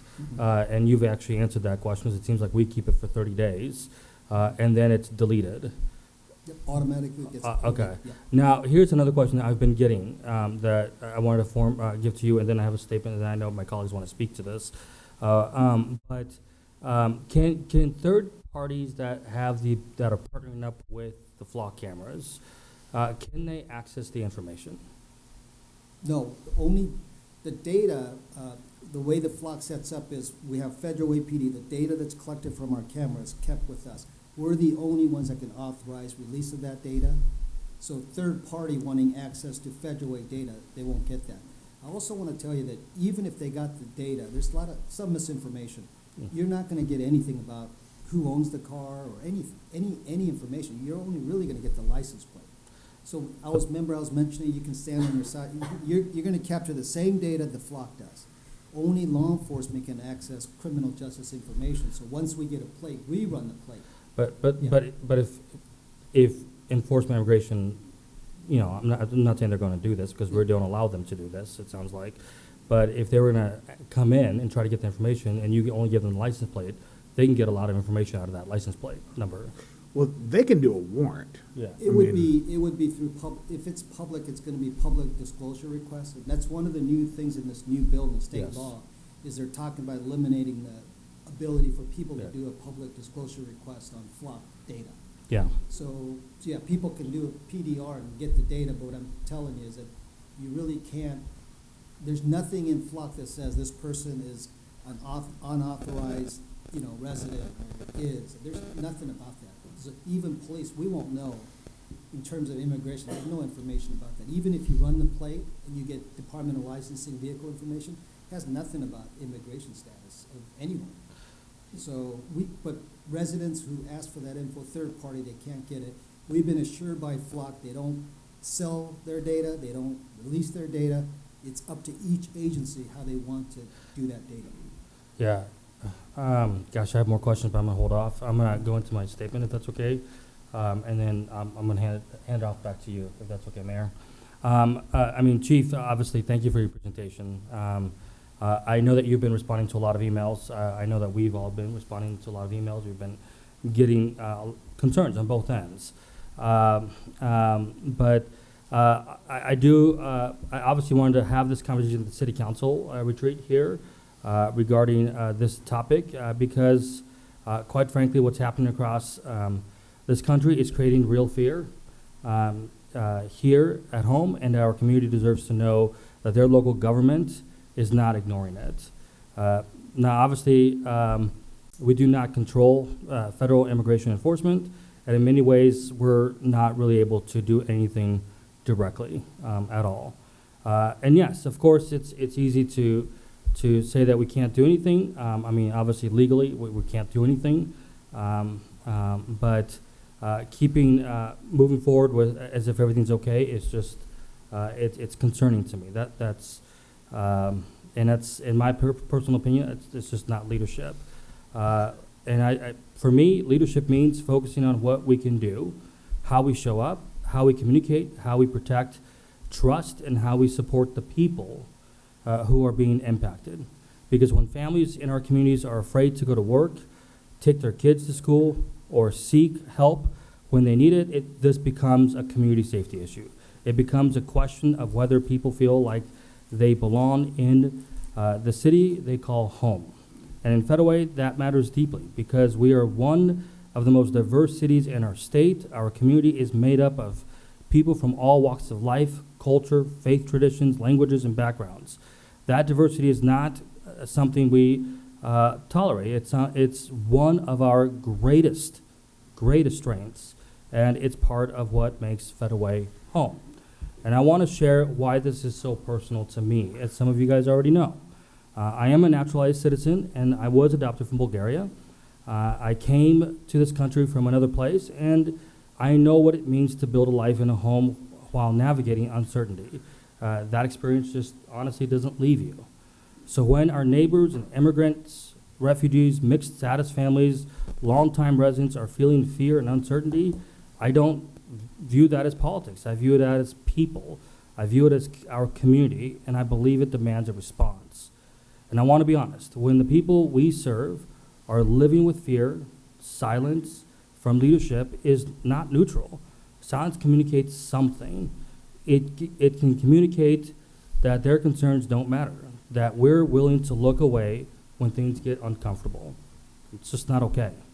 Because even if we cannot dictate federal enforcement actions, we still have a responsibility to lead locally and respond to the impact here at home. And I also want to say this plainly. How does one claim to be a person of faith and be okay with what we've all been seeing in the news?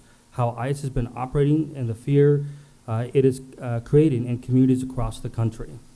Many of us were taught that our values are measured by how we treat the most vulnerable among us, to love our neighbors, welcome the stranger, and stand by for human dignity. Those values matter right now. So what does this come down to? So what this comes down to is simple. What kind of community do we want to be? That's why I want this section of our council retreat to be grounded in action and real steps. Let's look at passing a resolution that affirms Federal Way's values and our commitment to dignity and safety. Let's look at becoming a welcoming city certified community. Let's educate residents on their rights and connect them to resources. And let's send a clear message that transparency in Federal Way, people have a right to know who is acting in our city, and we should expect visible identification and accountability for any public-facing enforcement actions. At the end of the day, our job is not to look away. Our job is to lead, to be honest about what our community is experiencing, to stand firm in our values, and to make sure every resident knows they belong here and they have a city that is willing to show up for them. That is why I asked for this conversation to take place, and I look forward to the work ahead of us. And look, I want to be very clear.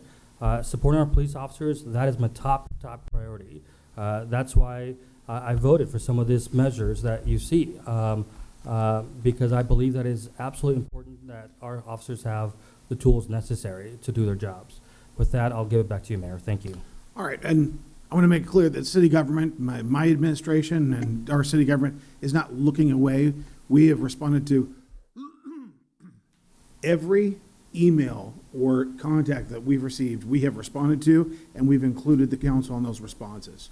So I want to make sure that we have explained exactly what the chief has explained, and so no one's looking away, but we're not going to pretend or grandstand or pretend that we have a say in this. These are federal matters. State law dictates this, and we've explained that. Lydia? Thank you, Chief, for explaining this. And I appreciate the fact that you said there's only 2 people who have access to this, and that's very comforting, because that was one of the things I was very uncomfortable with, and wasn't sure if you could stop anyone from accessing. So that's very helpful, and I appreciate that explanation. And so when I asked about it last week, that was my premise going, not knowing how that data was going to be utilized, by who, and who has access to it, because the fear is real. Again, I've seen it with people. Schools have been locked down just in the last week. And so, not in Federal Way, but it's here in Washington State. So it's unnerving to see that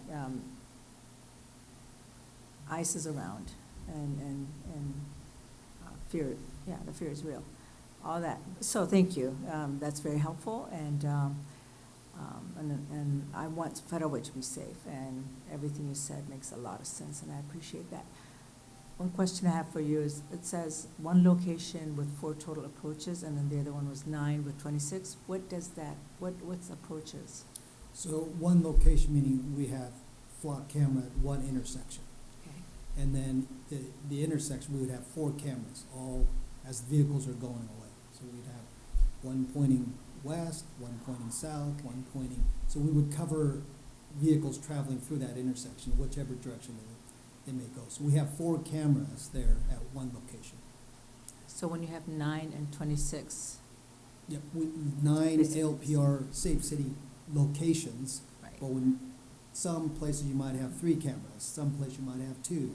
When you add all the license plate reading capability cameras, we have a total of 26. That's our own city system of LPR. And I'll give you one example with our LPR 26 and 356. There was a road rage incident on Marine View Drive in Tacoma where somebody was shot. The Tacoma jurisdiction, and they fled going through our intersection.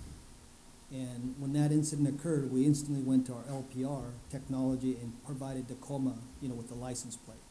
And they, within, days, they made an arrest on that road rage shooting where somebody was shot. So that's like the benefit of going back, being able to say, hey, Tacoma, here's the vehicle you're looking for. So, but bottom line is that's what that means. We have 9 locations overall throughout the city. We have 26 cameras that can read license plates. Would those feed into, do those feed into the Flock. No, the camera, Safe City? the traffic. Safe City? Traffic cameras? Yeah. They're separate. So we have like 260 Safe City cameras. Right.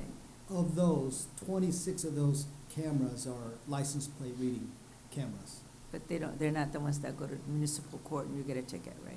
No, That's those are, also different. that's another technology that we use. That's red light photo enforcement. So those are a little bit different. So they don't talk to each other.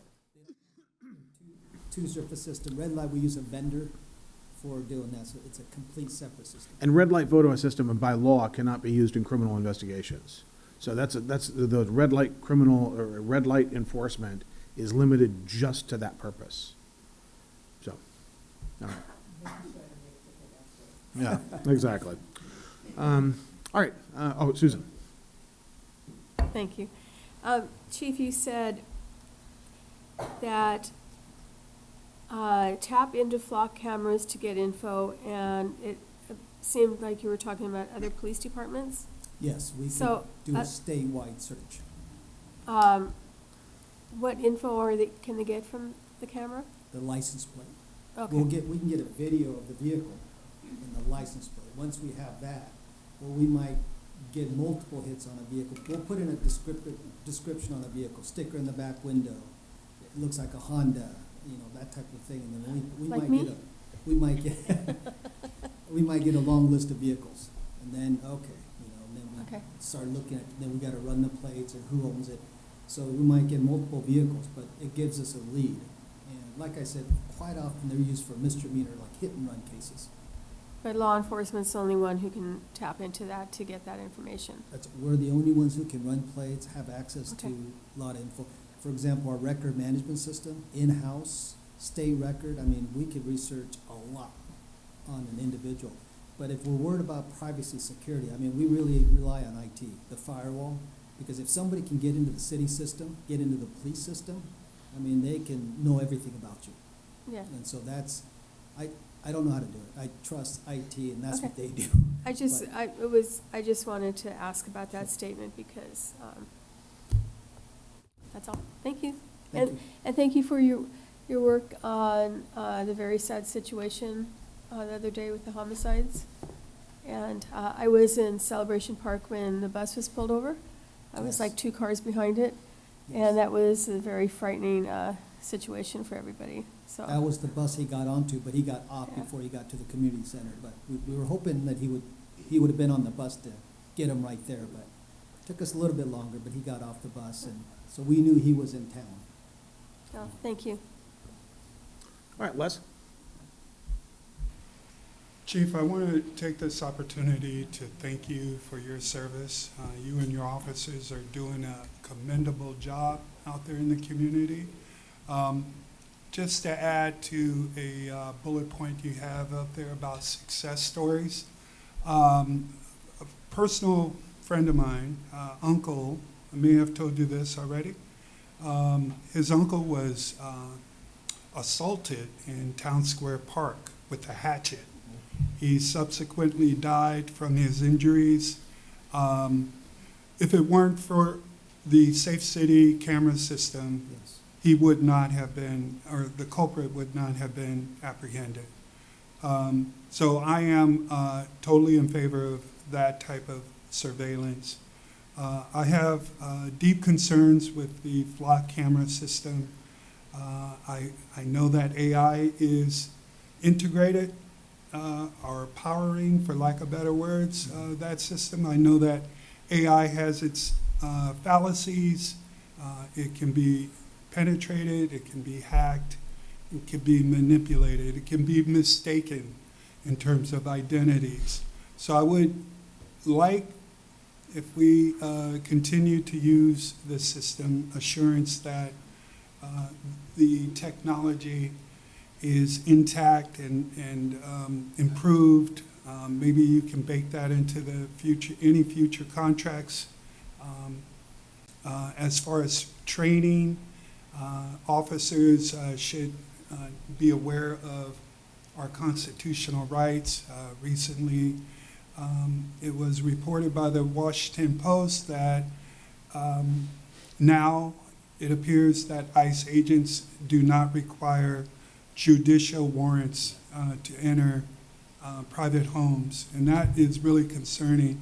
How that would relate to our local police forces, they should be aware of our rights so that they're not assisting ICE agents in violating our rights. So whatever training is currently in the curriculum regarding ICE or assisting ICE, or I would like for that training to be evaluated periodically to make sure that our police officers are fully aware of what those rights are. But other than that, I share Council President's concerns, how it is scaring, their activities are scaring a lot of people. It's very unsettling, but I applaud, again, going back to what I originally said or have said about our fine officers, keep us safe. That's what our community is crying out for, essentially. I have had supporters who have had their sons attacked, just random. And they had no surveillance, they had no cameras, and there was no one around to save them. So, but other than that, I look forward to dialoguing with you one-on-one and continuing,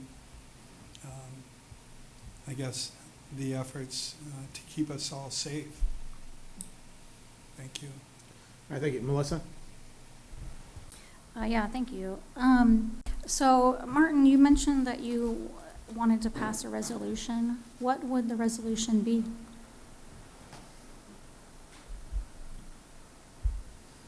Right when I have a chip in my mouth.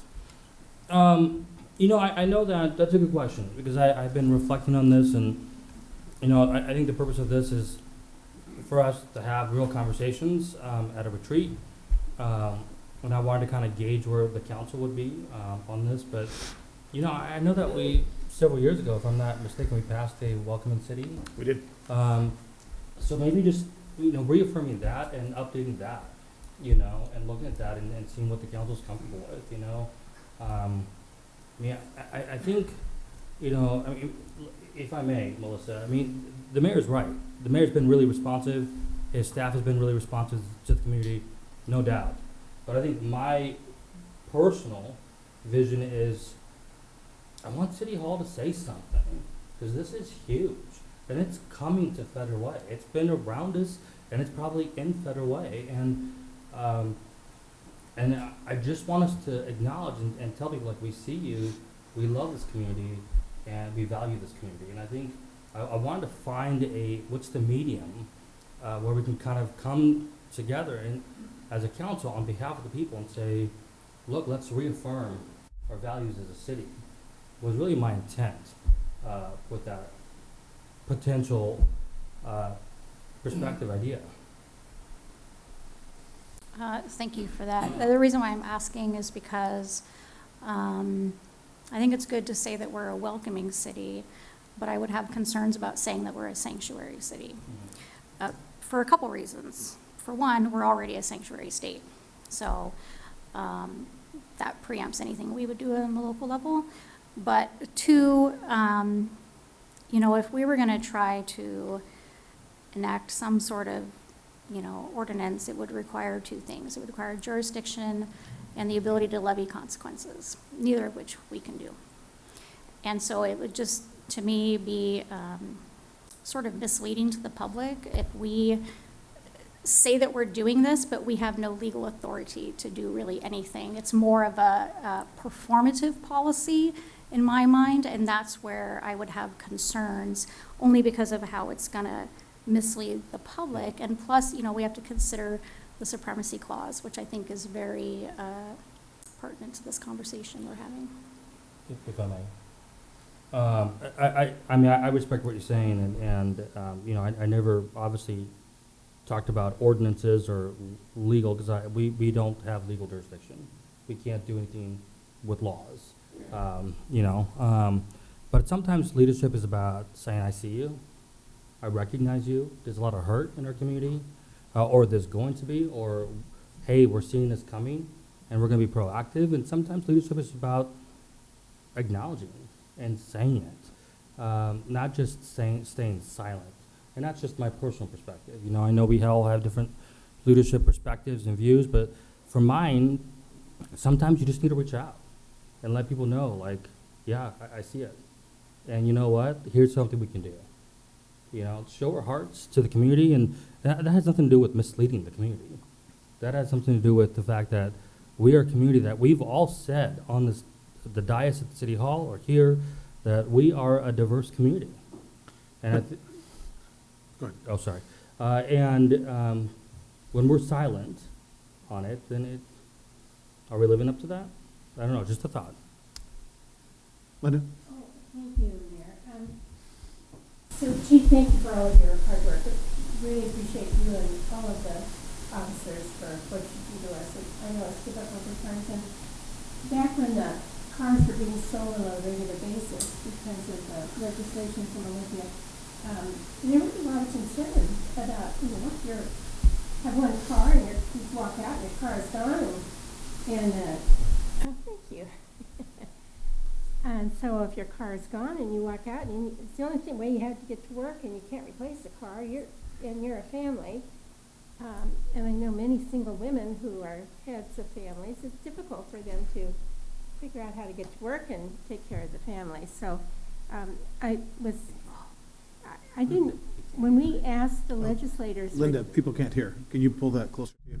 When we asked the legislators a year and a half ago for $250,000 for flock cameras, I guess I was shocked when they didn't want to do that.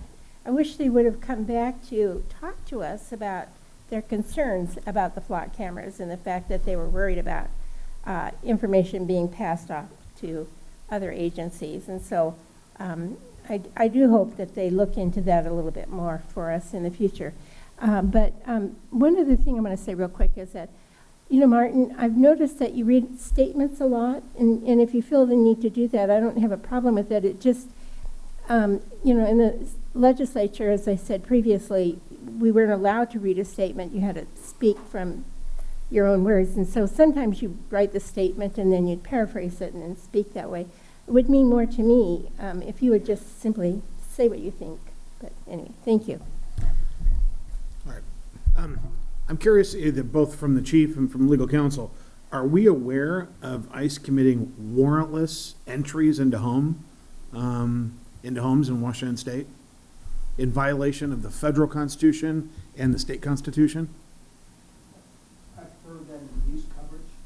What I can add, Mayor, is that to this date, we have not had a single ICE operation. Is your microphone on? Should I just turn it? I turned it off. What I could tell you is that I saw that in the news coverage, but what I can tell you from firsthand experience for Federal Way, we have not had a single ICE operation that occurred in our city. When we had complaints about an ICE operation, in one incident, it was Tacoma undercover trying to arrest a violent felon. So, but they did contact us for deconflict and to make notifications. So I remember that a policy inquiry from a policy person about, hey, is this an ICE operation? And it wasn't. And a couple other times when we had, again, policy group asking, did we have an ICE operation? It's really been our special investigations unit. So to this date, I am not aware of a single operation. And frankly, I don't think Immigration Custom Enforcement just has the capacity to go to every community. So one of the asks is, their ask is, can we just do the handoff, you know, at the jail? But again, our state law prevents that. So that's one thing that's where the major rub really is. So I would tell you, as far as the warrant, that is at the federal level, and what their Department of Justice authorizes, what have you. I mean, it's complete at the federal level. But I'll tell you this, if we get a call of someone saying, hey, there's something going on, we don't know if they're police or not, we're going to respond, because we are responsible for the safety of Federal Way.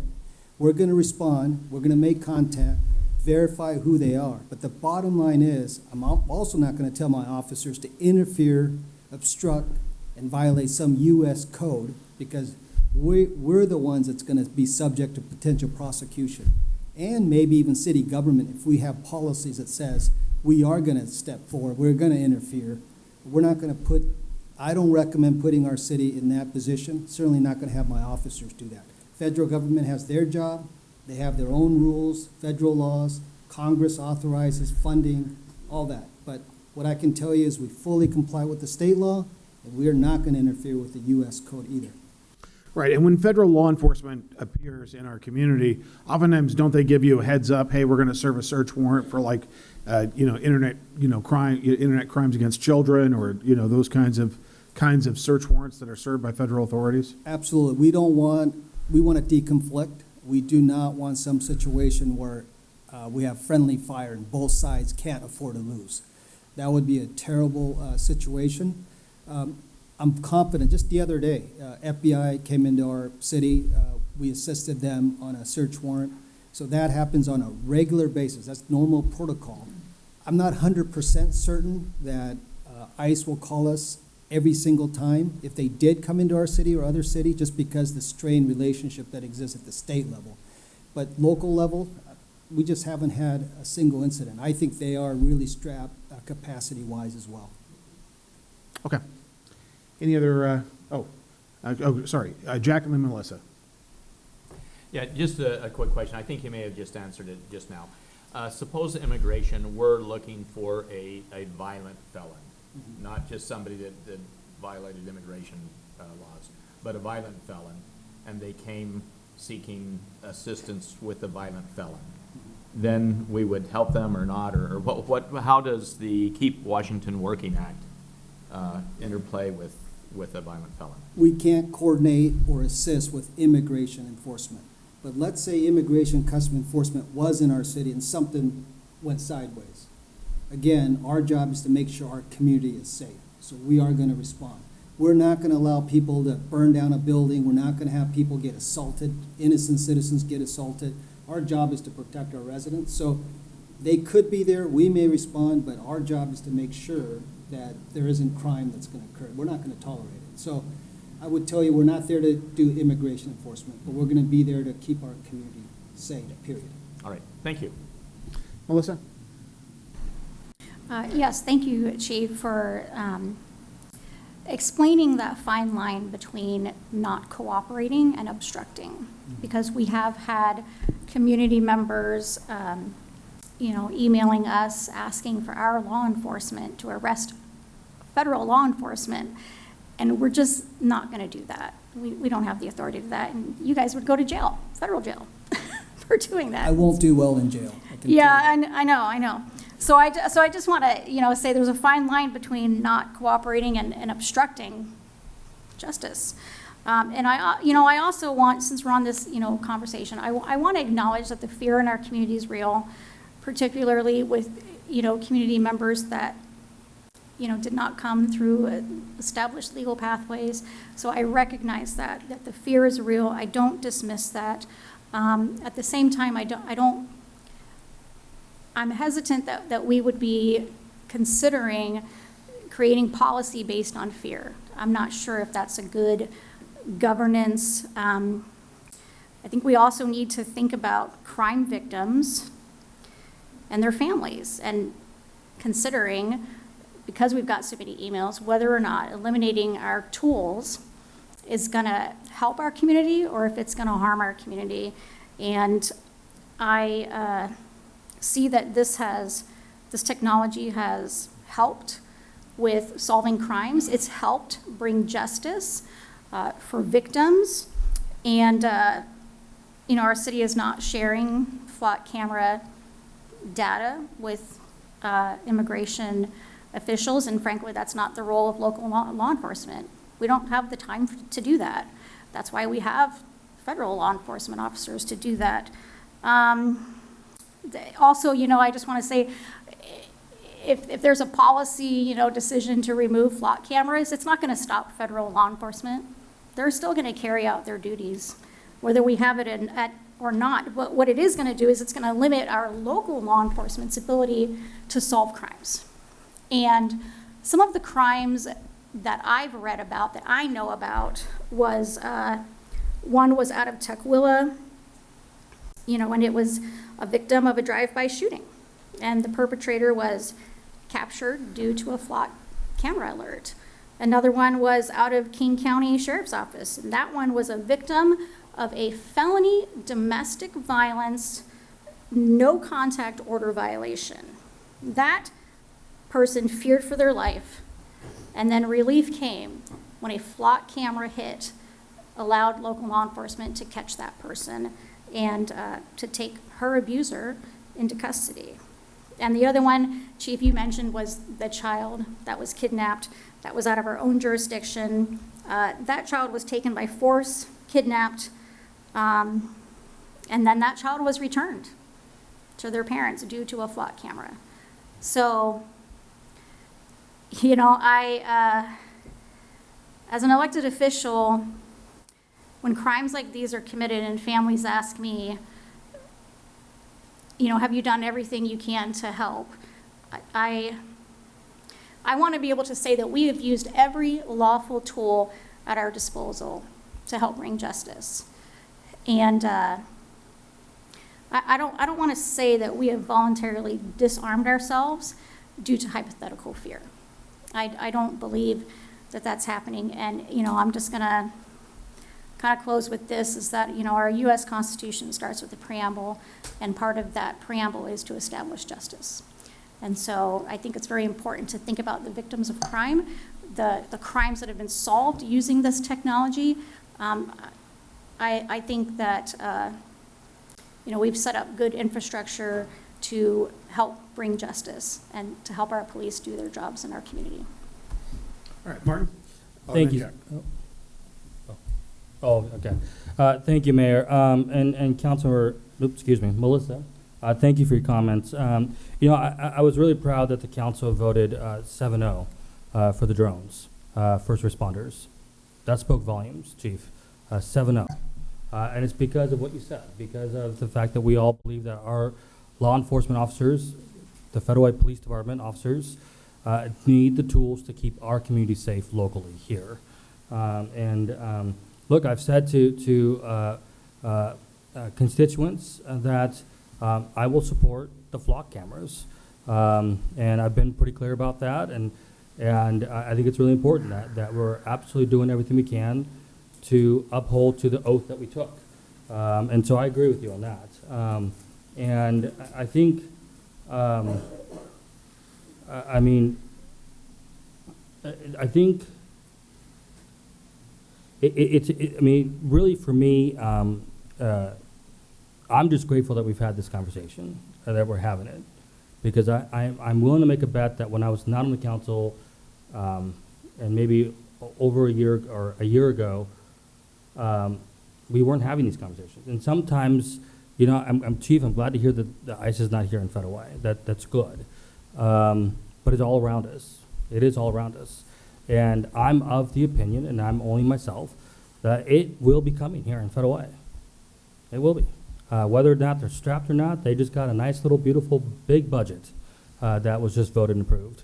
And so I think it's coming. And I think part of my job, I'll only speak for myself, is we got to be able to foresee things. And honestly, I mean, Melissa, I'm really grateful to what you said. Seriously, and I'm honest. I'm being honest. Of you recognizing all walks of life and all individuals here in Federal Way, because I think that's where it starts.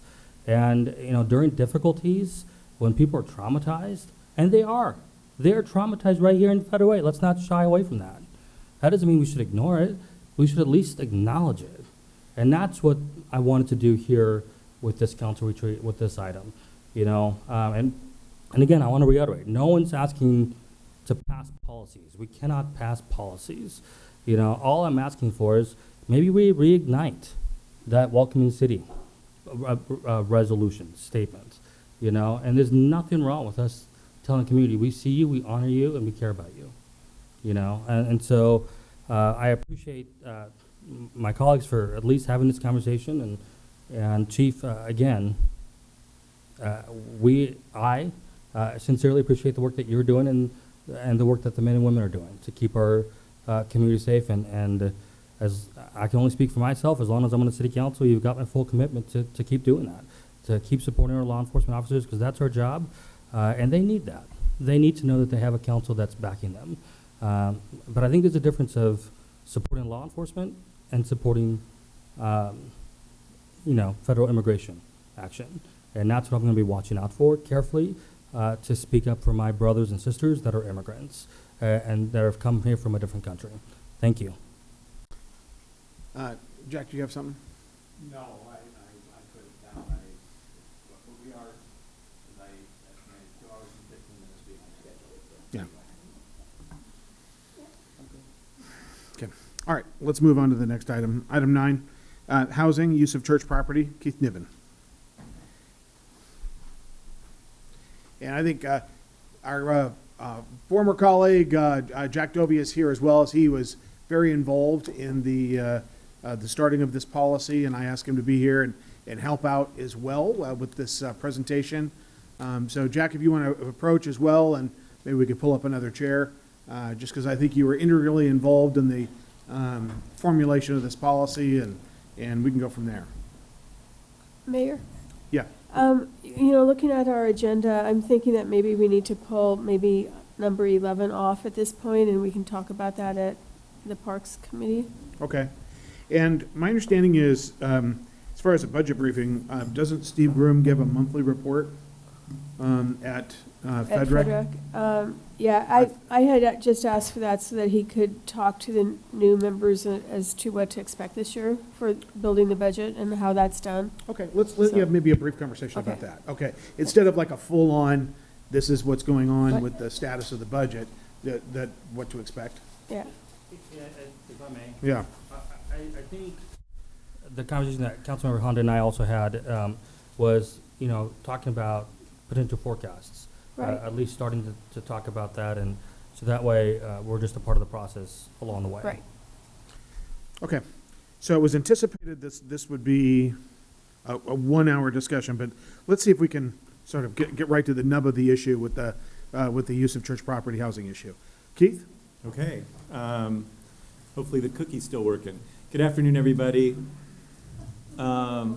So I'm going to show these some of these slides that you guys have seen as part of the city's comprehensive plan, and the reason for that is twofold. One, on the graphic on the left, what that's showing is that the orange is 2-person household, and that's our biggest group. So when you look at the demographics in Federal Way and how many people are living in each home, the biggest slice we have is 2-person households, and when you add it with the 1-person household, which is the blue on the left, that's over 50% of our households are either 1 or 2-person households. So that's changing. We're aging as a city, like a lot of them are, and we have a lot of 1 and 2-person households. So that affects what kind of housing we should be thinking about coming our way down the pike. The graphic on the right, what that is also from our comprehensive plan housing chapter, what that's showing is of that 11,260 housing units that we need to plan for over the next 20 years, we need housing at every income level, right? So each one of those bars is a different income level. There's a certain number of housing units that need to be accommodated in each one, and that's the forecast we've gotten down from OFM and King County. So my point is smaller households, and we need a lot of them at every income bracket. So here we're going to pause and do a kind of a affordability thing. All of us did this at one point when we were thinking about buying our first house. How much can we afford? And what I ran the numbers on was for a house at $350,000, and I'll explain that in a sec. But basically, given the current mortgage rate at about 6.1%, that's going to come out to be $2,522 a month. All right. So if you times that by 12, that's 30,264, and to not be housing cost burdened, and that's a terminology you used when you are spending more than 30% of your income on housing.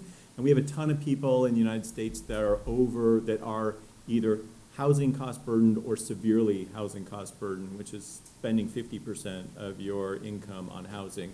But to be basically in what's considered the good range, If you were only spending 30% of your income on housing and you were paying $2,500 a month, you'd be making about $100,000 a year. All right? So now we go to this table, which we love. So this is the median income for Seattle Bellevue metropolitan area, which includes Federal Way. So that $100,000, as you look at it, a two-person household, and remember I said a lot of our housing is two-person households, to be at $106,000, you'd be at 85% AMI. So when we throw out these terms like 80% AMI, 70% AMI, that correlates to this table for ownership, and it can show you basically how much you can qualify for and afford comfortably. Now, obviously, if you're spending more than 30% of your income on housing, it's a different story, but this is assuming that 30%. So what problem are we trying to solve with this? So the city's housing action plan identified that housing production in Federal Way was not robust. Actually, it was kind of anemic. And one of the things that we are trying to do is see if there are things, there are rocks that still need to be overturned. Are there things that could be done to improve the construction of housing in the city moving forward? So one question that we asked ourselves was, is there property in the city that's just sitting there, maybe underutilized? And that led us to looking at churches. And we looked at a lot of I personally looked at a lot of churches in Federal Way. And these 12 churches likely have surplus land that they're sitting on that could be used. These are a lot of if and when words that could be used for housing at some point in time. So where we are, and then I'm going to turn it over to Jack, where we are is we've initiated a development agreement process with Wayside. Wayside approached the city and said, you know, we have financial issues, we have extra land, we would be open to trying to work through a development agreement. So that process has started with Wayside. They came to the council and asked the council, would you support a development agreement for Wayside? And y'all said, sure, let's open up the process and see where that goes. So that one's in process. We have had, Jack and I have had conversations with Good Shepherd. They have yet to really come in the door yet, but we've at least had conversations with them. Thank you. Thank you all for letting me take a few minutes to maybe expand on what's been done for the last year and maybe some visions for going forward. Is this okay? You can hear me okay with this? Yeah. Okay. So, you know, I've heard in this meeting so far tonight, we're a city where people belong, and we need to be, and I'm going to add to that, we need to add affordable housing so people aren't shackled to rent, so they can actually stay here. And two, in housing, I've been doing a lot of research all last year, since off the time of the council, working with Keith. I think we need to think our mentality has to shift from a retail housing market to a wholesale market. And I think my background is manufacturing, so we need to think like a manufacturer instead of a consumer. And we've all bought houses, we've all been in that process. And what my research shows, when you look at those 12 churches, there's about 600 houses that could be built in a perfect world if everybody said, yes, I want to do affordable housing, based on the new state laws for zoning, which this council passed to adopt in the city of Federal Way, and based on the ability to be denser and to be more clustered of the houses. And then when you look at Federal Way, just in general, there's a lot of land where there are sewers that can actually be added housing where you can get the density from one house to maybe 5, something we've been working on as a council, but we haven't acted on. So what I've been doing in the last month, 2 months actually, is kind of working with builders. Well, the process I've been working through is working on infill, and I've talked so far to the process. I've been working with 4 different builders. I've talked to 1 union, I've talked to 2 architects, 2 nonprofits, 5 churches, 1 independent property owner, 2 utilities, 2 funding sources, 2 civil engineers, 3 real estate organizations, in order to figure out the process and what has to be done to be affordable. My vision of affordable is somewhere between 300 and 350,000. I've always said 300,000, but based on a few things and based on the tables that Keith has put together, I've expanded it up to 350,000. The reason for that is for affordable housing, you have to build it so people who can afford it, and you saw the numbers, but you also have to make it so it's not a windfall, so somebody gets the lottery and gets to buy one of these houses and then turns around and sells it a year later and pockets a few $100,000. Well, the affordable housing process that Keith knows very much about and we kind of talked about in the council, these houses have to stay affordable for up to 50 years if the council does concessions. And the things that I think we need to do, or I would ask this council to think about so we get stable, affordable for purchase housing, not rentals, so we're shackling people to the rent, but we're building it so they can buy it, build generational wealth, and be in the neighborhood, is we got to stick to the zoning laws, which we've been put together here in the city of Federal Way. This council, many of you on it voted for it, was 7-0 vote. We got to keep the school fees at 0. You can't upgrade them because that was a biggest detriment for why Federal Way missed out the building boom of the late, the COVID time and before that. There has to be some traffic mitigation. These are going to be infills, so we can't have policies that you got to add more sidewalks than are already there. You have to have egress on the roads. It might have to be a little bit different so you can keep the cost out so you can get to 300 and 350. And you need to think as a council, permitting fees. We already have, the city has the staff doing the permitting. They do this every day. You heard back on one of the presentations on AI, I think Keith talked about it, and I've gone on AI and talked about permitting fees and how it does it. It is very confusing. I believe that the council needs to have the process that permitting fees for affordable housing be modified so it's not a burden so you can keep the cost down. The builders I've talked to can all build these houses way under 300 and way under 350, stick built, 3-bedroom, 2-bath. Some will be 1,000 square feet, some will be 1,200, some could be as much as 1,400 side by side. All things that people that are older may want to buy and move down, so it frees the upper part of the market for people to buy.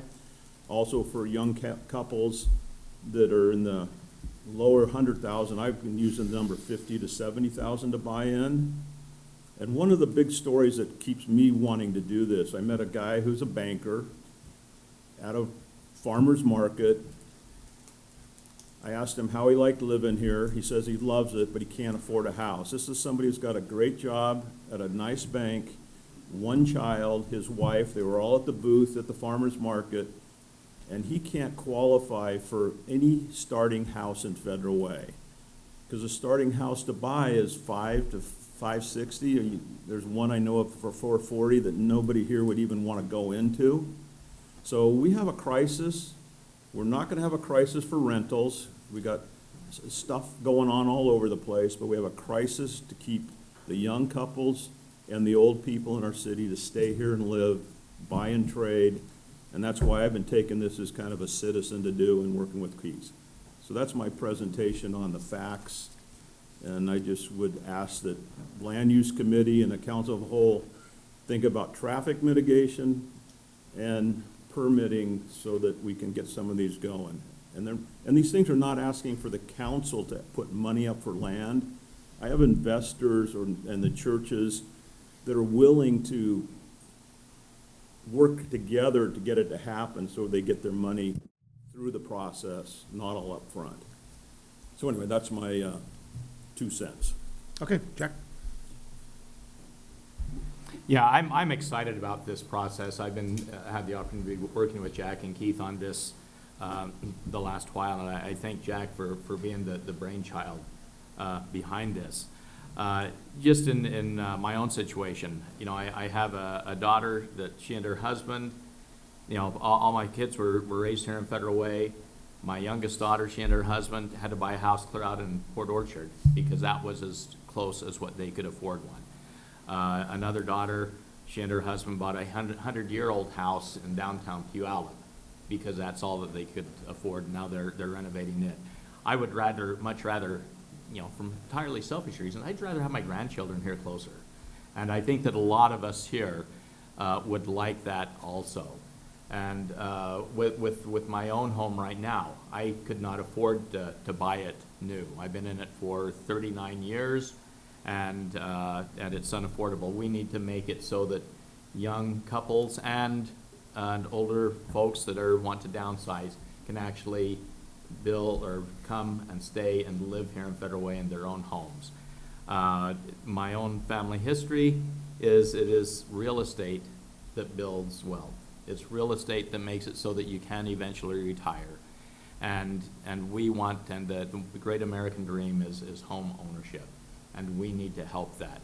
As Jack said, we have a lot of rentals in the community, and there's certainly a place for that, absolutely a place for that. But we want as many people as possible to be able to own their home and have something that can do it. And as I see it, that the city can be a catalyst, a facilitator to do that. So it's not having to put in a lot of city money, but being willing to you know, make special situations as far as fees go for that affordable home ownership. And so anyway, I'm excited about this, and you know, I think we have a tremendous amount to gain. You know, whether this whole concept, I'm not absolutely confident. I think it's going to work. Not absolutely confident, but we have a whole lot to gain and really nothing to lose. All right, Linda.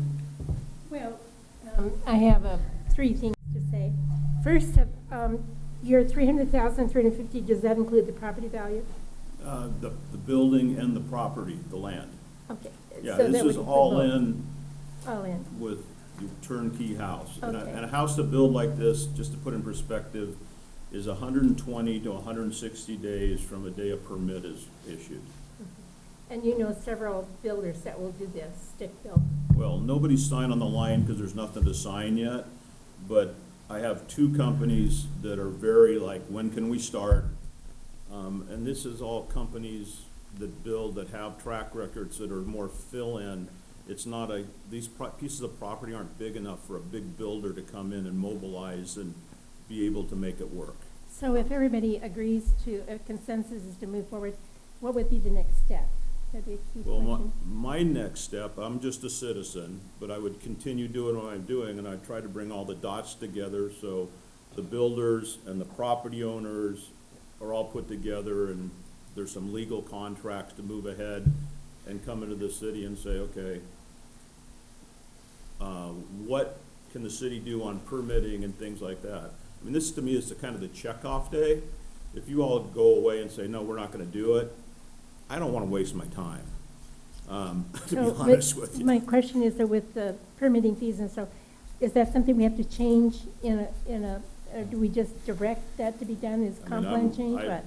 Gonna let Keith. So since we chose to do this via development agreement for Wayside, and Wayside's the canary in the coal mine, right? They're first.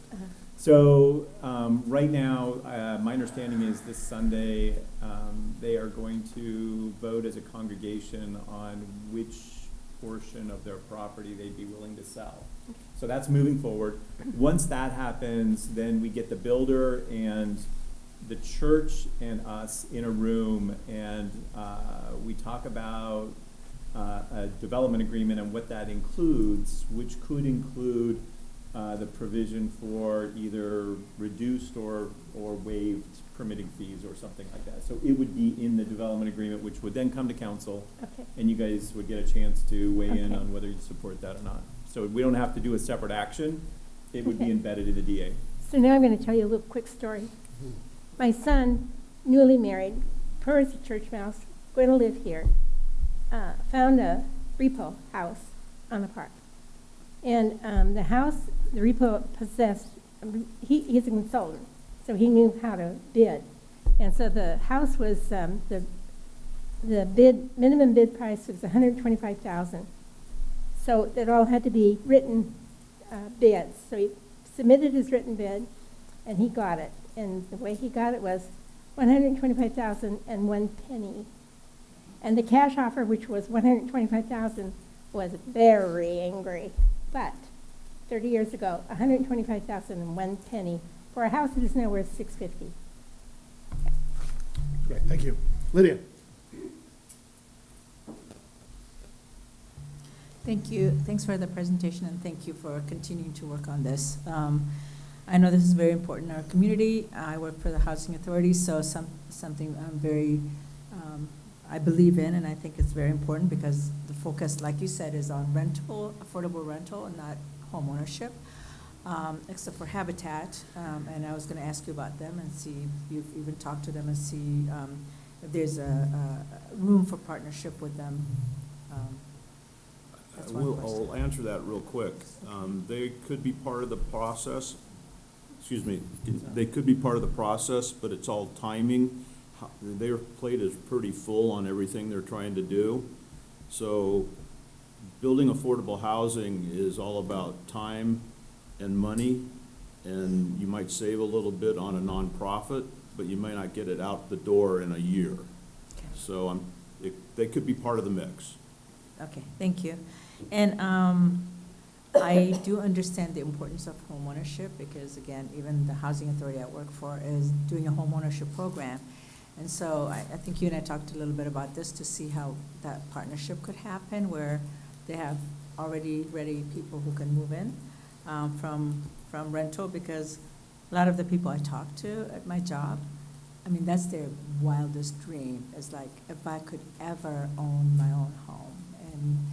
And it's, I bought my house 8 years ago, and I know what they mean, and my house is already, like you said, I wouldn't be able to afford it today, right? And so with that, and not worrying about your rent increasing and not having the funds to come up with that difference, and a lot of people lose their housing because their rent goes up. And so I really appreciate what we're doing here. I do have a question for you, Keith, but before that, I also like this idea because I don't know if there's any other cities doing this right now. So we're ahead of the game here, and I really appreciate it, and I appreciate the churches who are willing to participate and partner. So if we do the waiver, would this be something we need to standardize for other partnerships like this for affordable home ownership? So you guys amended the development agreement code recently, and apologies for not remembering how recently is, but one of the things, the amendment included affordable housing under the public benefit section, so it's now clear that that's one of the public benefits that we would see in a development agreement. I don't think in terms of if this lives in a development agreement, I think it can be looked at as a one-off. I think though, if you guys support it in a development agreement and we did another development agreement, I think as staff we would say, well, the council supported it once, they might support it again, so it might pre-populate that way. But would this need to happen outside? Only if you guys passed, you would need to pass either, I would say, ordinance that would waive or reduce impact fees for affordable housing citywide. So you'd have to do that via separate instrument if you wanted it to apply everywhere for affordable. I would definitely support that if it's for affordable housing. So making the distinction would be great. So I think, and then adding a component to the homeownership part would be the financial literacy at some, making sure that not just buying it, but maintaining and making sure that you could stay there is very critical. for the success, especially for a lot of people who are going to be first-time home buyers. It's exciting to already buy the house, but then not keeping it would be very challenging. So making sure that that's part of the agreement, maybe, I don't know. But making that part of it would be incredible. Thank you. And if I could just comment on that, this would be a program, this is the type of program that's open to anyone that can buy a house. So we'll have more, this city will have more people wanting to own a house, I think, than renting, hopefully. And just so you know, I think I heard 35 people signed up for the financial literacy class that starts this coming Thursday for Bill. So you could make that part of the program. Okay, so we've got Melissa, then Martin, then Susan, then Les, and then Linda. So Melissa? Well, actually, a lot of my questions were answered, so thank you for asking them, everyone before me.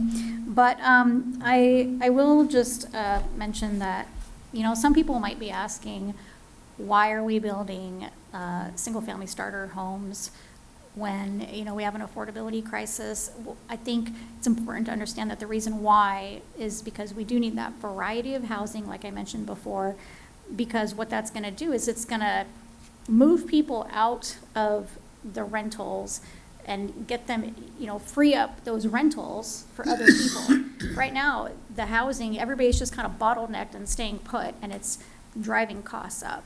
So that's just one of the reasons why we need a variety of homes. Also, I think, I did not realize we had so many churches with so much land available. I think a lot of them would be willing to, offload some of that land, especially if they know that it's going to help with, the housing issue in Federal Way. So I would say cast that vision and let's make deals. Also, I have my own little personal story with developing housing. So my husband and I were looking at a property in Milton, and it was just a single-family property. We wanted to build a spec house.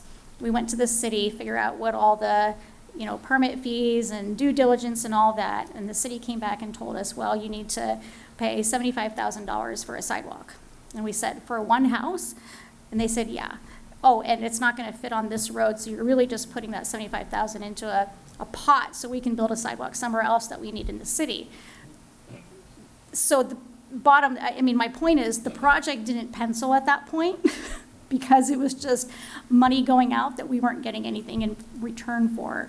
So I do think we need to do everything we can as a city to make sure we're not in a situation like that where builders aren't going to be making a profit, because builders are not building out of the goodness of their heart. They are building to make a profit, and in turn, the outcome is people get housing.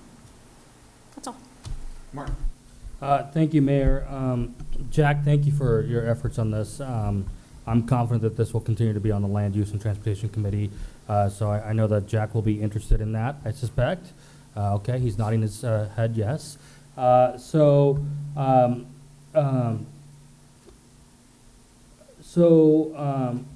I can't read my notes. So you talked about you have some builders that are interested. Who are they? Well, they're well-known builders. I'm Okay. not going to disclose their names because I'm not going to get out of front of the sled. It does nobody any good to say Builder X and Builder Y are willing to do this if we don't have a program.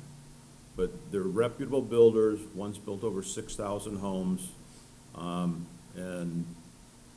I've talked to a lot of them.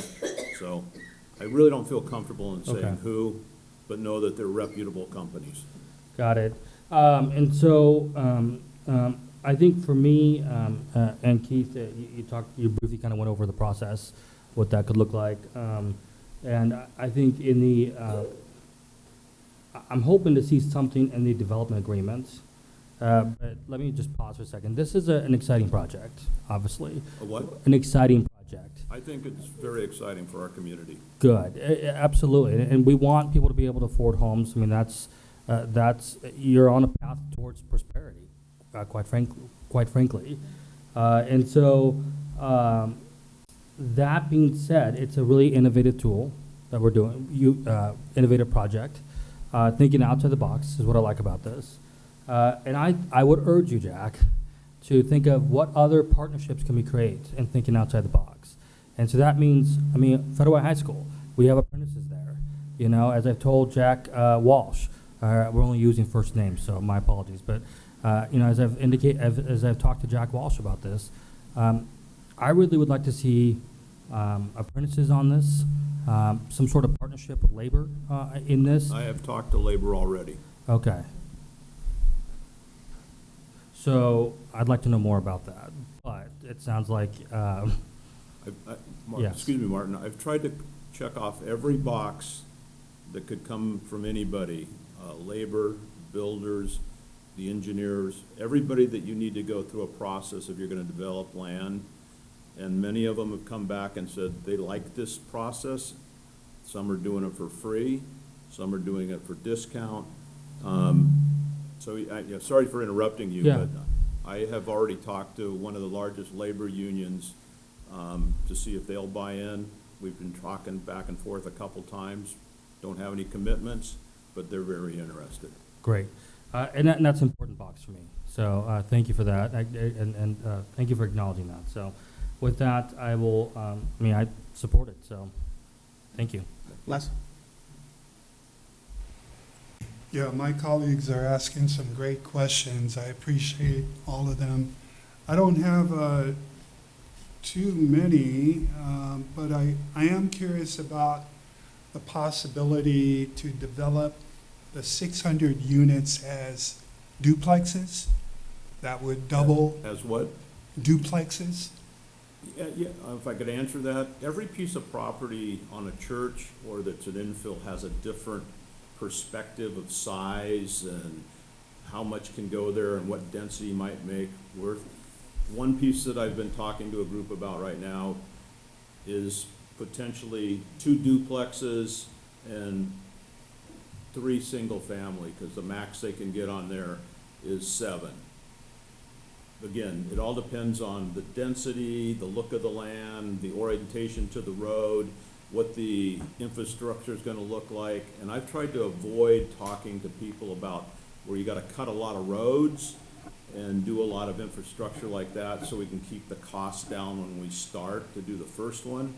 And again, all these churches that you've heard about and infills, unless one's done right first, nobody wants to be second. And it's hard to find somebody who wants to be first. Wayside, which is voting tomorrow at their congregation of 34 people to see if they want to be in the game officially, they got to decide, do we do 3/4 of an acre? Do we do 1.2? Do we do 2.1? So this is a project, you got to get the first one to start, and then once it proves and people actually buy the houses, which at 300 to 350 I don't believe is going to be a problem, then you can start to get how you do the 600. Like the first one I ever thought about on doing this sold out a long time ago, and I think they're gonna get 23 houses on it, where they could have done, what was it, 82? So it's all about get the first one done first. Okay. But duplexes are a great idea. It might be 4plexes on some of them, the way that the zoning is in our city. I think that's great. And then, would it be safe to assume that each transaction is unique and? Yeah, there is no cookie cutter on this, because Okay. every lot is it 7,500? Is it half an acre? Is it 3/4? Is it 2 lots that you can cut down to 5 each? Is it how much mobilization? Everyone's gonna be same process, just a different outcome based on what can be done there. Okay, and since they are on church land or private land, I guess? Right now, we're focusing on church land. Church land? Which will become, the property will come on the tax rolls a little differently, so it brings more revenue to the city, the fire department, the school district. There could be, I have one I'm talking to, nothing to report, but it's private property that has enough room to put 3 on. They just don't know how to do it. Do you know if there are, or if there would be any, like, covenant restrictions, like you Yeah, gotta be there a would certain tremendous denomination? There's tremendous covenant restrictions. You wouldn't go to Marine Hills because there's 5 different covenants that would ban you from doing anything. You'd probably run into the same thing in Twin Lakes. There's all sorts of different covenants. The Ridge would be another place. So there's a lot of places you could not do this, and whatever the council does is not gonna override those covenants, but there's enough space and land and sewer, because that's another key in this city to make this happen. And if I could also add, Les, I think, so I took your question a little differently. There have been conversations with Wayside about covenants for that property. So, for example, there will be an HOA for the residential portion, and they will be part of the HOA. And so writing that into the development agreement is part of some of these questions that we're navigating through as we kind of figure this out. Excellent. Thank you. All right, Susan? Thank you. So housing is a huge topic in this state and everywhere you can think of. We need more houses and we need more people housed. So I've been watching a lot of videos on housing and what different unique ways to make more housing. And I watched a video yesterday. It was a real estate developer in Snohomish County. And he said the way to make money nowadays is to build the DADUs, which is what his company is doing up there in Snohomish County. But his costs were a bit different than what you're talking about. So, so he says he's building 1,000 square feet homes, 2 beds, 1 bath. And he went through all of the different costs to build in Snohomish County, which is, he says, cheaper than King County. And without the land, not putting the land in, the cheapest he can build for is $340. That's the cheapest, without putting the land in. I think he's incorrect, but that's based on my research. Well, he seems very successful. Based on my research. So then there is another video I watched recently, and it was a family in Vancouver, Washington, and they took their single-family lot, and their children weren't going to be able to buy homes, and so they took their large family home that the kids had grown up in, and they made 4 homes on it. And so there's lots of different ways you can bring housing into an area. You just have to think out of the box, and people all over the world are thinking out of the box on how to build more housing. I have some concerns with this project, and some of my concerns are I don't want any corners cut. Any what? Any corners cut. I mean, if we have reasons, we have the way that roads have to be built and sidewalks have to be in a housing development. They shouldn't be cut for any kind of housing. They should be standard throughout the city. Changing permit fees for some housing in Federal Way and not all housing in Federal Way concerns me, because I think we need to encourage all types of housing in Federal Way, from houses for, in this price range to over $1 million. We know that we need housing in all of the ranges of housing. And so I don't know that changing permit fees for just this type of housing would be fair. I don't know that it would encourage other builders to come to Federal Way to build other kind of housing here. And I think we should do our best to keep the costs down for building for all house builders, so that we can get all levels of housing built in Federal Way. Reducing or waiving permit fees, we would have to be fair and equal to everyone, in my opinion. And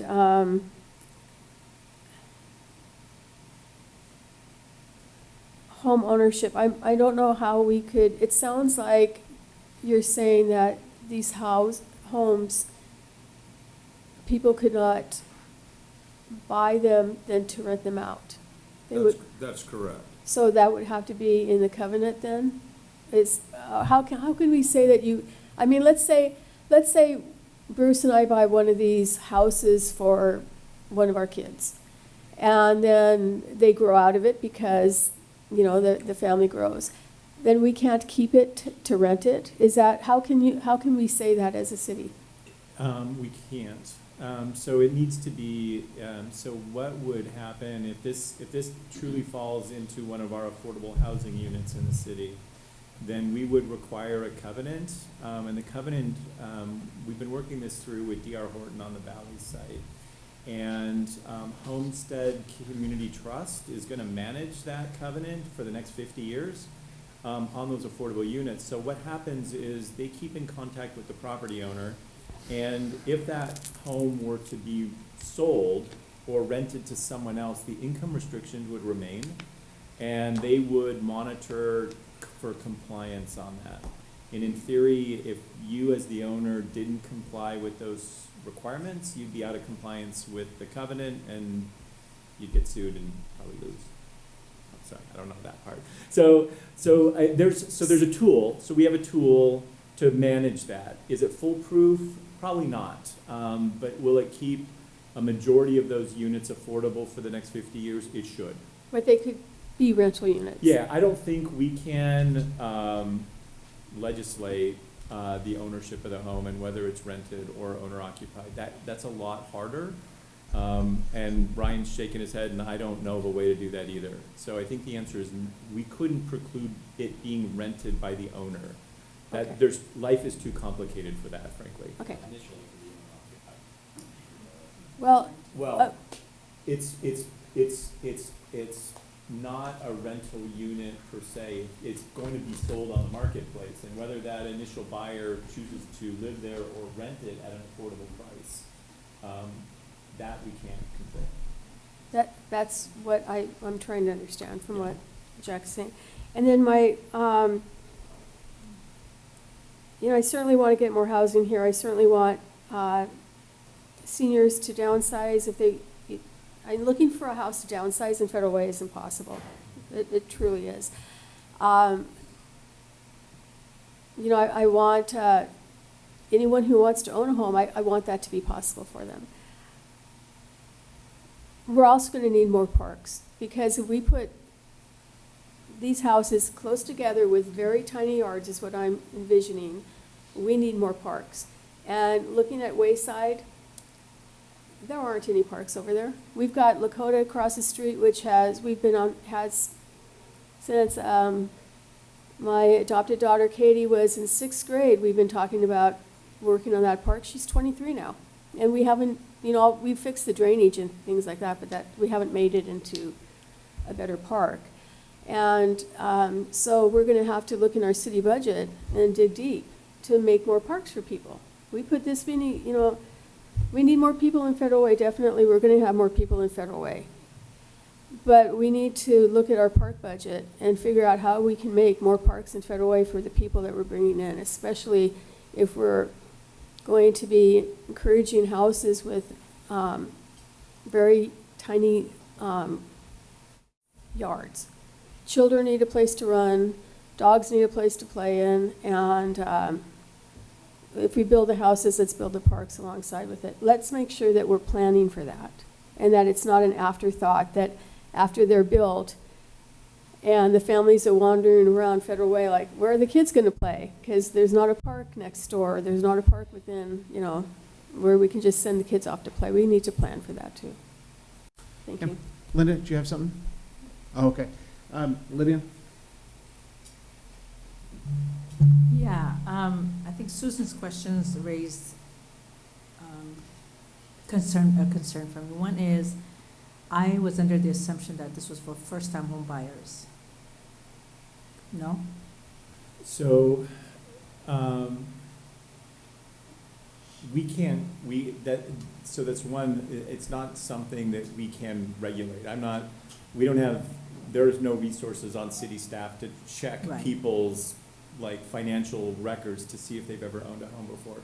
If a home builder wants to make that commitment, we can represent it in the development agreement, but it is likely not something we would enforce because we're not part of that private property transaction, right? And we don't want to be, frankly. No, and I don't expect us to be, but when we're talking about affordable housing, if I'm buying a second home, I don't know, that kind of raises a question for me. That's because again, first time doesn't necessarily mean you've never bought a home before.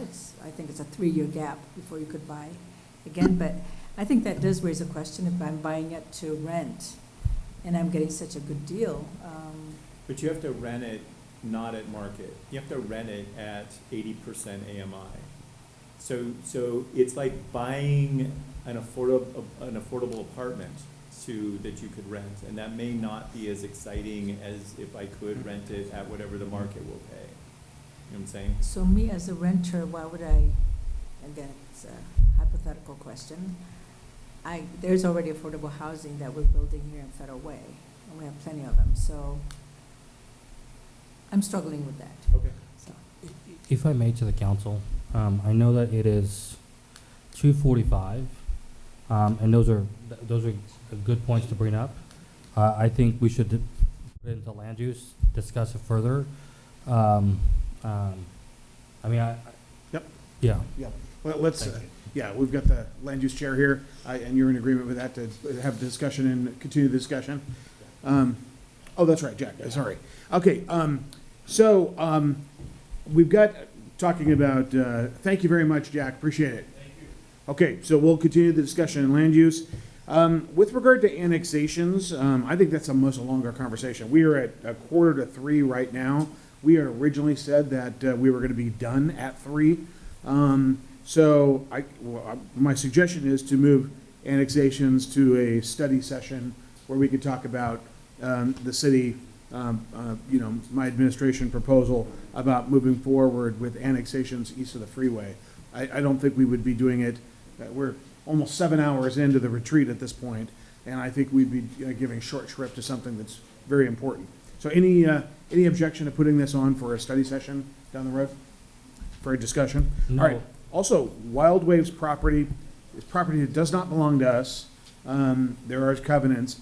I believe you've got, Keith, you had done a presentation. I do have a presentation. Okay. What I would suggest, if it's okay, is that this is privately owned property. We know everybody knows what the situation is with regard to the warehouser, excuse me, that Wild Waves is closing down after this next year.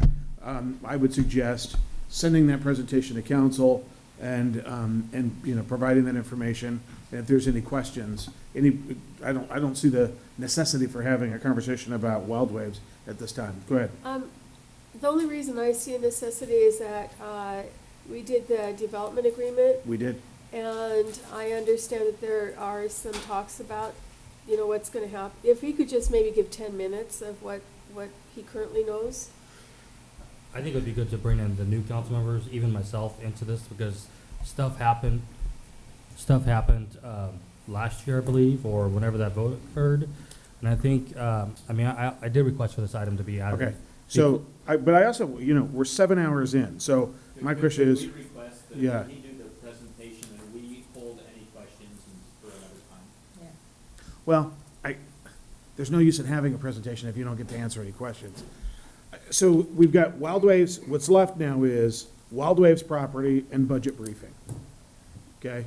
So do you guys want to go past 3 o'clock? Is that what I'm hearing? I'm okay with it. What about? Does anybody have any? I want to be sensitive to your plans, and we also have staff here that's been here since 7:30 or 8 o'clock. Well, how many slides do you have on Wild Waves? 1, 2, 3, 4. Why don't you hit? Just go ahead. Yeah, I could be done. Just go ahead. I've been done by now. Okay. All right. Wild Waves, the roughly 66-acre site, was originally opened in 1977 and was later entitled through a concomitant agreement on March 3rd, 98. The agreement was amended for the 4th time at the end of 2023. The amendment basically changed warehousing, which used to be an accessory use only, which is why it's crossed out, and is now a permitted use. This is the pre-app we had with the landowner. So this is a 1 million square foot warehouse building. North is to the left. And just to give you a sense of size and scale, these are the these two warehouses are what have been built on the Weyerhaeuser property. The headquarters sits right there to the left. So these two buildings, think about 4 of them is the size of that warehouse that's being proposed for Wild Waves. Oops, too many. So that's the size of 4 of those IRG warehouses. I'm done. Look at that. So go back to the allowable uses, please. Yes, sir. Okay. Council, any questions? So what, Keith, what is the full allowable use? I can't. Yeah. I mean, one of so them, the new right- one obviously is warehouses now. Right now, what's allowed is basically what's allowed in the office park zone, and that's a list of, I can send you that list if you'd like, Council President. Yeah. Regional commercial recreation, which is the theme park, hotel, and restaurants, retail establishments, a caretaker residence, and now the warehousing. That's the allowed uses for that property. And how did the warehousing thing come to be? I mean, what happened? Because I wasn't there. It was a request from the property owner to change it from an accessory use, which means it needs to be subordinate to one of the other allowed uses, to allow it to be a primary use. So they asked for that. Was there, I assume there was a presentation on this. Oh, yeah. Was there, I'd like to get that presentation. But my question is, was there a why? Why was it requested? Why did the owner request to have it? Yeah, what he said was we wanted to make sure that once, if Wild Ways ever went away, and would note that post-COVID, their attendance essentially halved, and they were losing $2 million a year. The owner of the property, Jeff Stock, said what he did not want to do is have a situation in which he wasn't able to utilize the property, it would just sit empty. And so he wanted allowable uses and was concerned that there certainly wasn't going to be another amusement park. And so what else would be allowed? And so there was gone through committee and it went through council. Okay. Good, I just wanted to, my goal is just to understand better that situation. I mean, no doubt that when Wilder said they were for sale, or they're ending their thing, that's a huge concern. It can be a huge void. I mean, that's part of our identity, really, quite frankly. And I know that our hands are tied, can't do much, but I just felt like it should have been added to the retreat agenda. Okay, yes. Thanks. Is there any way we can limit the amount of truck traffic there? Because that's a huge building, there's homes all around there, super busy road, and I just feel for the folks who live around there. EJ's approaching. I'm sure they're a little bit shocked. In short, no. So if it meets the land use classifications and it's permissible under land use, then no. We can certainly make them mitigate whatever impacts they have as part of the permitting process. We can make them what? Mitigate whatever impacts they may have as part of the permitting process. So development needs to pay for development. So if they're creating an impact on the transportation network, they need to offset it to match that. But no, there's no way to say you can only have 10 trucks per day or something to that effect. And he's committed to doing this and not doing anything else there? That is my understanding. All right, thank you.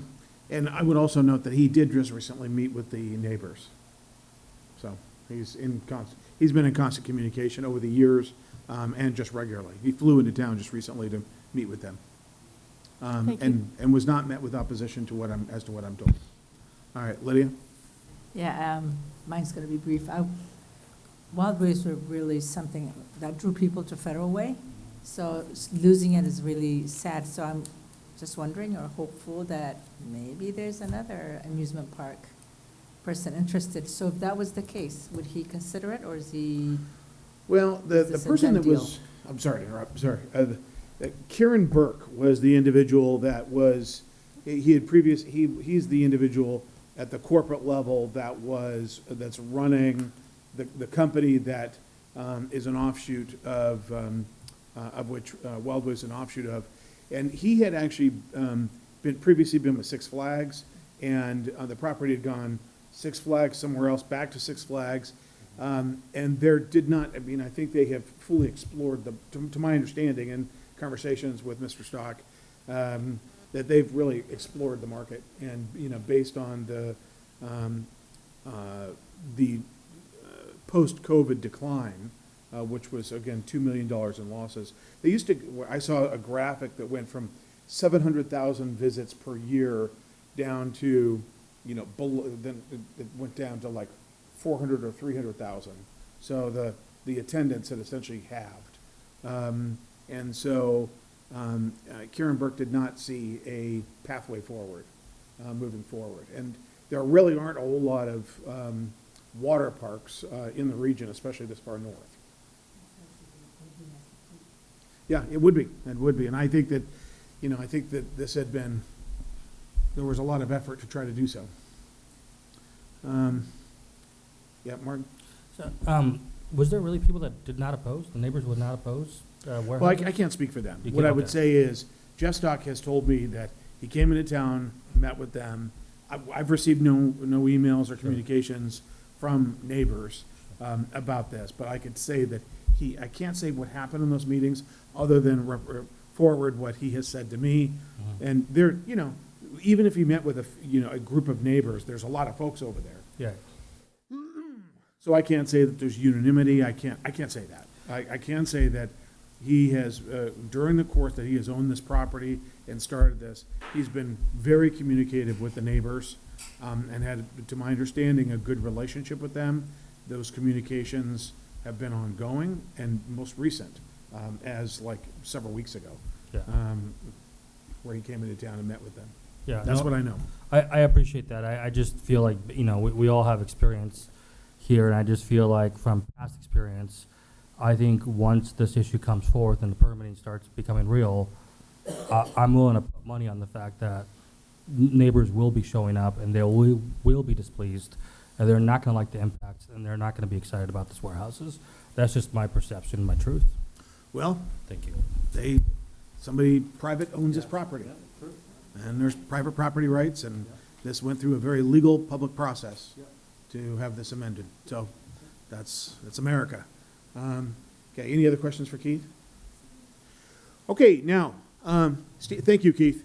Steve, you want to come up and give kind of a maybe a briefing, come on up. Let's hit this. Run through your slides. Let's go.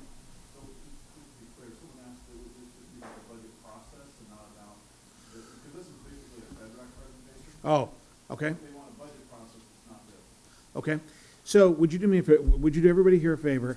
Can you, number one, Steve, can you email this presentation separately to each of the council members? So they've got it, they can review it? You have, okay. Could you repeat what you just said? Sure, it's a 5-minute presentation. I can tack it onto my monthly financial report on Tuesday at FedRec. Well, you know what, if it's, just do it. I'm running the meeting, just, if it's a 5-minute presentation, do it. Please. Well, then I'll back up 4 slides. Okay. Because I was planning on taking 5 minutes, I am not going to do any sugarcoating. I've got 6 slides to go over. And then we're gonna, when you get done with the slides, we're gonna talk about what your analysis is about this coming budget year. Absolutely. We have a budget of $200 million per year, and yes, the general fund can do anything that cities can legally do. But a budget means that we can't do everything. A budget is exactly the tool that we help us to figure out what we can afford. The basic foundation of our city is police, parks, streets, planning, code enforcement, municipal courts. So during difficult financial times, and we know that our revenues have been difficult the last year, We have to be thinking necessities versus luxuries. And I would point out that there are 5 things that have just ganged up on us historically. Inflation has increased the costs of all of our services. I would say that we are about $1 million behind on both replacing vehicles and on replacing signalized intersections, our traffic signals. Every department in the whole city always comes to me, and I have on my wait list staffing needs that they ask for in order to deliver the services that we're currently asked for. And we have seen facility surprises. We've seen them at the community center, but we could just as easily see them right here at Dumas Bay or the PAC or City Hall. So our ability to be able to respond to facility surprises is one of our budget concerns, because when we do budgeting, we have to look not only at our current operations, but our ability to take care of our capital expenses. When we talk to people that we serve, I want to make sure that we remind them of these 3 things. First, the national inflation has been 3% or less for 19 months, but that 9% inflation back in 22 put all of our costs on a new trajectory, and that impacts all the costs of our services, including our staffing. Second, sales tax within the city limits is up 2%, which should be good news, except that on inflation alone, you would expect that our sales tax would be up 3%. So that means our volume has been down just a little. And real estate excise tax. The graph on the left shows that our real estate excise tax revenue has been down 3 years running now. Steve, can you explain what that means in real terms in regard to capital projects for our newer council members? I sure can. We budget $5 million a year on REIT, and we have been getting about 3. This is a 1% sales tax that we get on every real estate transaction, whether it's residential or commercial. And so the underlying property values in Federal Way have been solid. So it's the pace of the real estate transactions. We think that's tied to mortgage rates also. And what that means for us is when revenue doesn't come in, why then we have to adjust our expenses. And what have we done? EJ has been forced to delay the timing of a lot of our streets projects that are funded by that. These are the biggest revenues. I think I show this slide pretty much at every FedRec meeting. I think this is the most recent one that I did show. This shows our most material revenues compared to budget in the first column and compared to prior year. So we missed our budget, but we have seen an increase over prior year. The variance from prior year is positive, but we budgeted more optimistically than I think we realized. And we authorized budget spending on that. So again, when revenue doesn't come in, what do we have to do? We have to scale back on our expenses. Now, real estate excise tax is restricted. That's why I show it as a separate category down there. So we have no choice to make a correction on our spending. And while it's a positive sign that our total revenue went up, moving forward, we have to be realistic and make sure that we adjust our expenses when we need to.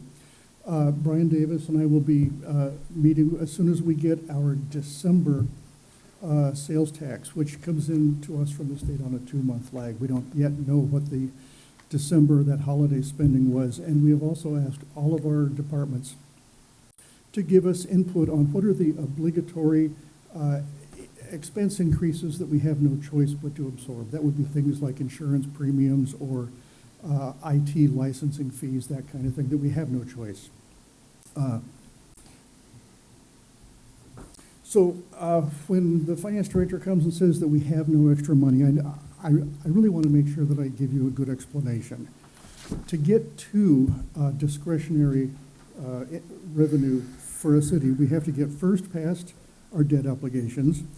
We have to take care of our existing infrastructure obligations. I wish that we took care of 1/20th of our 20-year assets and 1/5 of our 5-year assets if we just spent to replace them every year. But our budget means that that's not always possible. Also, police and parks and street staff are expected to continue to do every year what they have been doing, delivering the same level of services. Remember, police, our service is our people. It's our officers. So that means that paying staff is one of our obligations. And we've got deferred capital because, for example, real estate excise tax has been down and we've been deferring some replacing PD and public works vehicles. And so most funds are restricted. Out of our 200 million, really only about $80 million is general fund. So every penny is spoken for, and then some. But 2 or 3 years ago, we really did have sales tax come in better than budgeted. So it does happen that we are able to greenlight some things that aren't in the budget. Now, when that happens, we have a structure for how to prepare for that. We have a wait list, and it's not a wish list, it's a waiting list, because when you have people coming in asking for you to do things, the answer isn't necessarily no, it's not yet. So I take the wait list seriously. If we get $1 million, we had better make sure that we use it on the top priority, and you as a governing body want to make sure that you do the most important thing, the most urgent thing. And so by having the widest number of things to consider, that's how you make your best decisions. The window for budget requests is open continuously. It never closes. And the box on the right, that blue box there, kind of summarizes what is really a 7-page spreadsheet. Over the past few years, I've collected budget requests, and those are the most important things that I would anticipate would be demands on our scarce resources.